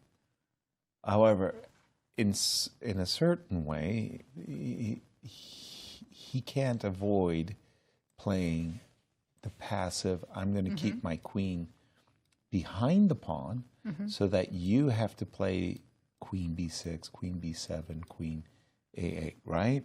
So, and I want your king to have to move all the way over, right, to the queen side. So in a certain way, conceptually, he knows how he's going to lose the game. Of course, yeah. Like, you got to go do all of these things, and you got to do that. So I, as black, conceptually, I'm going to put my pawn on h4 so that in case I ever get queen takes h3 check. Yes. And, you know, conceptually, I'm going to try to put my king on h5 so that it's as far away from your checks as I possibly can be. I don't want to put my king on h8 so you can go queen b8 check and queen, right? So in my mind, I'm thinking, okay, and I never want him to play d4. So I have to put my queen behind the pawn, I have to put my king out of harm's way, and I don't play d4. And then I just hope for my perpetual checks. So in some ways, I'm kind of thinking, so if you as a defender, I want to start playing quickly. The strategy first, and then you find the moves. I know the concepts of what I need to do, and then I want my opponent, Fabiano, to get into time trouble trying to figure out the win. I did hear that the longest classical game we've had in the Grand Chess Tour was in 2017. It was between Levon and Fabi, and it was 110 moves. It's not. See, I didn't think right. I didn't think. I thought 180 was way over the mark. Oh, we saw 180, but it was. I thought 120. Blitz or rapid, I can't remember. Right. But yeah. Okay, and we do. Okay, so conceptually, you put your queen behind the pawn. You go a7. And then we're here, and then we're just saying, okay, what's the method for white to win? Fabi's winning method is maybe to bring his queen, king, and then on some... I like queen c5 a little bit more. I don't know why. Queen c5. I'm controlling more squares perhaps, and I'm making more. I'm giving more space to my king. Yes. Okay, so king h6, just and King h6, I think, loses. But once you do that, queen f8 do check. I have some idea? Queen Yeah, f8 queen check. f8. Apologies. So King cannot be moved. I can't move my king? Well, now I go queen e7. Yeah, queen e7 and queen e8 or queen f8. Yeah. Oh, it's the same thing. Yeah, it's over. I'm trying to put my king out of harm's way, and it's like every time I touch my king, That's why I like queen c5. It feels like I have Okay. more inroads into the position. Okay, so, all right, in that case, check. You know, that's why after a7, instead of h4 for black, best option is to go king g6. To put my king out of harm's Yes, way because at when once? you leave it on the 7th rank, then you're always worried about those ideas. So a7, king King g6. g6. Okay, fair. And if you let me, if you go queen e3, I'll go king f5. Okay, again, somehow avoiding the queen e7 checks Exactly, and then yes. queening with check. Okay, I'm looking to get my king out of harm's way, and you're suggesting to me, and I'll accept that f5 is a good square. Might be counterintuitive, though, to bring your king all the way out. You What if gotta I do the something. same thing? What if I go queen c5? Queen c5. Queen e4 check. Right. King f2. d4 maybe. Now I can play d4. My king is out. I'm not worried about the last rank checks. So we're defending a8, which is a very good thing. Yep. Somehow, unexpectedly, we've given ourselves Okay, actually. so queen d6. I still don't understand. Queen d6? Queen d6 check, yeah. Actually, If king you go H- on the 5th rank, I No, have no, queen f8 or king- queen d8. King h7, and I'm standing on h7 and g7. You have to stay on the 7th rank, Mhm. yes. Okay. Actually, I have this on my engine, and it says it's a draw here. By the way, Wow. I can't Ooh, fold. h4 quickly played. I yes. can't fold MVL because that was my thinking as well, which was put the pawn on h4 so that. Okay, It's very so natural. yeah, the first thing was put the queen behind the pawn. You're thinking I will always be able to throw my key, find a safe. But as we looked at it, you can't always find. A queen c5 is a very disturbing move, Yes, and that it was is. why you started with king g6, and maybe this was a big fault. But although again, There's no w- fault. I mean, king g6 is also losing. The Yeah. question is which one makes it more difficult for white to convert. That's exactly. That is the big question. And that's a very, very good point for our audience. Understood. So if you, in the audience, you're playing a game and you're behind, you're losing, you're worse, you don't like your position, whatever the situation is, you have to change your mindset and say to yourself, what is the most difficult problem I can pose for my opponent? What will upset them the most? What don't they feel like? And you're sitting there saying, you know, I'll put my pawn on h4, so I'll give myself a future queen g3 check. Yeah. You know, Very Fabi logical. probably looks and sees that pawn on h4, says, you know, I would have probably preferred that pawn not be on h4, that, you know, I don't have to face a future queen g3 check. It feels like in Queen's endgames, everything you know about chess goes out the window. Yeah, it's definitely the fourth phase of the game. We have openings, we have middle games, we have end games, and then we have queen endings, which, Yeah. you know, the Whole rules game. change completely. It's like the physics, it's the quantum chess, Which queen asks endings. the question, is it even smart to study practical queen endgames? I think everybody You just Spend have to time play on them. that. You just I have to think play them. everybody has to. And I think, Theoretical queen endgames, sure, but Yeah. practical ones. yeah, I think you should. And I think you start queen versus rook. I think you really get a No, good... stop it. Yeah, I think Not you get a queen good versus rook. idea. I think you get a good feel for why the queen is so powerful by first learning how to defeat the rook. And then it gets worse. Then the training begins. One of my former students was somewhat of an expert playing with the rook and defending with the rook. Right, It was very making difficult it- to beat him. Yes. Queen versus rook, yeah. He just knew the best way to Setups. try to stay in the game. Yes. With the rook. And sometimes you were like falling behind and you were not making it in the 50 move. allocated fifth move, and that was his saving grace. Of course, the engine kills you. So at the right time, he would move the rook far away. Yes, exactly. And not lose it. Yes. Exactly. That's a skill, yeah. That is a very, very nice skill. Yes. All and right. I think this was Mikhail Antipov. Who ends up being a trainer of Fabiano. Well, I'm not sure about that anymore, but yes, along the way, yes. They were he working. also helped him as well, but he was also the trainer of the Olympic team, Olympic men's team that played in the Olympiad in 2024. And one of the things that the players were doing alongside him at night in preparation, they were just like having fun playing this silly endgame. Queen versus Rook. Yes, I think Levon was mentioning that Ray Robson was also trying to defeat him and sometimes not managing to do so. So it was also a way to kind of keep them engaged, keep the players and the team engaged during the Olympiad. Nice. I didn't know this that. This is how chess players spend their free time. Oh, it's so much fun. I mean, we have all the fun. Chess grandmasters, we know how to party. Yeah, I'm not sure.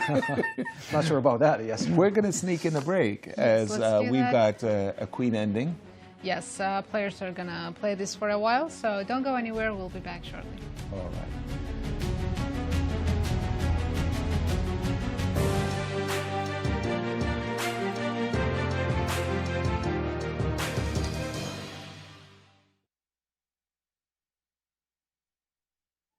The Grand Chess Tour Finals are back, and this time the stage is set in Sao Paulo, Brazil. The top 4 players face off in rapid, blitz, and classical showdowns, each move pushing them closer to a share of $350,000 and the ultimate crown.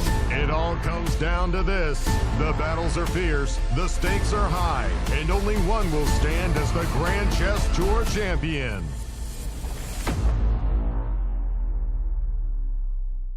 Two legendary world champions, Garry Kasparov and Viswanathan Anand, will do battle once again in Clutch Chess, The Legends, a special exhibition match celebrating their incredible legacies. Kasparov, a chess icon who held the title for 15 consecutive years, and Anand, a 5-time world champion, will compete in an epic Chess 960 match with $144,000 in prizes on the line. Catch this unique moment in chess history live from the new state-of-the-art facility at the St. Louis Chess Club. It's an unforgettable event you won't want to miss.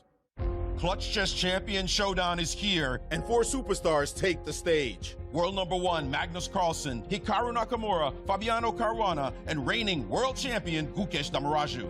With more than $400,000 on the line, daily win bonuses, escalating point values, and the one-of-a-kind Champions Jackpot, every game could change everything.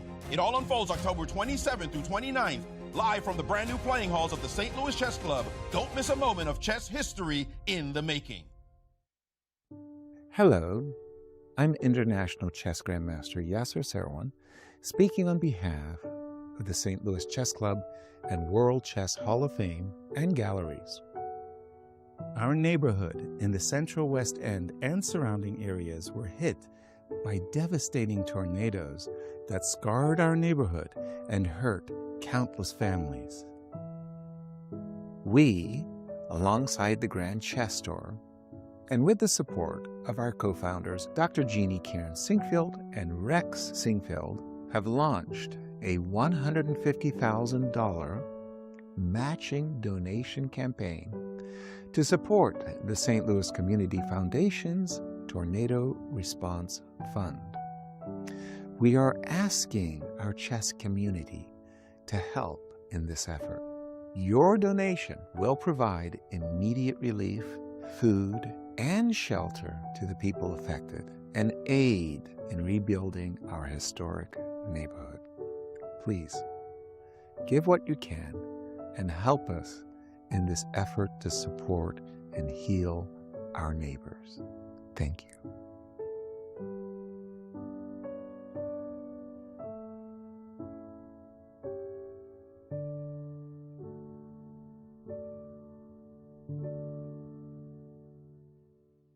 By now, you guys probably know there's a lot to see and do in St. Louis. But when it comes to the art scene, there's more here than meets the eye. From Laumeier Sculpture Park and the City Garden to the stunning Cathedral Basilica, one of the largest mosaic collections in the entire world. So if art is your thing, St. Louis is on display all year long. Ooh, Now that's an exhibit. St. Lou is always exploring. Hi, my name is Brian Woods. I am the music director for classical programming at the World Chess Hall of Fame and Galleries. It is a monthly series that we put on featuring performers from the St. Louis Symphony, from Opera Theater St. Louis, Winter Opera, and some of the finest freelancers we have here in the St. Louis area. Every live performance is completely different. So when you come to a concert here at the World Chess Hall of Fame, you can expect infinite possibilities all within this rubric of music. We're the Manos. Welcome to our show. Go, go, go.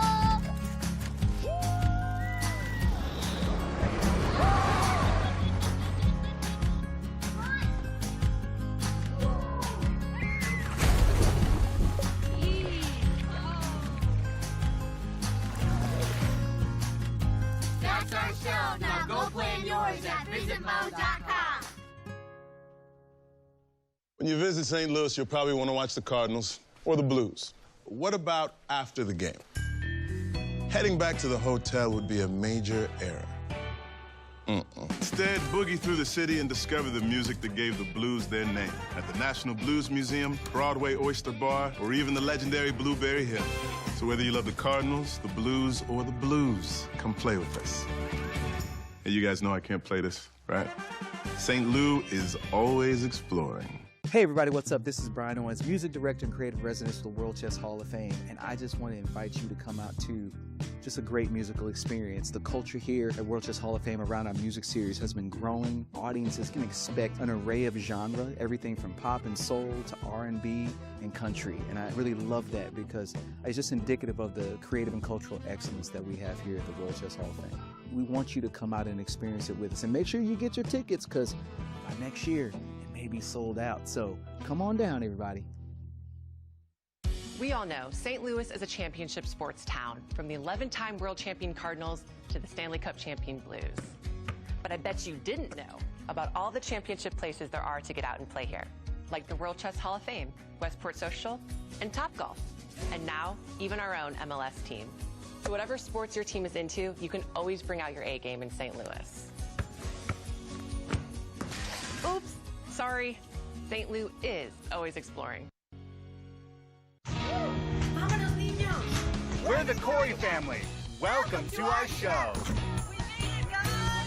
Yeah! That is my boy. Look at that kid!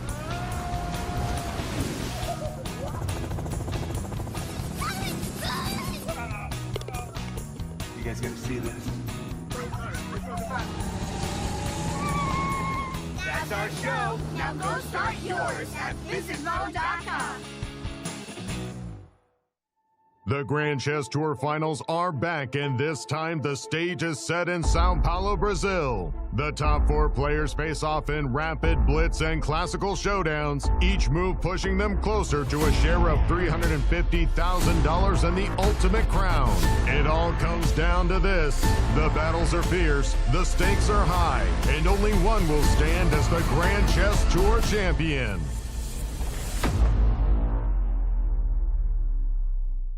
Two legendary world champions, Garry Kasparov and Viswanathan Anand, will do battle once again in Clutch Chess, The Legends, a special exhibition match celebrating their incredible legacies. Kasparov, a chess icon who held the title for 15 consecutive years, and Anand, a 5-time world champion, will compete in an epic Chess 960 match with $144,000 in prizes on the line. Catch this unique moment in chess history live from the new state-of-the-art facility at the St. Louis Chess Club. It's an unforgettable event you won't want to miss. Clutch Chess Champion Showdown is here, and 4 superstars take the stage. World number 1, Magnus Carlsen, Hikaru Nakamura, Fabiano Caruana, and reigning world champion, Gukesh Damaraju. With more than $400,000 on the line, daily win bonuses, escalating point values, and the one-of-a-kind Champions Jackpot, every game could change everything. It all unfolds October 27th through 29th, live from the brand new playing halls of the St. Louis Chess Club. Don't miss a moment of chess history in the making. By now, you guys probably know there's a lot to see and do in St. Louis. But when it comes to the art scene, there's more here than meets the eye. From Laumeier Sculpture Park and the City Garden to the stunning Cathedral Basilica, one of the largest mosaic collections in the entire world. So if art is your thing, St. Louis is on display all year long. Ooh, now that's an exhibit. St. Lou is always exploring. Hi, my name is Brian Woods. I am the music director for classical programming at the World Chess Hall of Fame and Galleries. It is a monthly series that we put on featuring performers from the St. Louis Symphony, from Opera Theater St. Louis, Winter Opera, and some of the finest freelancers we have here in the St. Louis area. Every live performance is completely different. So when you come to a concert here at the World Chess Hall of Fame, you can expect infinite possibilities all within this rubric of music. We're the Manos. Welcome to our show. Go, go, go.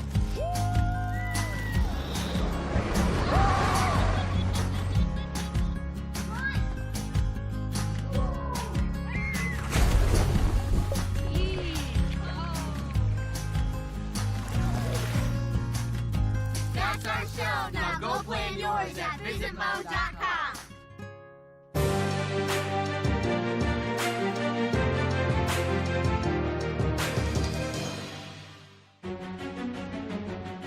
Welcome back, everyone, to the Grand Chess Tour Finals.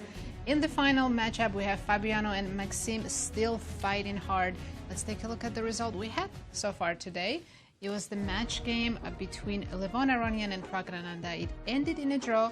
Very well played by Prag. He defended well, and both players get 3 points. Exactly. They'll come back tomorrow. Prag will have white. But in the game for the title, we do have Fabi in a queen ending, and I just saw the move King to F6 was which just was a played. surprise for me. I was so sure we were going to see Queen C2 check. This was one of those endings where you just give. Anytime you have a check, you give just the give check. it, and then you go back to A file. And then you go back to the A file. But King F6, that very unexpected This is a move big for moment me. right now because Fabi can increase his advantage by playing the move Queen C5.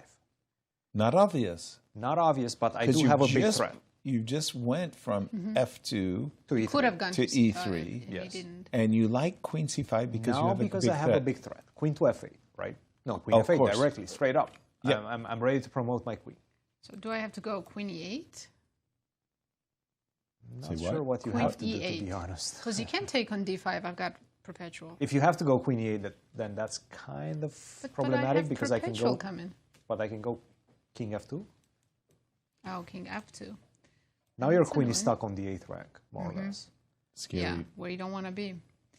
I kind of feel like I'm being I feel driven like back. I lost already. Yeah, I think so. I I think it's just so. over.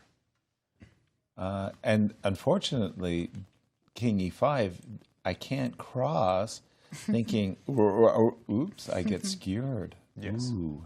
Queen C5 Wow. is a big But, okay, moment Queen because C5, can I go check? you have to start giving checks. No, Yeah. I have to go to E4. You have to go to E4, but then King F2.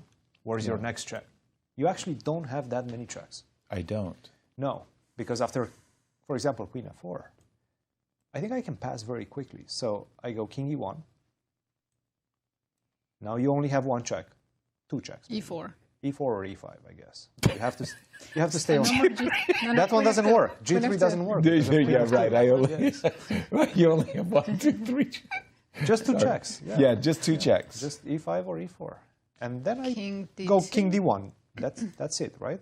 Queen No, E1. I've got another check. You have one more. King C2. Keep going. Okay. Queen A4 or Queen A2? Queen A2. Queen Oh, A2. well, To be honest, King it doesn't matter because I go up. I keep going up. King C3. Yeah, King King C3. A1. Maybe D. No. Queen E1, King D4. That's where I want to land. That's the that was promised the land. dream, Yes. always, to get your king as far up the board towards the A8 But now square. that our queen is not on the fours, let's say Queen A1, King B4, can then I move King E5? No, No, because way. I get the check Queen E7. on the Yeah, side. but Queen F8 oh, next King, move. King D4, King I D4, just Queen lose the F6. queen anyway. Yeah. How many? Somehow How many? I'm still losing the queen on the skewer. Yeah, exactly. How many ways can we lose our queen to a skewer? I already did it once. Thanks for joining me. You can also see, misery loves company, right? you can also see the eval bar completely filled with white on the left side But, of your screen. okay. Queen C5 is the winning move right now. But it's, I mean, I Not the only one. Not the sorry, only one. for me, the most human kind of move. What is it? Is the move King F3, because I'm kind of thinking I want to. And I play think Queen this is F4 what check. he wants. He wants to go King F5. He wants to King take the opposition. F5. He wants King to take the F5. opposition. So the idea is that after King check, E5. I'm staying on the 5th rank. what? And to defend the pawn, you have to go back. So just a second. Yeah, help me I out don't know. here. Check. I'm not going to F5 anymore. Queen C8 wins. Right. So where do you go? I can go D6 or push D4. Well, D4, I Yeah. go check, and that's over, So right? King D6. Good. I mean, I'm really having a hard time But figuring Queen these. F6 is winning. Well, if you go King C5, you win with Queen F8. Oh, yes. But you have King C7. You're actually getting close to the pawn. You might just take the pawn. Somehow this is why I don't Yes. want to allow this. So the human move, King F3, allows some craziness still to go on. That's but why I it's like Queen C5. C5. Queen C5 is so dominant. But again, we've just played Queen on F2 to E3. We stutter step our way to C5. From Maxime's point of view, he'll be thinking, oh, I won a tempo. Mhm. You could have played Queen C5 a moment ago, and my king would have still been on G7. But the tempo doesn't matter. Of course. That is that's the the whole problem with this point. endgame. The tempo doesn't really matter. All I have to do is just the strategy. Find the strategy of getting my king to the other side of the board, closer to your Exactly. queen, so that you run out of checks. Yeah. At the same time, I'm going to try to blackmail you with checks that promote, Right. with checks that help me promote. And I Mhm. will have a lot of those, especially right now that the king is so far away from the back rank. Mhm. Queen to C5, that's the move that puts the most pressure. That's the move that allows Fabi to get dinner in time. Yeah. Fabi and us. Before the restaurants close. Yes. Well, if he doesn't find Queen C5, he might be here for a while. It might be a deli sandwich, a cold sandwich. Look, for the full point, he'll take that as well, no problem. But a nice Brazilian steak would be quite nice as well. I don't think he's thinking about food right No. now. Who knows? But at some point, after Yeah. 8 hours of Who knows? play, It's true, you do get your hungry. tummy starts to growl. Yeah. Like, Queen to C5. This is the move we're expecting. Again, not the only move that wins. Queen The- B6, Queen H6. There's so many and tempting again, moves. There look, are, yes. As a human player, you always look at the forcing moves Yes, first. you're So always Queen thinking about the B6 checks. check That is true. is the most forcing, and then you have to convince yourself that King F5 for whatever reason. So this is the one thing that Black really wants in this position. You really want to pass downwards, right, with the king. Mhm. You would love to have your king somewhere on D3, for example. Oh, wow. That Yeah. would be ideal, because that's hidden from any checks that help you promote the pawn. So Queen B6, can I go King F5? Queen B6, I think you should. You have to probably. Yes. Go King F5, because I think in this case, haven't you achieved what you wanted originally, which was to put your king on G6, and somehow you snuck in H4 as well, right? So, yeah. Yeah, as we've been saying, if Fabi wants to increase his Advantage, Queen C5 it is the has to correct happen. way. Sooner or later, Queen has to go to C5, and now But- is a good moment. But yeah, you start to think, okay, I should play King F2, I should play King F3, I should get my king towards the queen side. Yes, I could also consider Queen B6 check. Queen C5 isn't the very first on the top of your mind.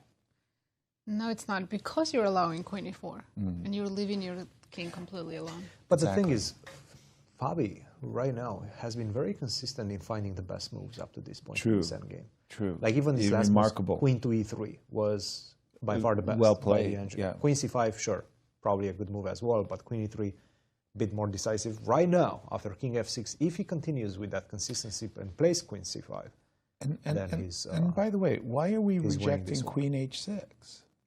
Yeah, it looks like a good move. I mean, if you go Testing King you. E5, Queen but- H8. Queen Right. H8, and I've got it's a If you go girl. King F5, there's Queen F8. So But wait, guys, just a second. King e5, queen h8, and Did you find unfortunately I perpetual? cannot go king f4. King e4 or king f4, yeah.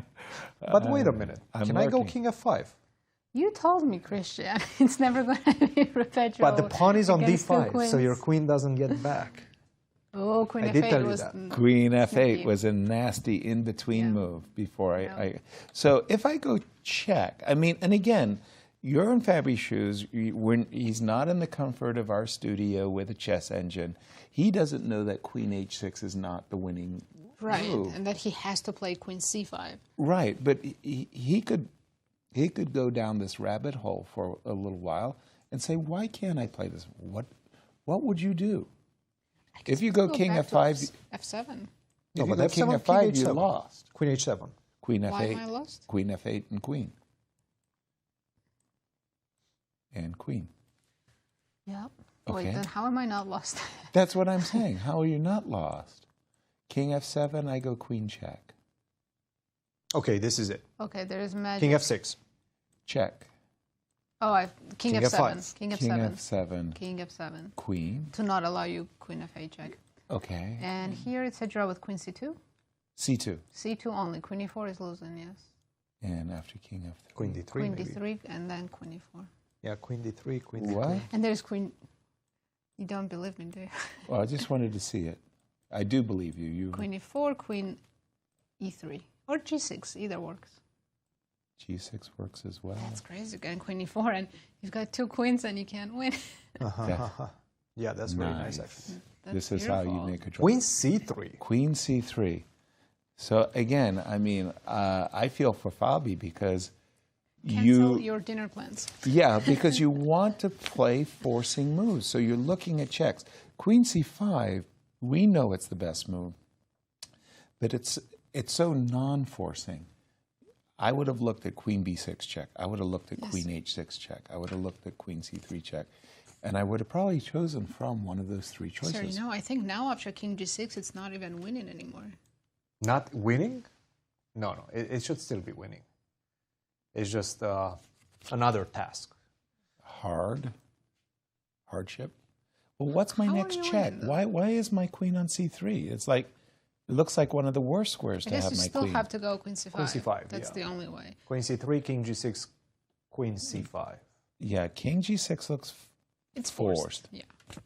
And by the way, another thing about these endings, when you're losing them, is it's so easy to go, that loses, that loses, that loses. You eliminate those. You eliminate all of the moves that lose at once. For example, d5, d4 probably loses at once, right? And you go, okay, so since that loses and that loses, I'll play this move and I'll pass the baton to my opponent. And you want to pass the baton quickly because you don't want Fabi thinking for an hour and coming up with the proper method. Yes, king g6 only move, which should be played fast. He's probably double checking. Yeah, he will play king g6. Of course, it's easy to blunder after 5 or however long they've been playing. Right. 5 hours of play. Exactly. Very easy to make one move blunders, but king g6 on the board, and maybe Fabi wants. See, if he saw the queen c5 is so good, he would have played it, right? Of course. So without queen c5, what else can he do? Maybe he wants to start with queen d3 check. No, my plan was to then play king f3, but then a7 pawn is just hanging. I can't allow it. Where am I supposed to King put my king? f6 maybe?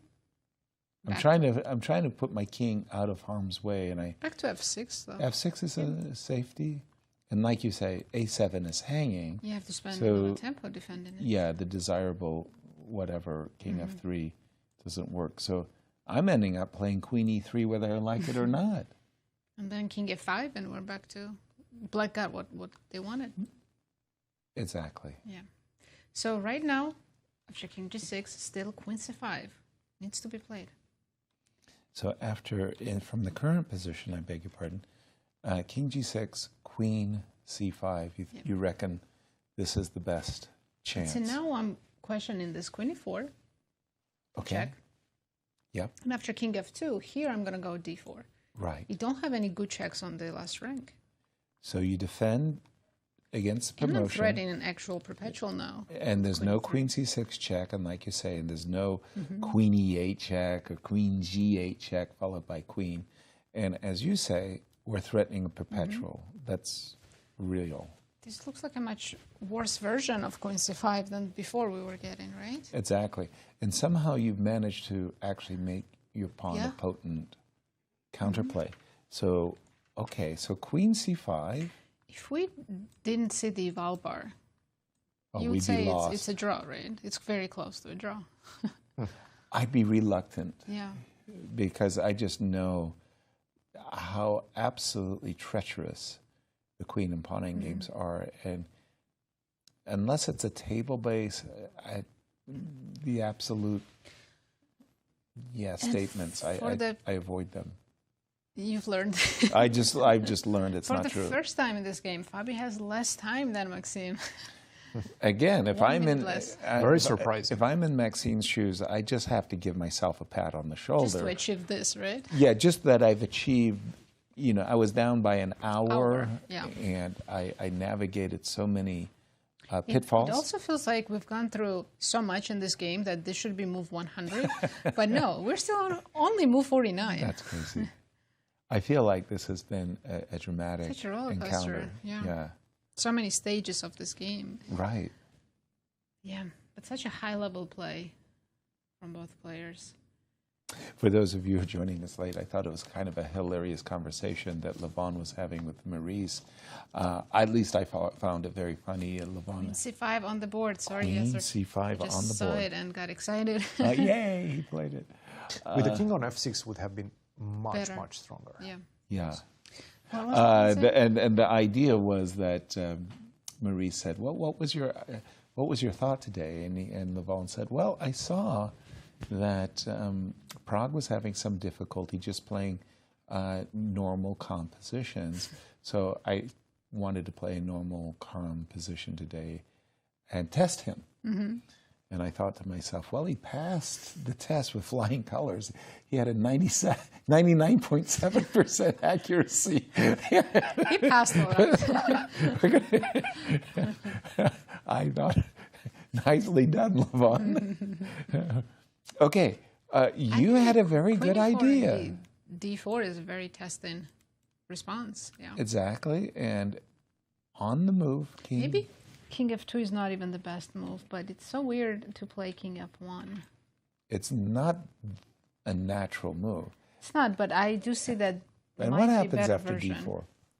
Yeah, I was struggling to find a good move here. Again, I'm just defending against the promotion, so you can give me checks. Okay, what if I make a waiting move, queen c4? It's not really a waiting move. I'm threatening queen g8. So sophisticated. My goodness. Might be a very stupid move. Okay. Sophisticated. Check. King e1. I'm running to the queen side. Okay, check. King d1. Okay, now I've got a threat of mate. You can't queen. What? But queen g4 and then I queen? Yep. Queen g4 defends mate. I was about to play queen e2 and d2.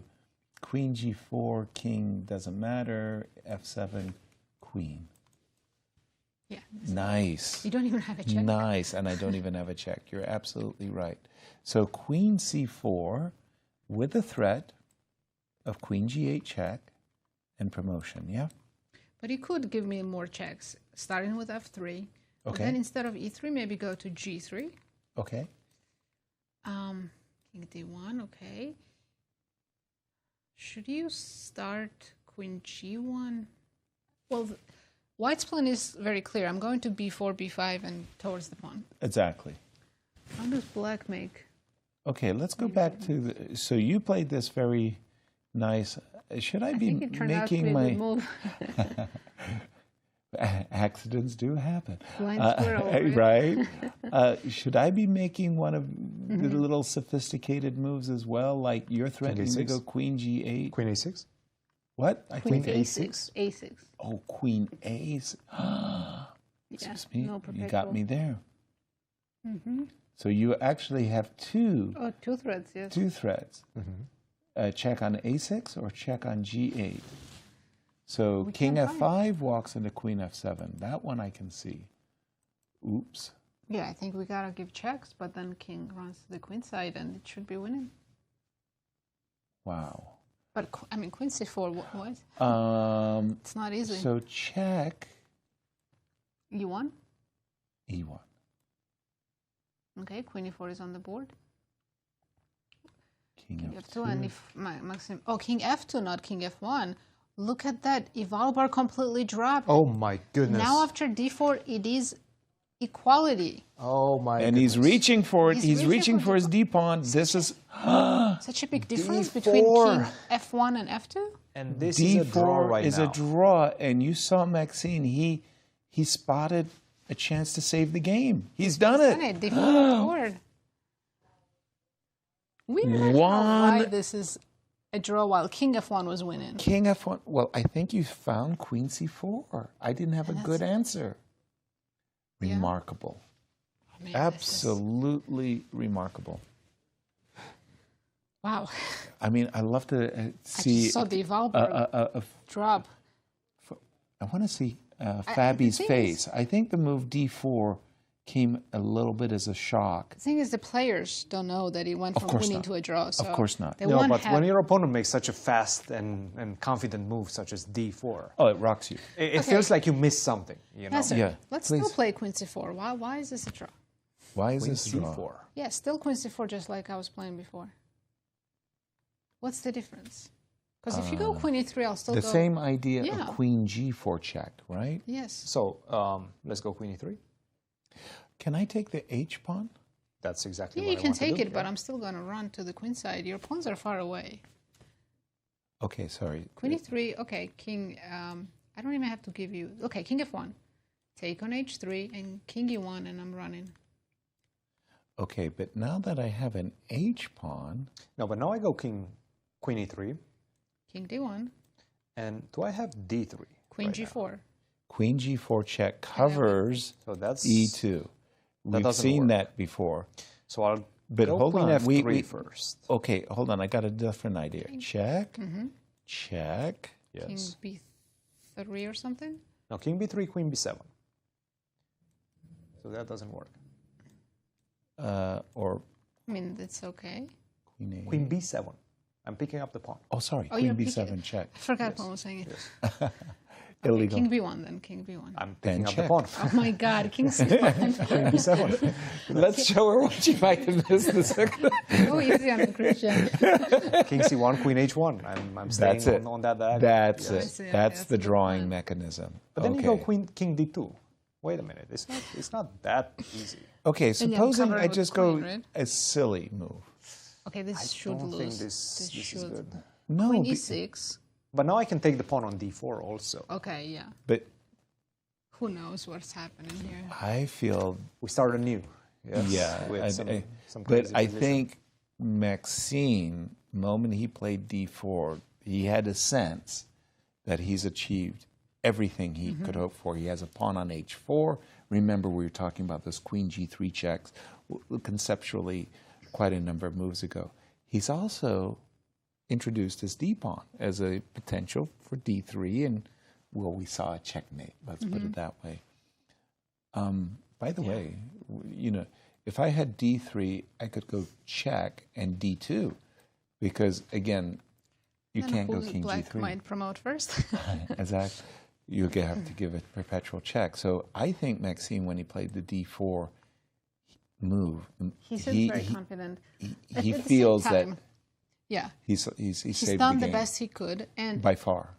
He never he expected can't this. be 100% sure this is equal. This is but still not completely over. of course. It's not? Not completely over at all. Actually, Really? I was looking through the line, and Please, Christian. after king d2, all the way in Yes. that big variation that we were looking at with queen g2, queen h1, keeping the queen on this diagonal, now there's only one move that makes a draw. And it's not the check that we looked at. It's actually queen a8 first. Okay.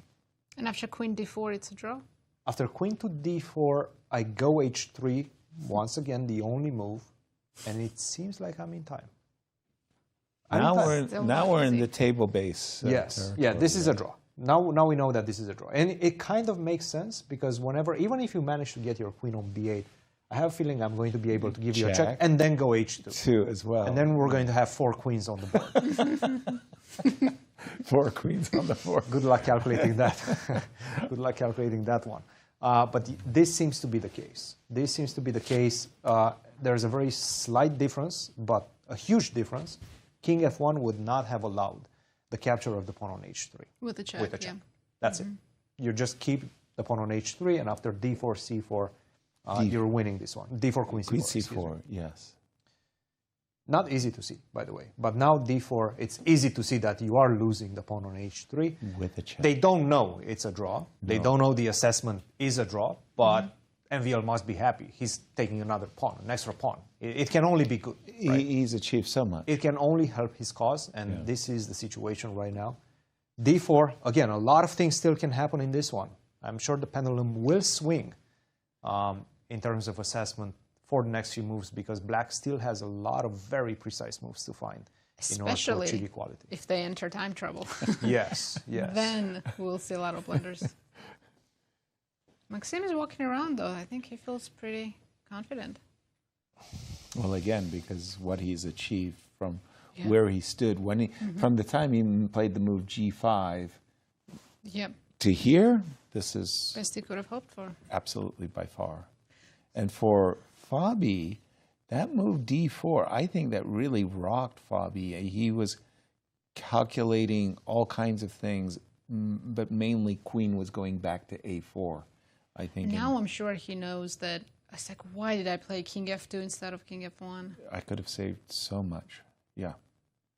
Wow. Yeah.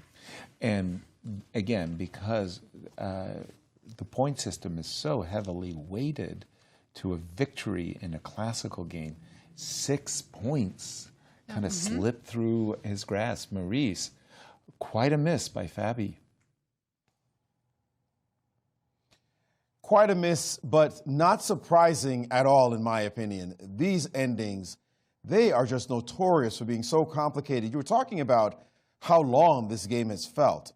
The queen ending, I believe, actually came about, was it on move 35? Way back on move 35. And so even though we're sitting here at move 51, it's only been 16 moves. But it's 16 moves of exact calculation. In chess, we, grandmasters, hate to have to calculate. We'd rather be able to play the logical positional move. This move makes sense. This move makes sense. Do light calculation. In queen endings, it's every single move, often that is, that needs to be calculated. There's some, of course, queen endings where you just know centralize the queen, bring the king over, push the pawn, and you get it. But these open board queen endings, they're ridiculous for these complications. And by the way, I'd like to show a line. You pointed out that Fabi missed this move.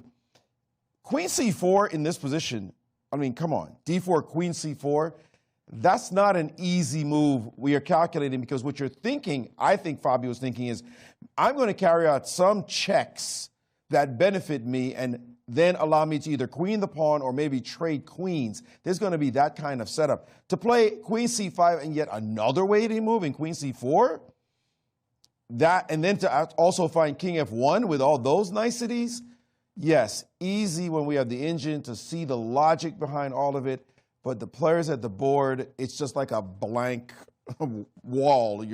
You don't see any clarity to the other side.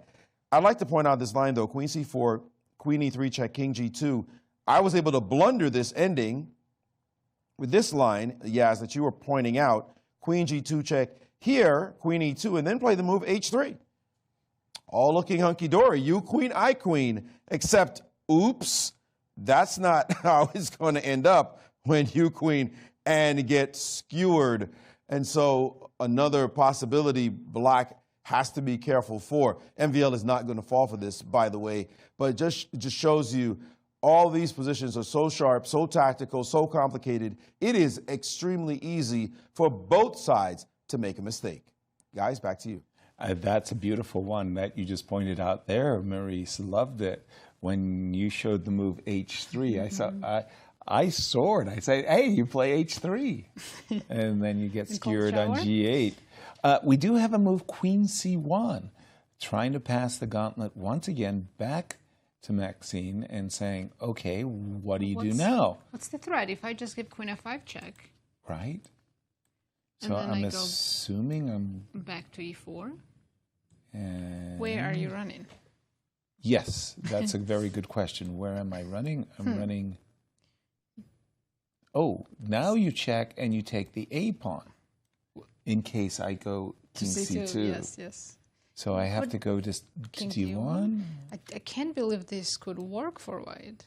Such passive play, Queen C1, King D1. It doesn't make much sense to me either. This cannot possibly be working. No. I think Queen F5 check is a very, very good check. There's another move, King H7. Queen F5, that's the most logical move, right? King H7 simply, and I'm asking King what H7 are you doing? is a but crazy move. We're not going to say King H7. If he finds King H7, why does D3 lose? D3.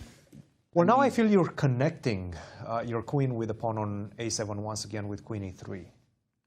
I'm connecting the queen to the pawn on A7. And now I can bring my king once again, like king. But now I take on with the check. Oh, it's with the check. That's it. I apologize. Jeez. D3 Blindness. The game away. Yeah. With Queen E3. Okay, just a second. Is this just lost? Yeah, it says +4. So. I feel I go just King E1. King E1, King D2. E1. Dang. Just slowly pick up the pawn. Yeah, D3 pawn is lost. wait, Queen A5. No, Queen A5, King D1. King D1 and... I'm still picking up the pawn. I don't have a good square with the king to go to. What? To hide from Queen D3 with a check. I can't believe it. And not allow like Queen E8 or something. Check? Now King D2, I'll pick it up. No, King D2, Queen C2. King D2, Queen C2. But I can go King C1, maybe. No, that's made Queen C2. Oh. Let us show. That's how we go to dinner. This is how we go to dinner. And everybody was happy on the production team. Okay, so King D2. What's funny is that he told me on King D2 there's Queen C2. Now that you have been forewarned, that's why you get paid the big bucks. So King E1. How is this? That was funny. It's still King H7. Is he going to go for it? Wow. Amazing. He found King H7. Brilliant. There was only 2 moves that draw. Brilliant. Queen F5 was logical, but King. I was trying to find a way of putting my king, like yeah, and out he's of. not letting white king cross towards the queen side either, which is smart. It is. So Queen C7 is nothing to be afraid of. We go back to G6. Right. Only move, right? Only move. Maybe H6, but white has the waters. Yeah. Yeah, just go back to G6. The thing that actually you have to freeze your mind on, and I know it takes a moment to understand this. If black didn't have a king, it'd be an easy draw. It'd be an easy draw. Mm-hmm. The fact that you can always threaten to trade queens by making a check or skewering. So I'll go Queen D2. What do you play? Look at Maxime, by the way. He's standing. He's not sitting at the board and just... Don't look at the engine. Yeah. I'll go Queen D2. What do you Queen play? D2. I'm going to quiz you guys. Quizzes. Put us through our... Through the ring. Paces. Yes. Are you telling me black has only moves here? 2 moves. If you I'm even telling you how many you have. King G6 or Queen F5. 2 moves that make a draw. I'm suggesting King G6 One and of them's got to be Queen F5. You hit none. Yes, sir. Queen A8? Oh, wow. No, So Queen Queen A8, D4, Queen I takes pick up. D4. Okay, so it's maybe now D... I don't want to play D3. Because you connect. Yeah. D3, what we're afraid of is that D3, Queen E3 connects the queen. It is D3. It is D3. It is D3. That's one of them. The other one is Queen D5, which looks very dangerous to my eyes, mostly because you have Queen D3 ideas followed by Queen F3. Of course, I understand you have Queen A2, so that's the problem, but still. Whoa, where did he go? Queen He's C7. gonna check. But why is D3 working now when it wasn't working a move ago? And that's what makes these endings so difficult. You just said it, impossible. They purely are impossible. A move ago, D3 might have lost the game or turned it in. It was lost, yeah. So with the king on G6 one is move losing. later, it's absolutely the best move. With the king on G6 is losing. With the king on H7 is draw. Right. Why? Why? Right. But now king G6, right? Just go back. King H6 is also possible. Yeah, you said right. Like Right, I'm just you're looking for confirmation. We've planted beats already, so. What's the difference between G6 and H6? I don't know. Nazi? I don't I mean, I agree with you. King G6 is logical, but I'm trying to understand. Okay, this one I could definitely say doesn't work. And I will tell you why it was winning. Okay. After D3 with the king on G6, maybe we can go. So we're going to go back to King that one. H7. No, let's go D3. So I'm just going King to H7. tell you why with the king on G6, D3 is losing. Okay, please. Queen to E3. Now you Yes. give the check on F5. Correct. Which, with the king on H7, this would be a draw. Okay. But now I just simply have king G1. There's no more queen G6. That's it. That's You the run out of difference. checks. It's actually very simple. Very no more straightforward, checks. very simple. Gotcha. No more Okay. checks. With the king on H7, you have the extra check on G6, On G6. which allows you to make a draw. Which is why he played King H7, because Maxime was probably thinking, you know what? I want to, Have the G file for the queen? precisely, I want to have G6 square available for check. And he played King H7, and after Queen C7 Look at check, that. He's going to H6. he's going to play King H6 so that he has a G6 square Still available, yeah. still available. Yeah. Well, in hindsight, yeah, this makes a lot of sense. Right? Well, I love that interview with Prague. He comes in and he says, well, the way Peter explained it Yeah. makes a lot of sense. Yeah, I would have done what he just said. Prague, when he said yesterday, I think, now I don't feel so bad. Yeah, Or 2 days that was ago. great. That was great, too. Yeah. Yeah. Well, do you go back Queen C1 and repeat? Of course, Maxime would be happy with that.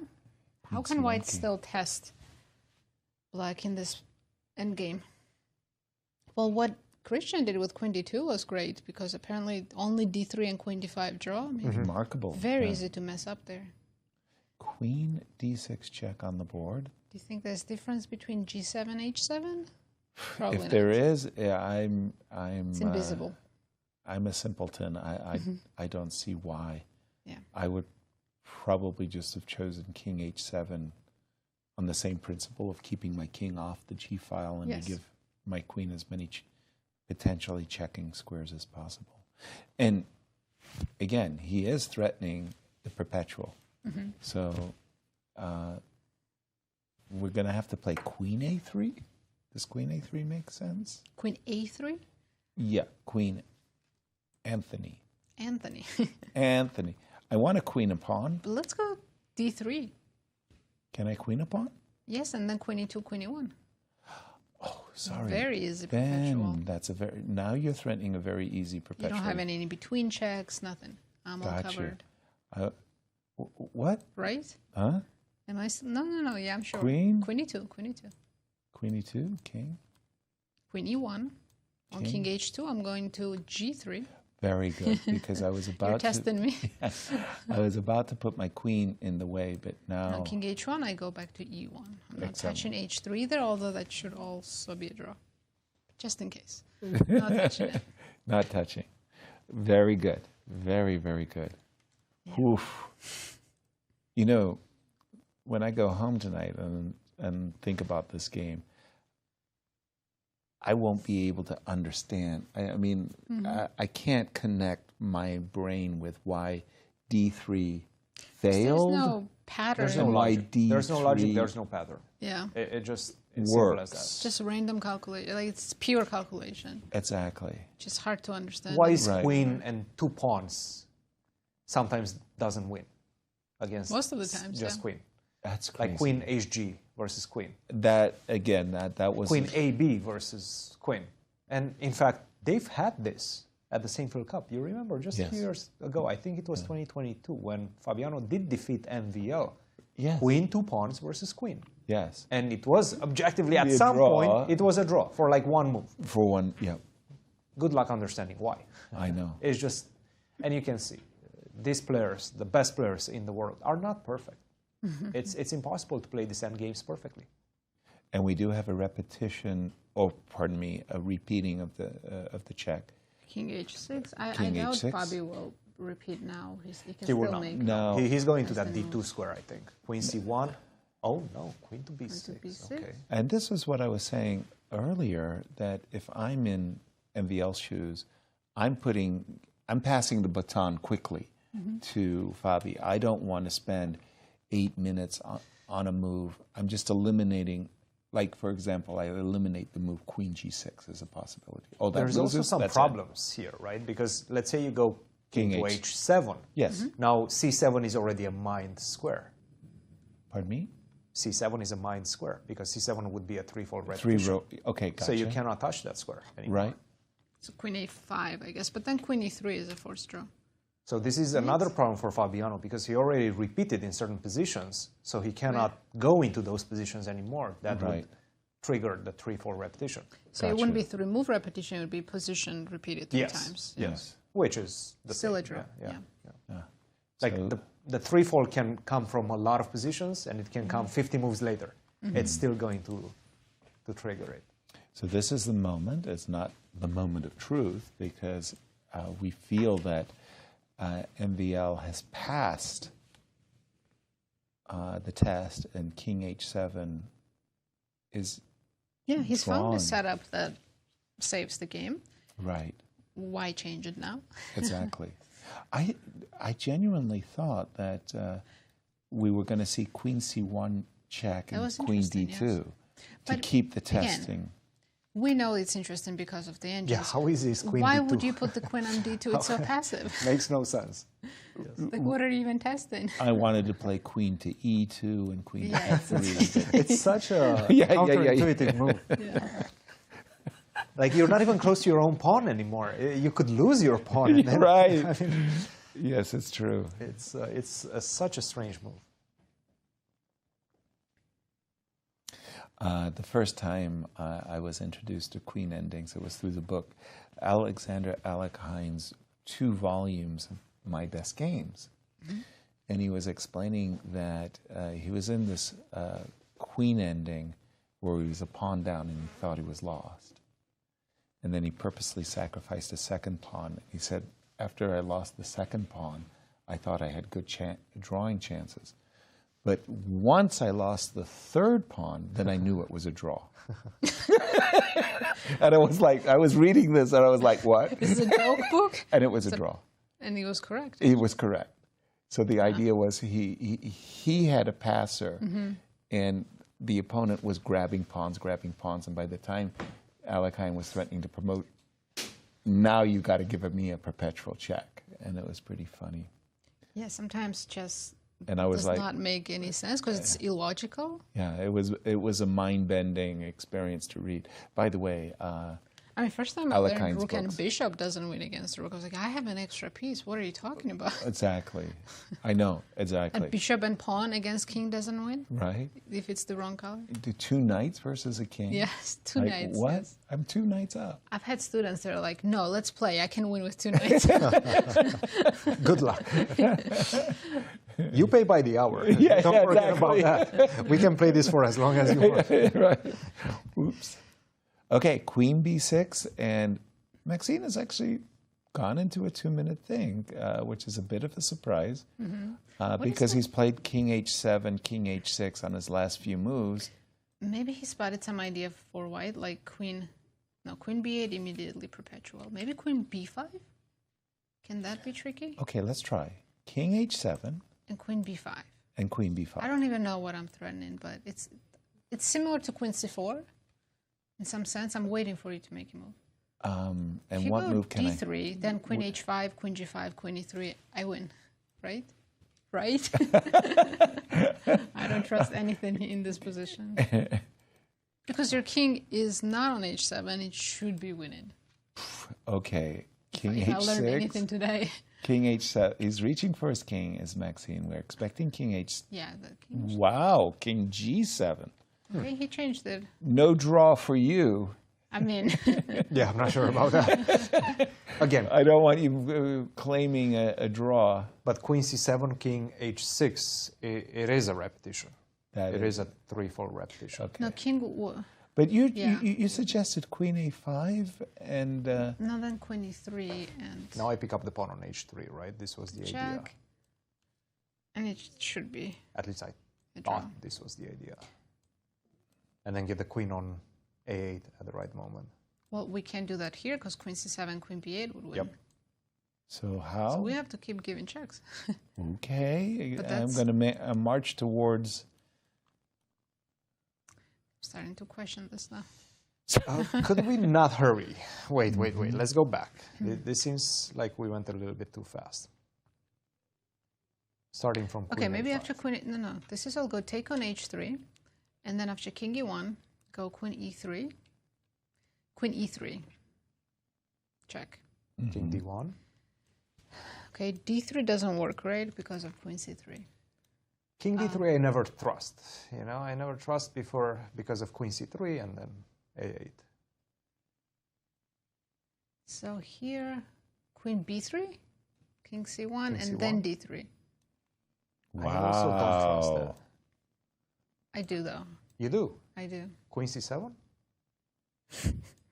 You saw that move before you asked me, right? You just wanted to confirm that you're absolutely wedded to this I'm idea. not going to confirm or deny that. And because we defend C2 Okay, so there's with no a gain tricks. of tempo, Mm-hmm. we get to promote on our next turn. Mm-hmm. Wow. You can still lose. So there are still tests that Maxime has to pass before he can make a draw. King G7 is the current position on the board, yes? So Queen A5 is a testing move, yes. Yeah. And I think Fabi has to try it. If he goes back to C7, then draw can be claimed, I believe. Okay, let me just refresh my board for a moment. King H6. And King G7. And King G7, sorry. What about maybe even something like Queen B2 with an idea of Queen E2? Going back to that Queen D2 idea, the artificial moves. Am I taking the H3? Look at that, Queen Queen A5 on the board. So this is where I'm... Without the engine, we already lost it twice, so... Okay, so again, we are... White is threatening to promote the pawn because we've got the queen protecting the A8 square. So we don't want to play the move Queen A8 necessarily. We want to check as much as we can. Yes, we should have just continued with the checks endlessly. I think he really can't hide on the queen side because the queen is on A5, not on the C file. So let's just keep giving checks. Queen D3. Queen Okay. E3. Okay. So I'm here. Queen E2.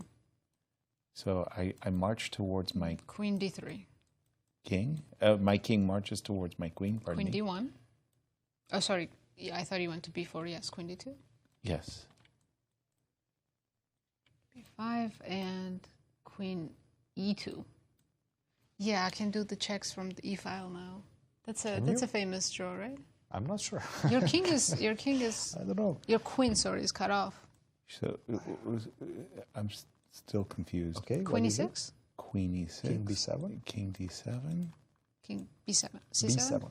Oh, Or okay, King B. I thought King B7 would King be B7, more Queen so. E4. Okay. Yeah, how do you stop? I'm giving you checks from the white squares. I There, see. Queen E8, yeah. So if I hide on A6, so Queen E4, King A6. Queen E2. I do have to give accurate Now I go checks. Queen B5. Maybe I should have gone Queen E6, right? Well, at a certain moment, we also have Oh, the yeah, I can just play possibility of D3 Queen or something. A8, right? We've Or got pushing the pawn, H3, D3, something. we've got something covered. Yeah, like 2 tempi before you threaten to push A8. Right. You can hide on A6. We'll give you that. But you are not threatening to promote in that case. And guys, they're Let's go. reaching the time trouble as well. 8 minutes against 7.5. Wow. We here in studio are challenged. Maurice in Sao Paulo, he's furiously studying the very same ending. And we still haven't come to definitive conclusions other than take the pawn with check, give as many checks as you can, and then reload. Yeah, Evil Bar tells us it's a draw, but at some point you do have to give accurate checks, or you will lose very fast. Michael Tal, in his Life and Times, Life and Games of Michael Tal, he's talking about a queen ending, and he's explaining, like this situation, you take the pawn, you give as many checks as you can, and then you can stop. Simple. and think what to do next. Is he going to take? Of course. She might not. He's going to take. Yeah. Munch. King E1. And he's going to give as many checks as he possibly can. And So, Maxime is up a pawn. First remarkably, you know, he started this queen ending a pawn down, but you could say he's made a lot of progress. What more could you have asked for? Right. Extra pawn. An extra pawn. But what you were saying was, okay, drive White's king literally up the board towards the promotion square. Keep checking on light squares because the queen is on A5 and won't be able to... Shouldn't be able to cover, to protect the check. And at some point you have to give diagonal checks because on the 7th rank there is queen C7, right? Right. But the queen E4 was working very well. Very, very nice. So the drawing mechanism is to keep checking the king, white king, all the way up the board, and the white king can't find safety. It's almost like you need, in a certain sense, you need your queen literally on B7 and put your king on B8, you know, so that you can cover with the queen on a check. Queen E3 check. Not the only move, Cristian, no, the current that's position? more or less the one best? way to get to the equality. Just the best hike the king up the board all the way to A6, which is the only place to hide. Right. As we did see that. And then push either H3 or D3. Right. So we can go maybe show that one more time. We'll probably see that. So check. Check. Yes. Check. Check. Check. Check. Check. King B4. Queen D2. Check. King B5. Queen E2. Now you have to go on the E file. And then let's say I find a way to hide. Check. And then as King soon as you go... B7. Now Queen E4 is a very important move. Yes. This. Only draw. And now King A6. And now we have D3, our right? H3 or D3. Both pawn moves are a draw. Enough. Both D3 and H3 will make a draw in time just because you don't have that extra tempo because you're not threatening to promote right now. Exactly. You need a few more moves to get to that promotion square. And in the meantime, I will create my own threats with the pass pawn. Yeah. I like the D3. Wow. Yeah. What a fight. A huge fight. Fantastic. Incredible. Well, because it's 6 points. It's a lot to play for. Maxime is saving 6 points. Exactly.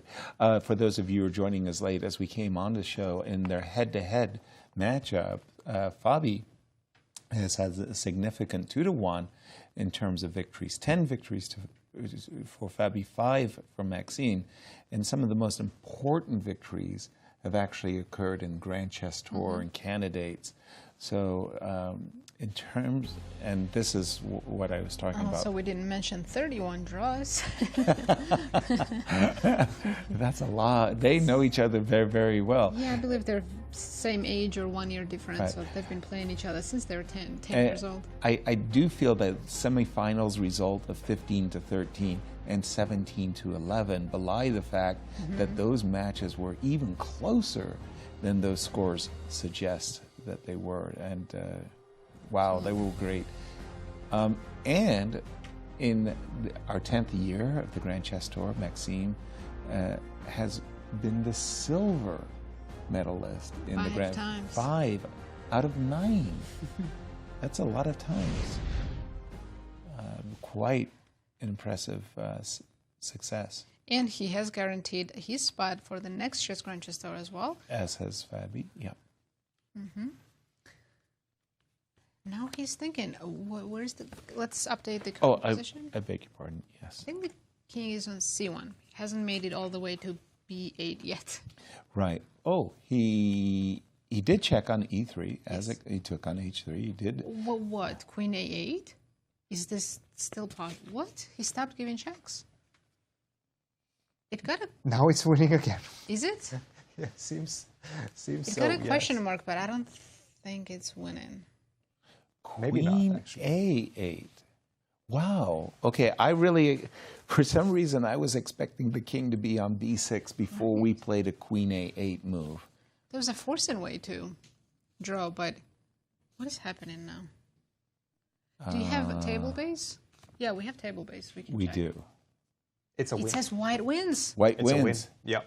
No, it says a win. Fabi wins right now. With 3 moves. 3 different moves. Queen E5, Queen G5, and Queen C7 are all winning. 3 winning. And they're the most Why did natural he give moves. checks? Why did he play Queen A8? He didn't see this idea of keeping the queen on the E file and giving checks from the E file. Just to let you know, there's a tab for you that... No, I know. Yeah, okay. Yeah. You're right. I don't even think that he didn't see the checks. He probably thinks this is an easy draw. Maurice, jump in. Not unexpectedly, a big blunder has occurred. It is so painful to play these queen endings. It just has a story that goes on and never ends. You think it's a draw, you think it's a win, you think it's a draw now, then suddenly somebody blunders. There's time pressure. He only had 4 minutes and 43 seconds on the clock. Let us please add that in as well. That's a major factor for this.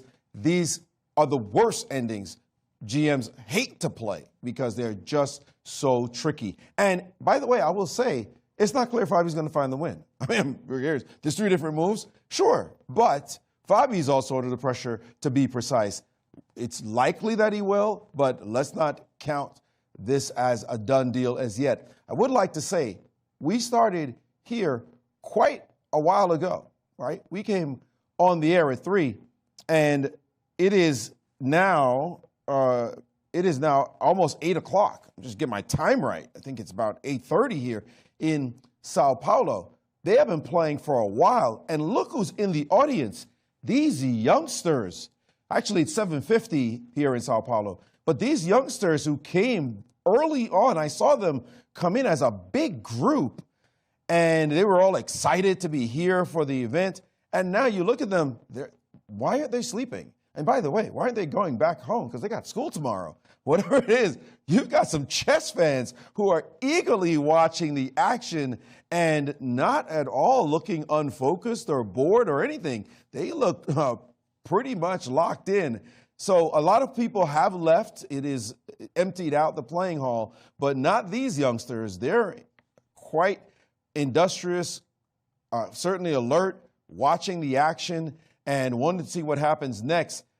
Maybe one of these kids will be a future grandmaster if they've got this kind of attention span and this ability to focus and on the love of the game. You never can tell. The Brazilian fans clearly love their chess. We do have some moves, Nazi. This is this moment where if we go one move back, only winning move after Queen B8, Queen C6 was King B1. Everything else is a draw. King B2, everything else is a draw. King B1 wins. Fabi plays it. He found it. Queen E4 check. And is there... Now King B2 only winning move, which he plays. Quickly. He's winning. He's finding all the right moves. Now, is it one of those cases where the pawn on D4 is in the way? Like if the pawn on D4 wasn't there, I would have a perpetual? Oh my God, yes. And Okay, so you go queen e2. Let's keep going. Let's keep going with these checks. Queen e2 check. No, Keep king giving these a3. checks. King a3, sure. Or king b3. Now white's queen is perfectly placed on b8. It Queen was on d3. a5 before. Yeah. Queen d3. Let's keep going. Queen d3 check? Sure. King a4. Queen. Okay, I didn't want to allow this many checks. Where should I go? Where do I go? Okay, queen c3. Queen b3. King c6. And queen d6 is coming, that's it. By the way, only winning move was king a3, not king b3, and he's played it in the current position? Oh, wow. Yeah. Wow. Why was king b3 not winning? Who knows? Queen d3. King b3 was I'm so still that perplexed by that variation move, that we're queen looking at A8. was not winning in the end. Yeah, and Fabi knows it. He's zigzagging with the king, making only moves. Wow. I don't know how he knows this. Queen a8. Oh, that was... I mean, this is devastating for MVL. He's defending for so well, and all of a sudden it's lost again. So the point is that we're zagging and zigging our king up the board. So Well, that not after... really. Queen d3 now. Queen to b3 is the only way What? to win it. What? Yes, after queen d3, queen b3 is the only move. Queen b3 is the only Queen move? b3 is the only move. It's still not that easy. So king a4 is not winning. King b4 is not winning. No. These Queen are not- b3 is the only move, and after queen e4, Yeah. Yeah. How do you improve? queen f7. Oh, come on. Yes. Queen It's probably Okay, so yeah. we still don't know how this game's going to end. we certainly don't know how this one is going to end. If you're telling me that queen... Why isn't king a4 winning? Queen a4, king a4 is not winning because of Table queen base c4. says it's a draw. Queen c4? Queen c4, yes. Yeah. King a5, queen c5. How did a moment ago I was... King a6. Yeah, King we're a6, so close. queen a3. King b5? King b7, and you start checks from f3 King b7, diagonal again. queen f3. The Yes. diagonal checks. Okay, but king b5 after queen a3. Queen b3. King... We could have gotten to this position Yeah. if you would have played king b3 instead of king to a3. Remember that moment. Okay, so king c5. Queen c3. You don't have d6. Oh, you do. You do, but I will still go queen g3. Yeah, and just checks. Yeah. The diagonal All right, checks. critical moment. Queen b3, only winning move. Big moment right now. Queen to b3, not an easy one to see, by the way. Come Yeah, on. we should zoom in on the players. Yes, I we think should see so. the I faces mean, of the players right now. King b4, and it's a draw once again. Oh, but neither of them know. They have no idea, of course. No. I'm sure they still think white is... Okay, do you have to give accurate check here? Queen c3 check? Pretty much every single check makes a draw. Okay. Every So single check right now is accuracy still a is draw. actually Right not now it's required, and insane, this is insane. I mean, You mentioned that Geary Wesley game. We're going to do that. No, exactly. And that was really, really... I've had some painful moments as a commentator, but that one really hurt. That one really stood out as kind of like a Hall of Fame moment. So is this close or? Yeah, this is close to our Hall of Fame. Close, We were having it during the Max DeLugie, Larry Oh, Christensen yes. But there, at least brevity. it ended with a win. Yes. How did Geary Wesley end? It ended in a win as well. He won. He won. Here we expect a draw, but again, Yeah. I'm We not don't know. calling We this. have no idea what's going to happen, right? My worst moment as a commentator, by the way. I mean, Yasser, you were convinced this is winning. I was. Yeah. Like 2 minutes ago, you were like, okay, show me how you make a draw. I don't believe you. I was. And then you see an extra check and you realize, oh, yeah, maybe I cannot escape, right? But it's just... Yeah, I mean... It's so difficult to understand. I think Fabi, at a certain moment, he reconciled himself to a draw when he saw the move d4. Then he suddenly surged again when he saw queen a8. And you think, okay, now I'm back to winning. Every single check makes a draw. Right Wow. now. Yeah. My worst moment as a commentator was Yubova has resigned against Vasily Ivanchuk in a king and pawn endgame that wasn't very clear. And Vasily came into the studio and explained why it was why he played the way he played. And I said, Vasily, not for me, but for the audience, could you please tell us why it was why it's a win for you, and why'd you have resigned? And he went, boop. I go, very, very nice. But for the audience, could you show us move by move by move by move? And he does it for 12 moves like this, talk, talk, talk, talk, talk, talk, talk. And I said, thank you. And he said, any good grandmaster would have seen it immediately.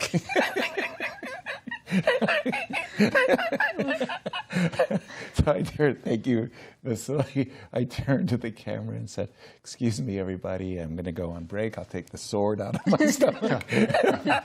Vasily is just implanted. And I took a break. Wasn't this how Ding lost his no-losses streak? He went like 100 moves, 100 games. Was it Wesley that defeated him in the Queen Endgame? What's the story you were mentioning, Yasser, from Tata Steel? Wasn't that Ding losing his streak? No, I was talking about Wesley and Anish. And Anish, okay. I always thought that it was Ding that lost. Yeah, he had a remarkable non. Look how Fabi is not taking the d4 pawn because it's covering the king. And queen g2 was the only correct check, and he's found it. Yes. Yeah, of course, queen f5 probably allows queen e5, and you don't want that. So, yeah, now Maxime's going to give these long diagonal checks. Yes, that's the key. It's so fun to see the body language of the players. Like you sometimes Maxime looks like, Maxime relaxed. I'm chill. I've got this. But it feels like he changes the body posture all the time. Sometimes he's tense when he's actually losing, and then he goes back to the drawing path, and he's back to relax. Yeah, I saw a kind of a jerky move there. It would time. No, it's not time because I'm seeing 7 minutes for Fabi. But it looked like he was almost nervous. Only 4 minutes for MVL. So. Queen g3 check? All checks makes it. Queen g5 is also fine. Queen g3 looks simple. Oh, he played queen g5. All checks make a draw. Oh, I would have played queen g7 check so I wouldn't lose the pawn. King if all so checks greedy. make it, thank so you. Greedy. Oh, you're being kind. Queen e3, queen g2. Queen e3 makes a draw. All checks make a draw. All checks. Queen g2, queen not g6. g4 though, not g4, queen not e4. G4, yes. There's one. Queen g2, queen g6, queen e3. Oh, our production team would be, we'd all celebrate Austin's birthday after queen. Ooh, that would be, ouch. Well, okay, queen g2. With a draw. Queen g2 check. Yeah, okay, now I think MVL can see that the checks don't run out. Mm-hmm. King does not hide.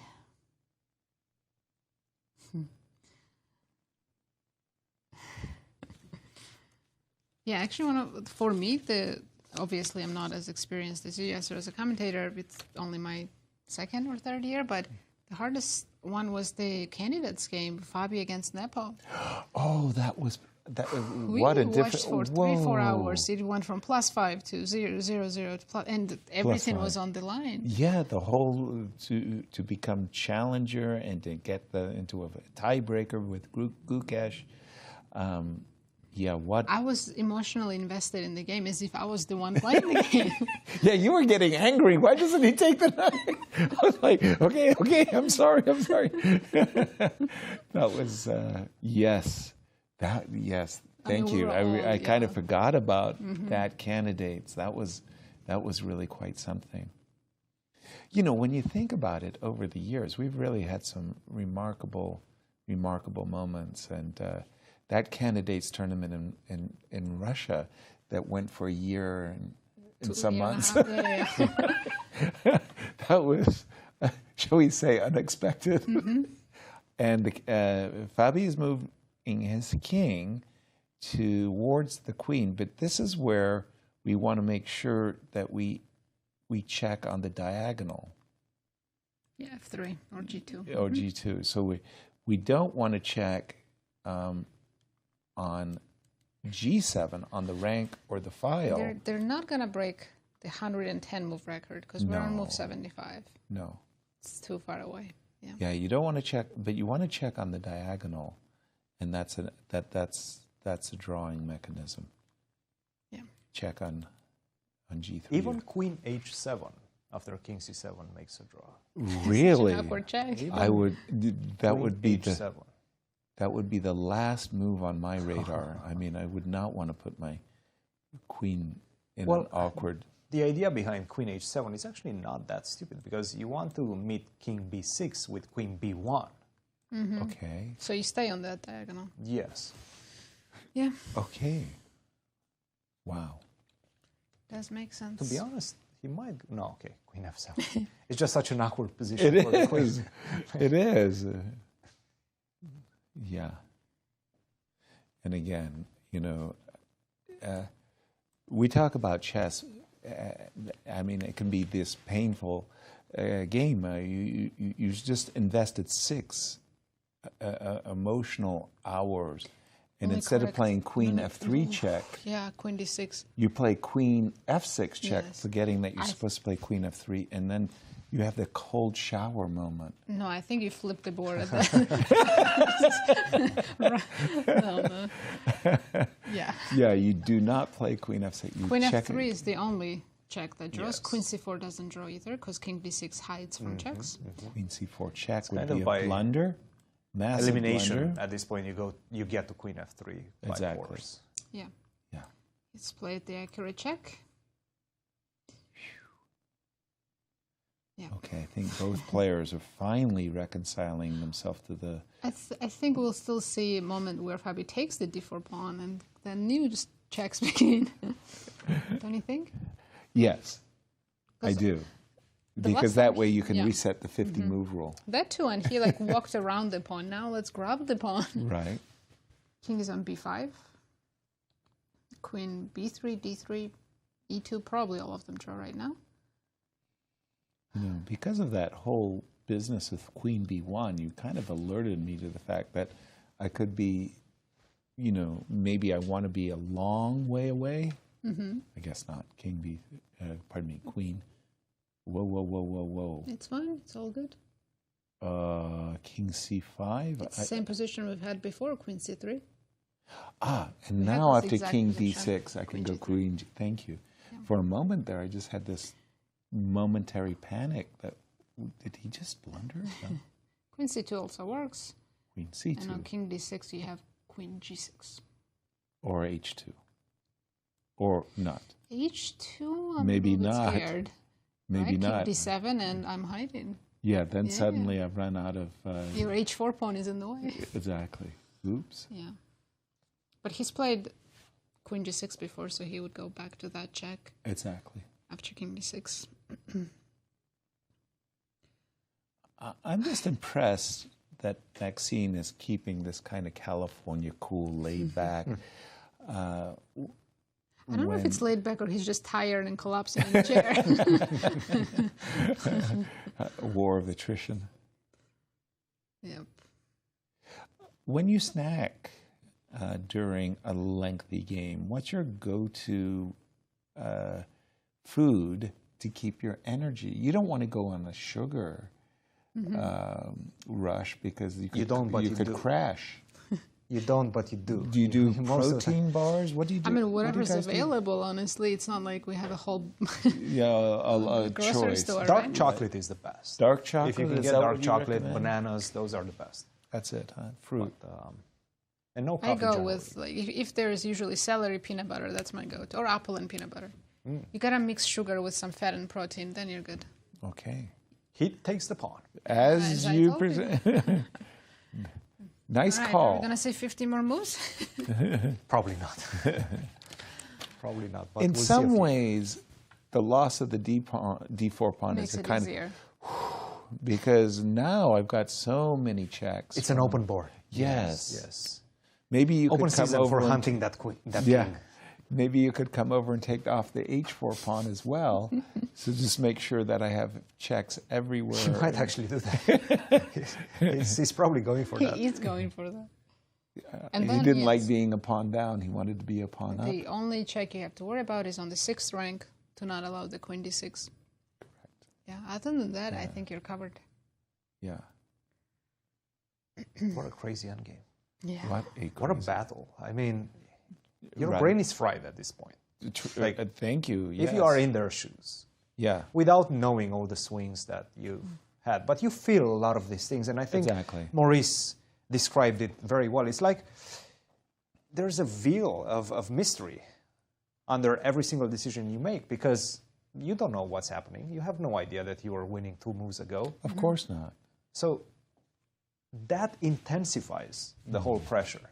Keep that for 6 hours. Yep. At the end of it, your brain is completely fried. Yeah.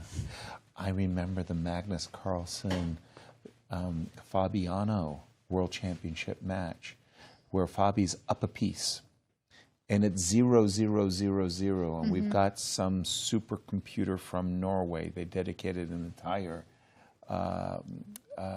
supercomputer, and the supercomputer is saying draw, draw, draw, and then suddenly and shockingly it says win.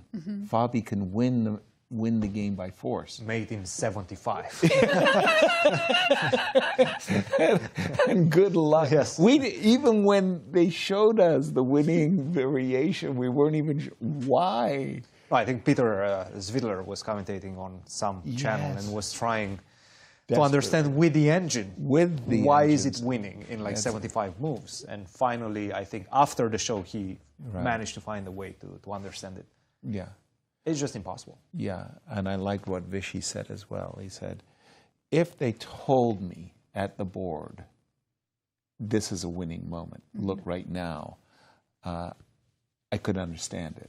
But without knowing that this was that key moment, it was impossible. But like you said, for sometimes Fabi even with knowing, it's still... it's still hard, yeah. And here we go. He's going to go over and grab the H4. Take the H4 pawn, yeah. But it's... Well, maybe Maxime is not giving it so easily. Well, you give checks from the 4th rank, so... I see one way to lose. Okay. Oh, I'm sure there's more than one way. Let's get that pawn on H4. Give us the failure mechanism. Let's get that pawn on H4. King G4. Yep. So King G4. Check. We can't go Queen F4. Yes, sir, Queen F4. Oh, no, that one loses. Check. Yes. Apologies. Okay, Fabi's going the other way, yes. But Queen E4, I guess. I don't know exactly what you want. Okay. Queen E3. Okay. Queen E2. Just get with the queen on H1 and the king on G4. So, yes. King H4, Queen H1, and King G4. We got that position. Yes, King G4. And now Queen G2 is losing. Really? Queen G3? Because of Queen G3. So you have to. And Queen I'm D1? checkmated somehow? I guess you don't have checks anymore. Queen E2? Well, Queen that E2? one goes for Queen F4. Queen E2, Queen F3. Probably. And after Queen E6? Or even King F5, and it's one of those, I'm threatening you with mate. Yeah, Queen F3, Queen F3. Queen F3. Let's go back to the current position. Okay, let me just refresh to the current position. Okay, King E7. Christian, if you could do your very best, and it's an epic, sum up this game for viewers who are joining us late. Well, it's been an absolute roller coaster. It was Fabiano that got an amazing prep on board.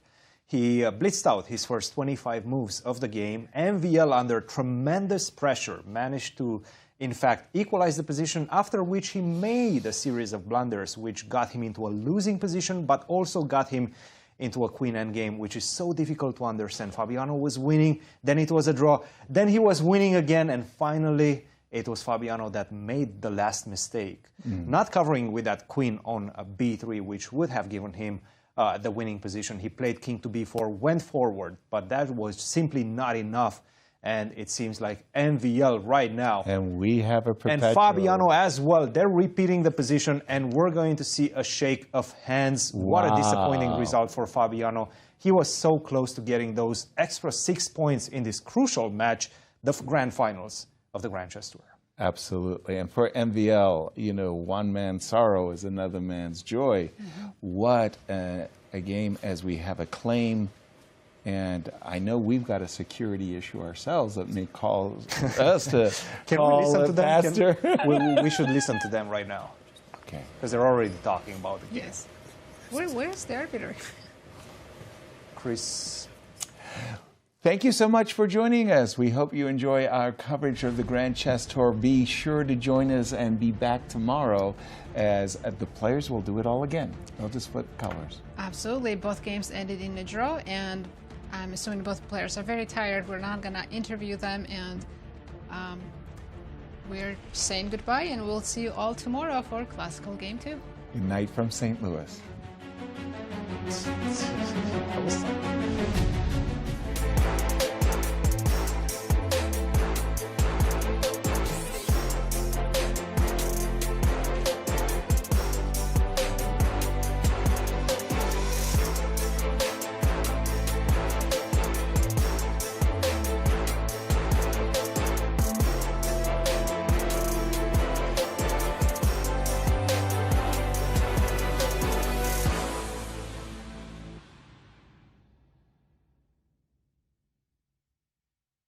This has been a presentation of the St. Louis Chess Club. Any reproduction or distribution of this content without the express written consent of the St. Louis Chess Club is prohibited.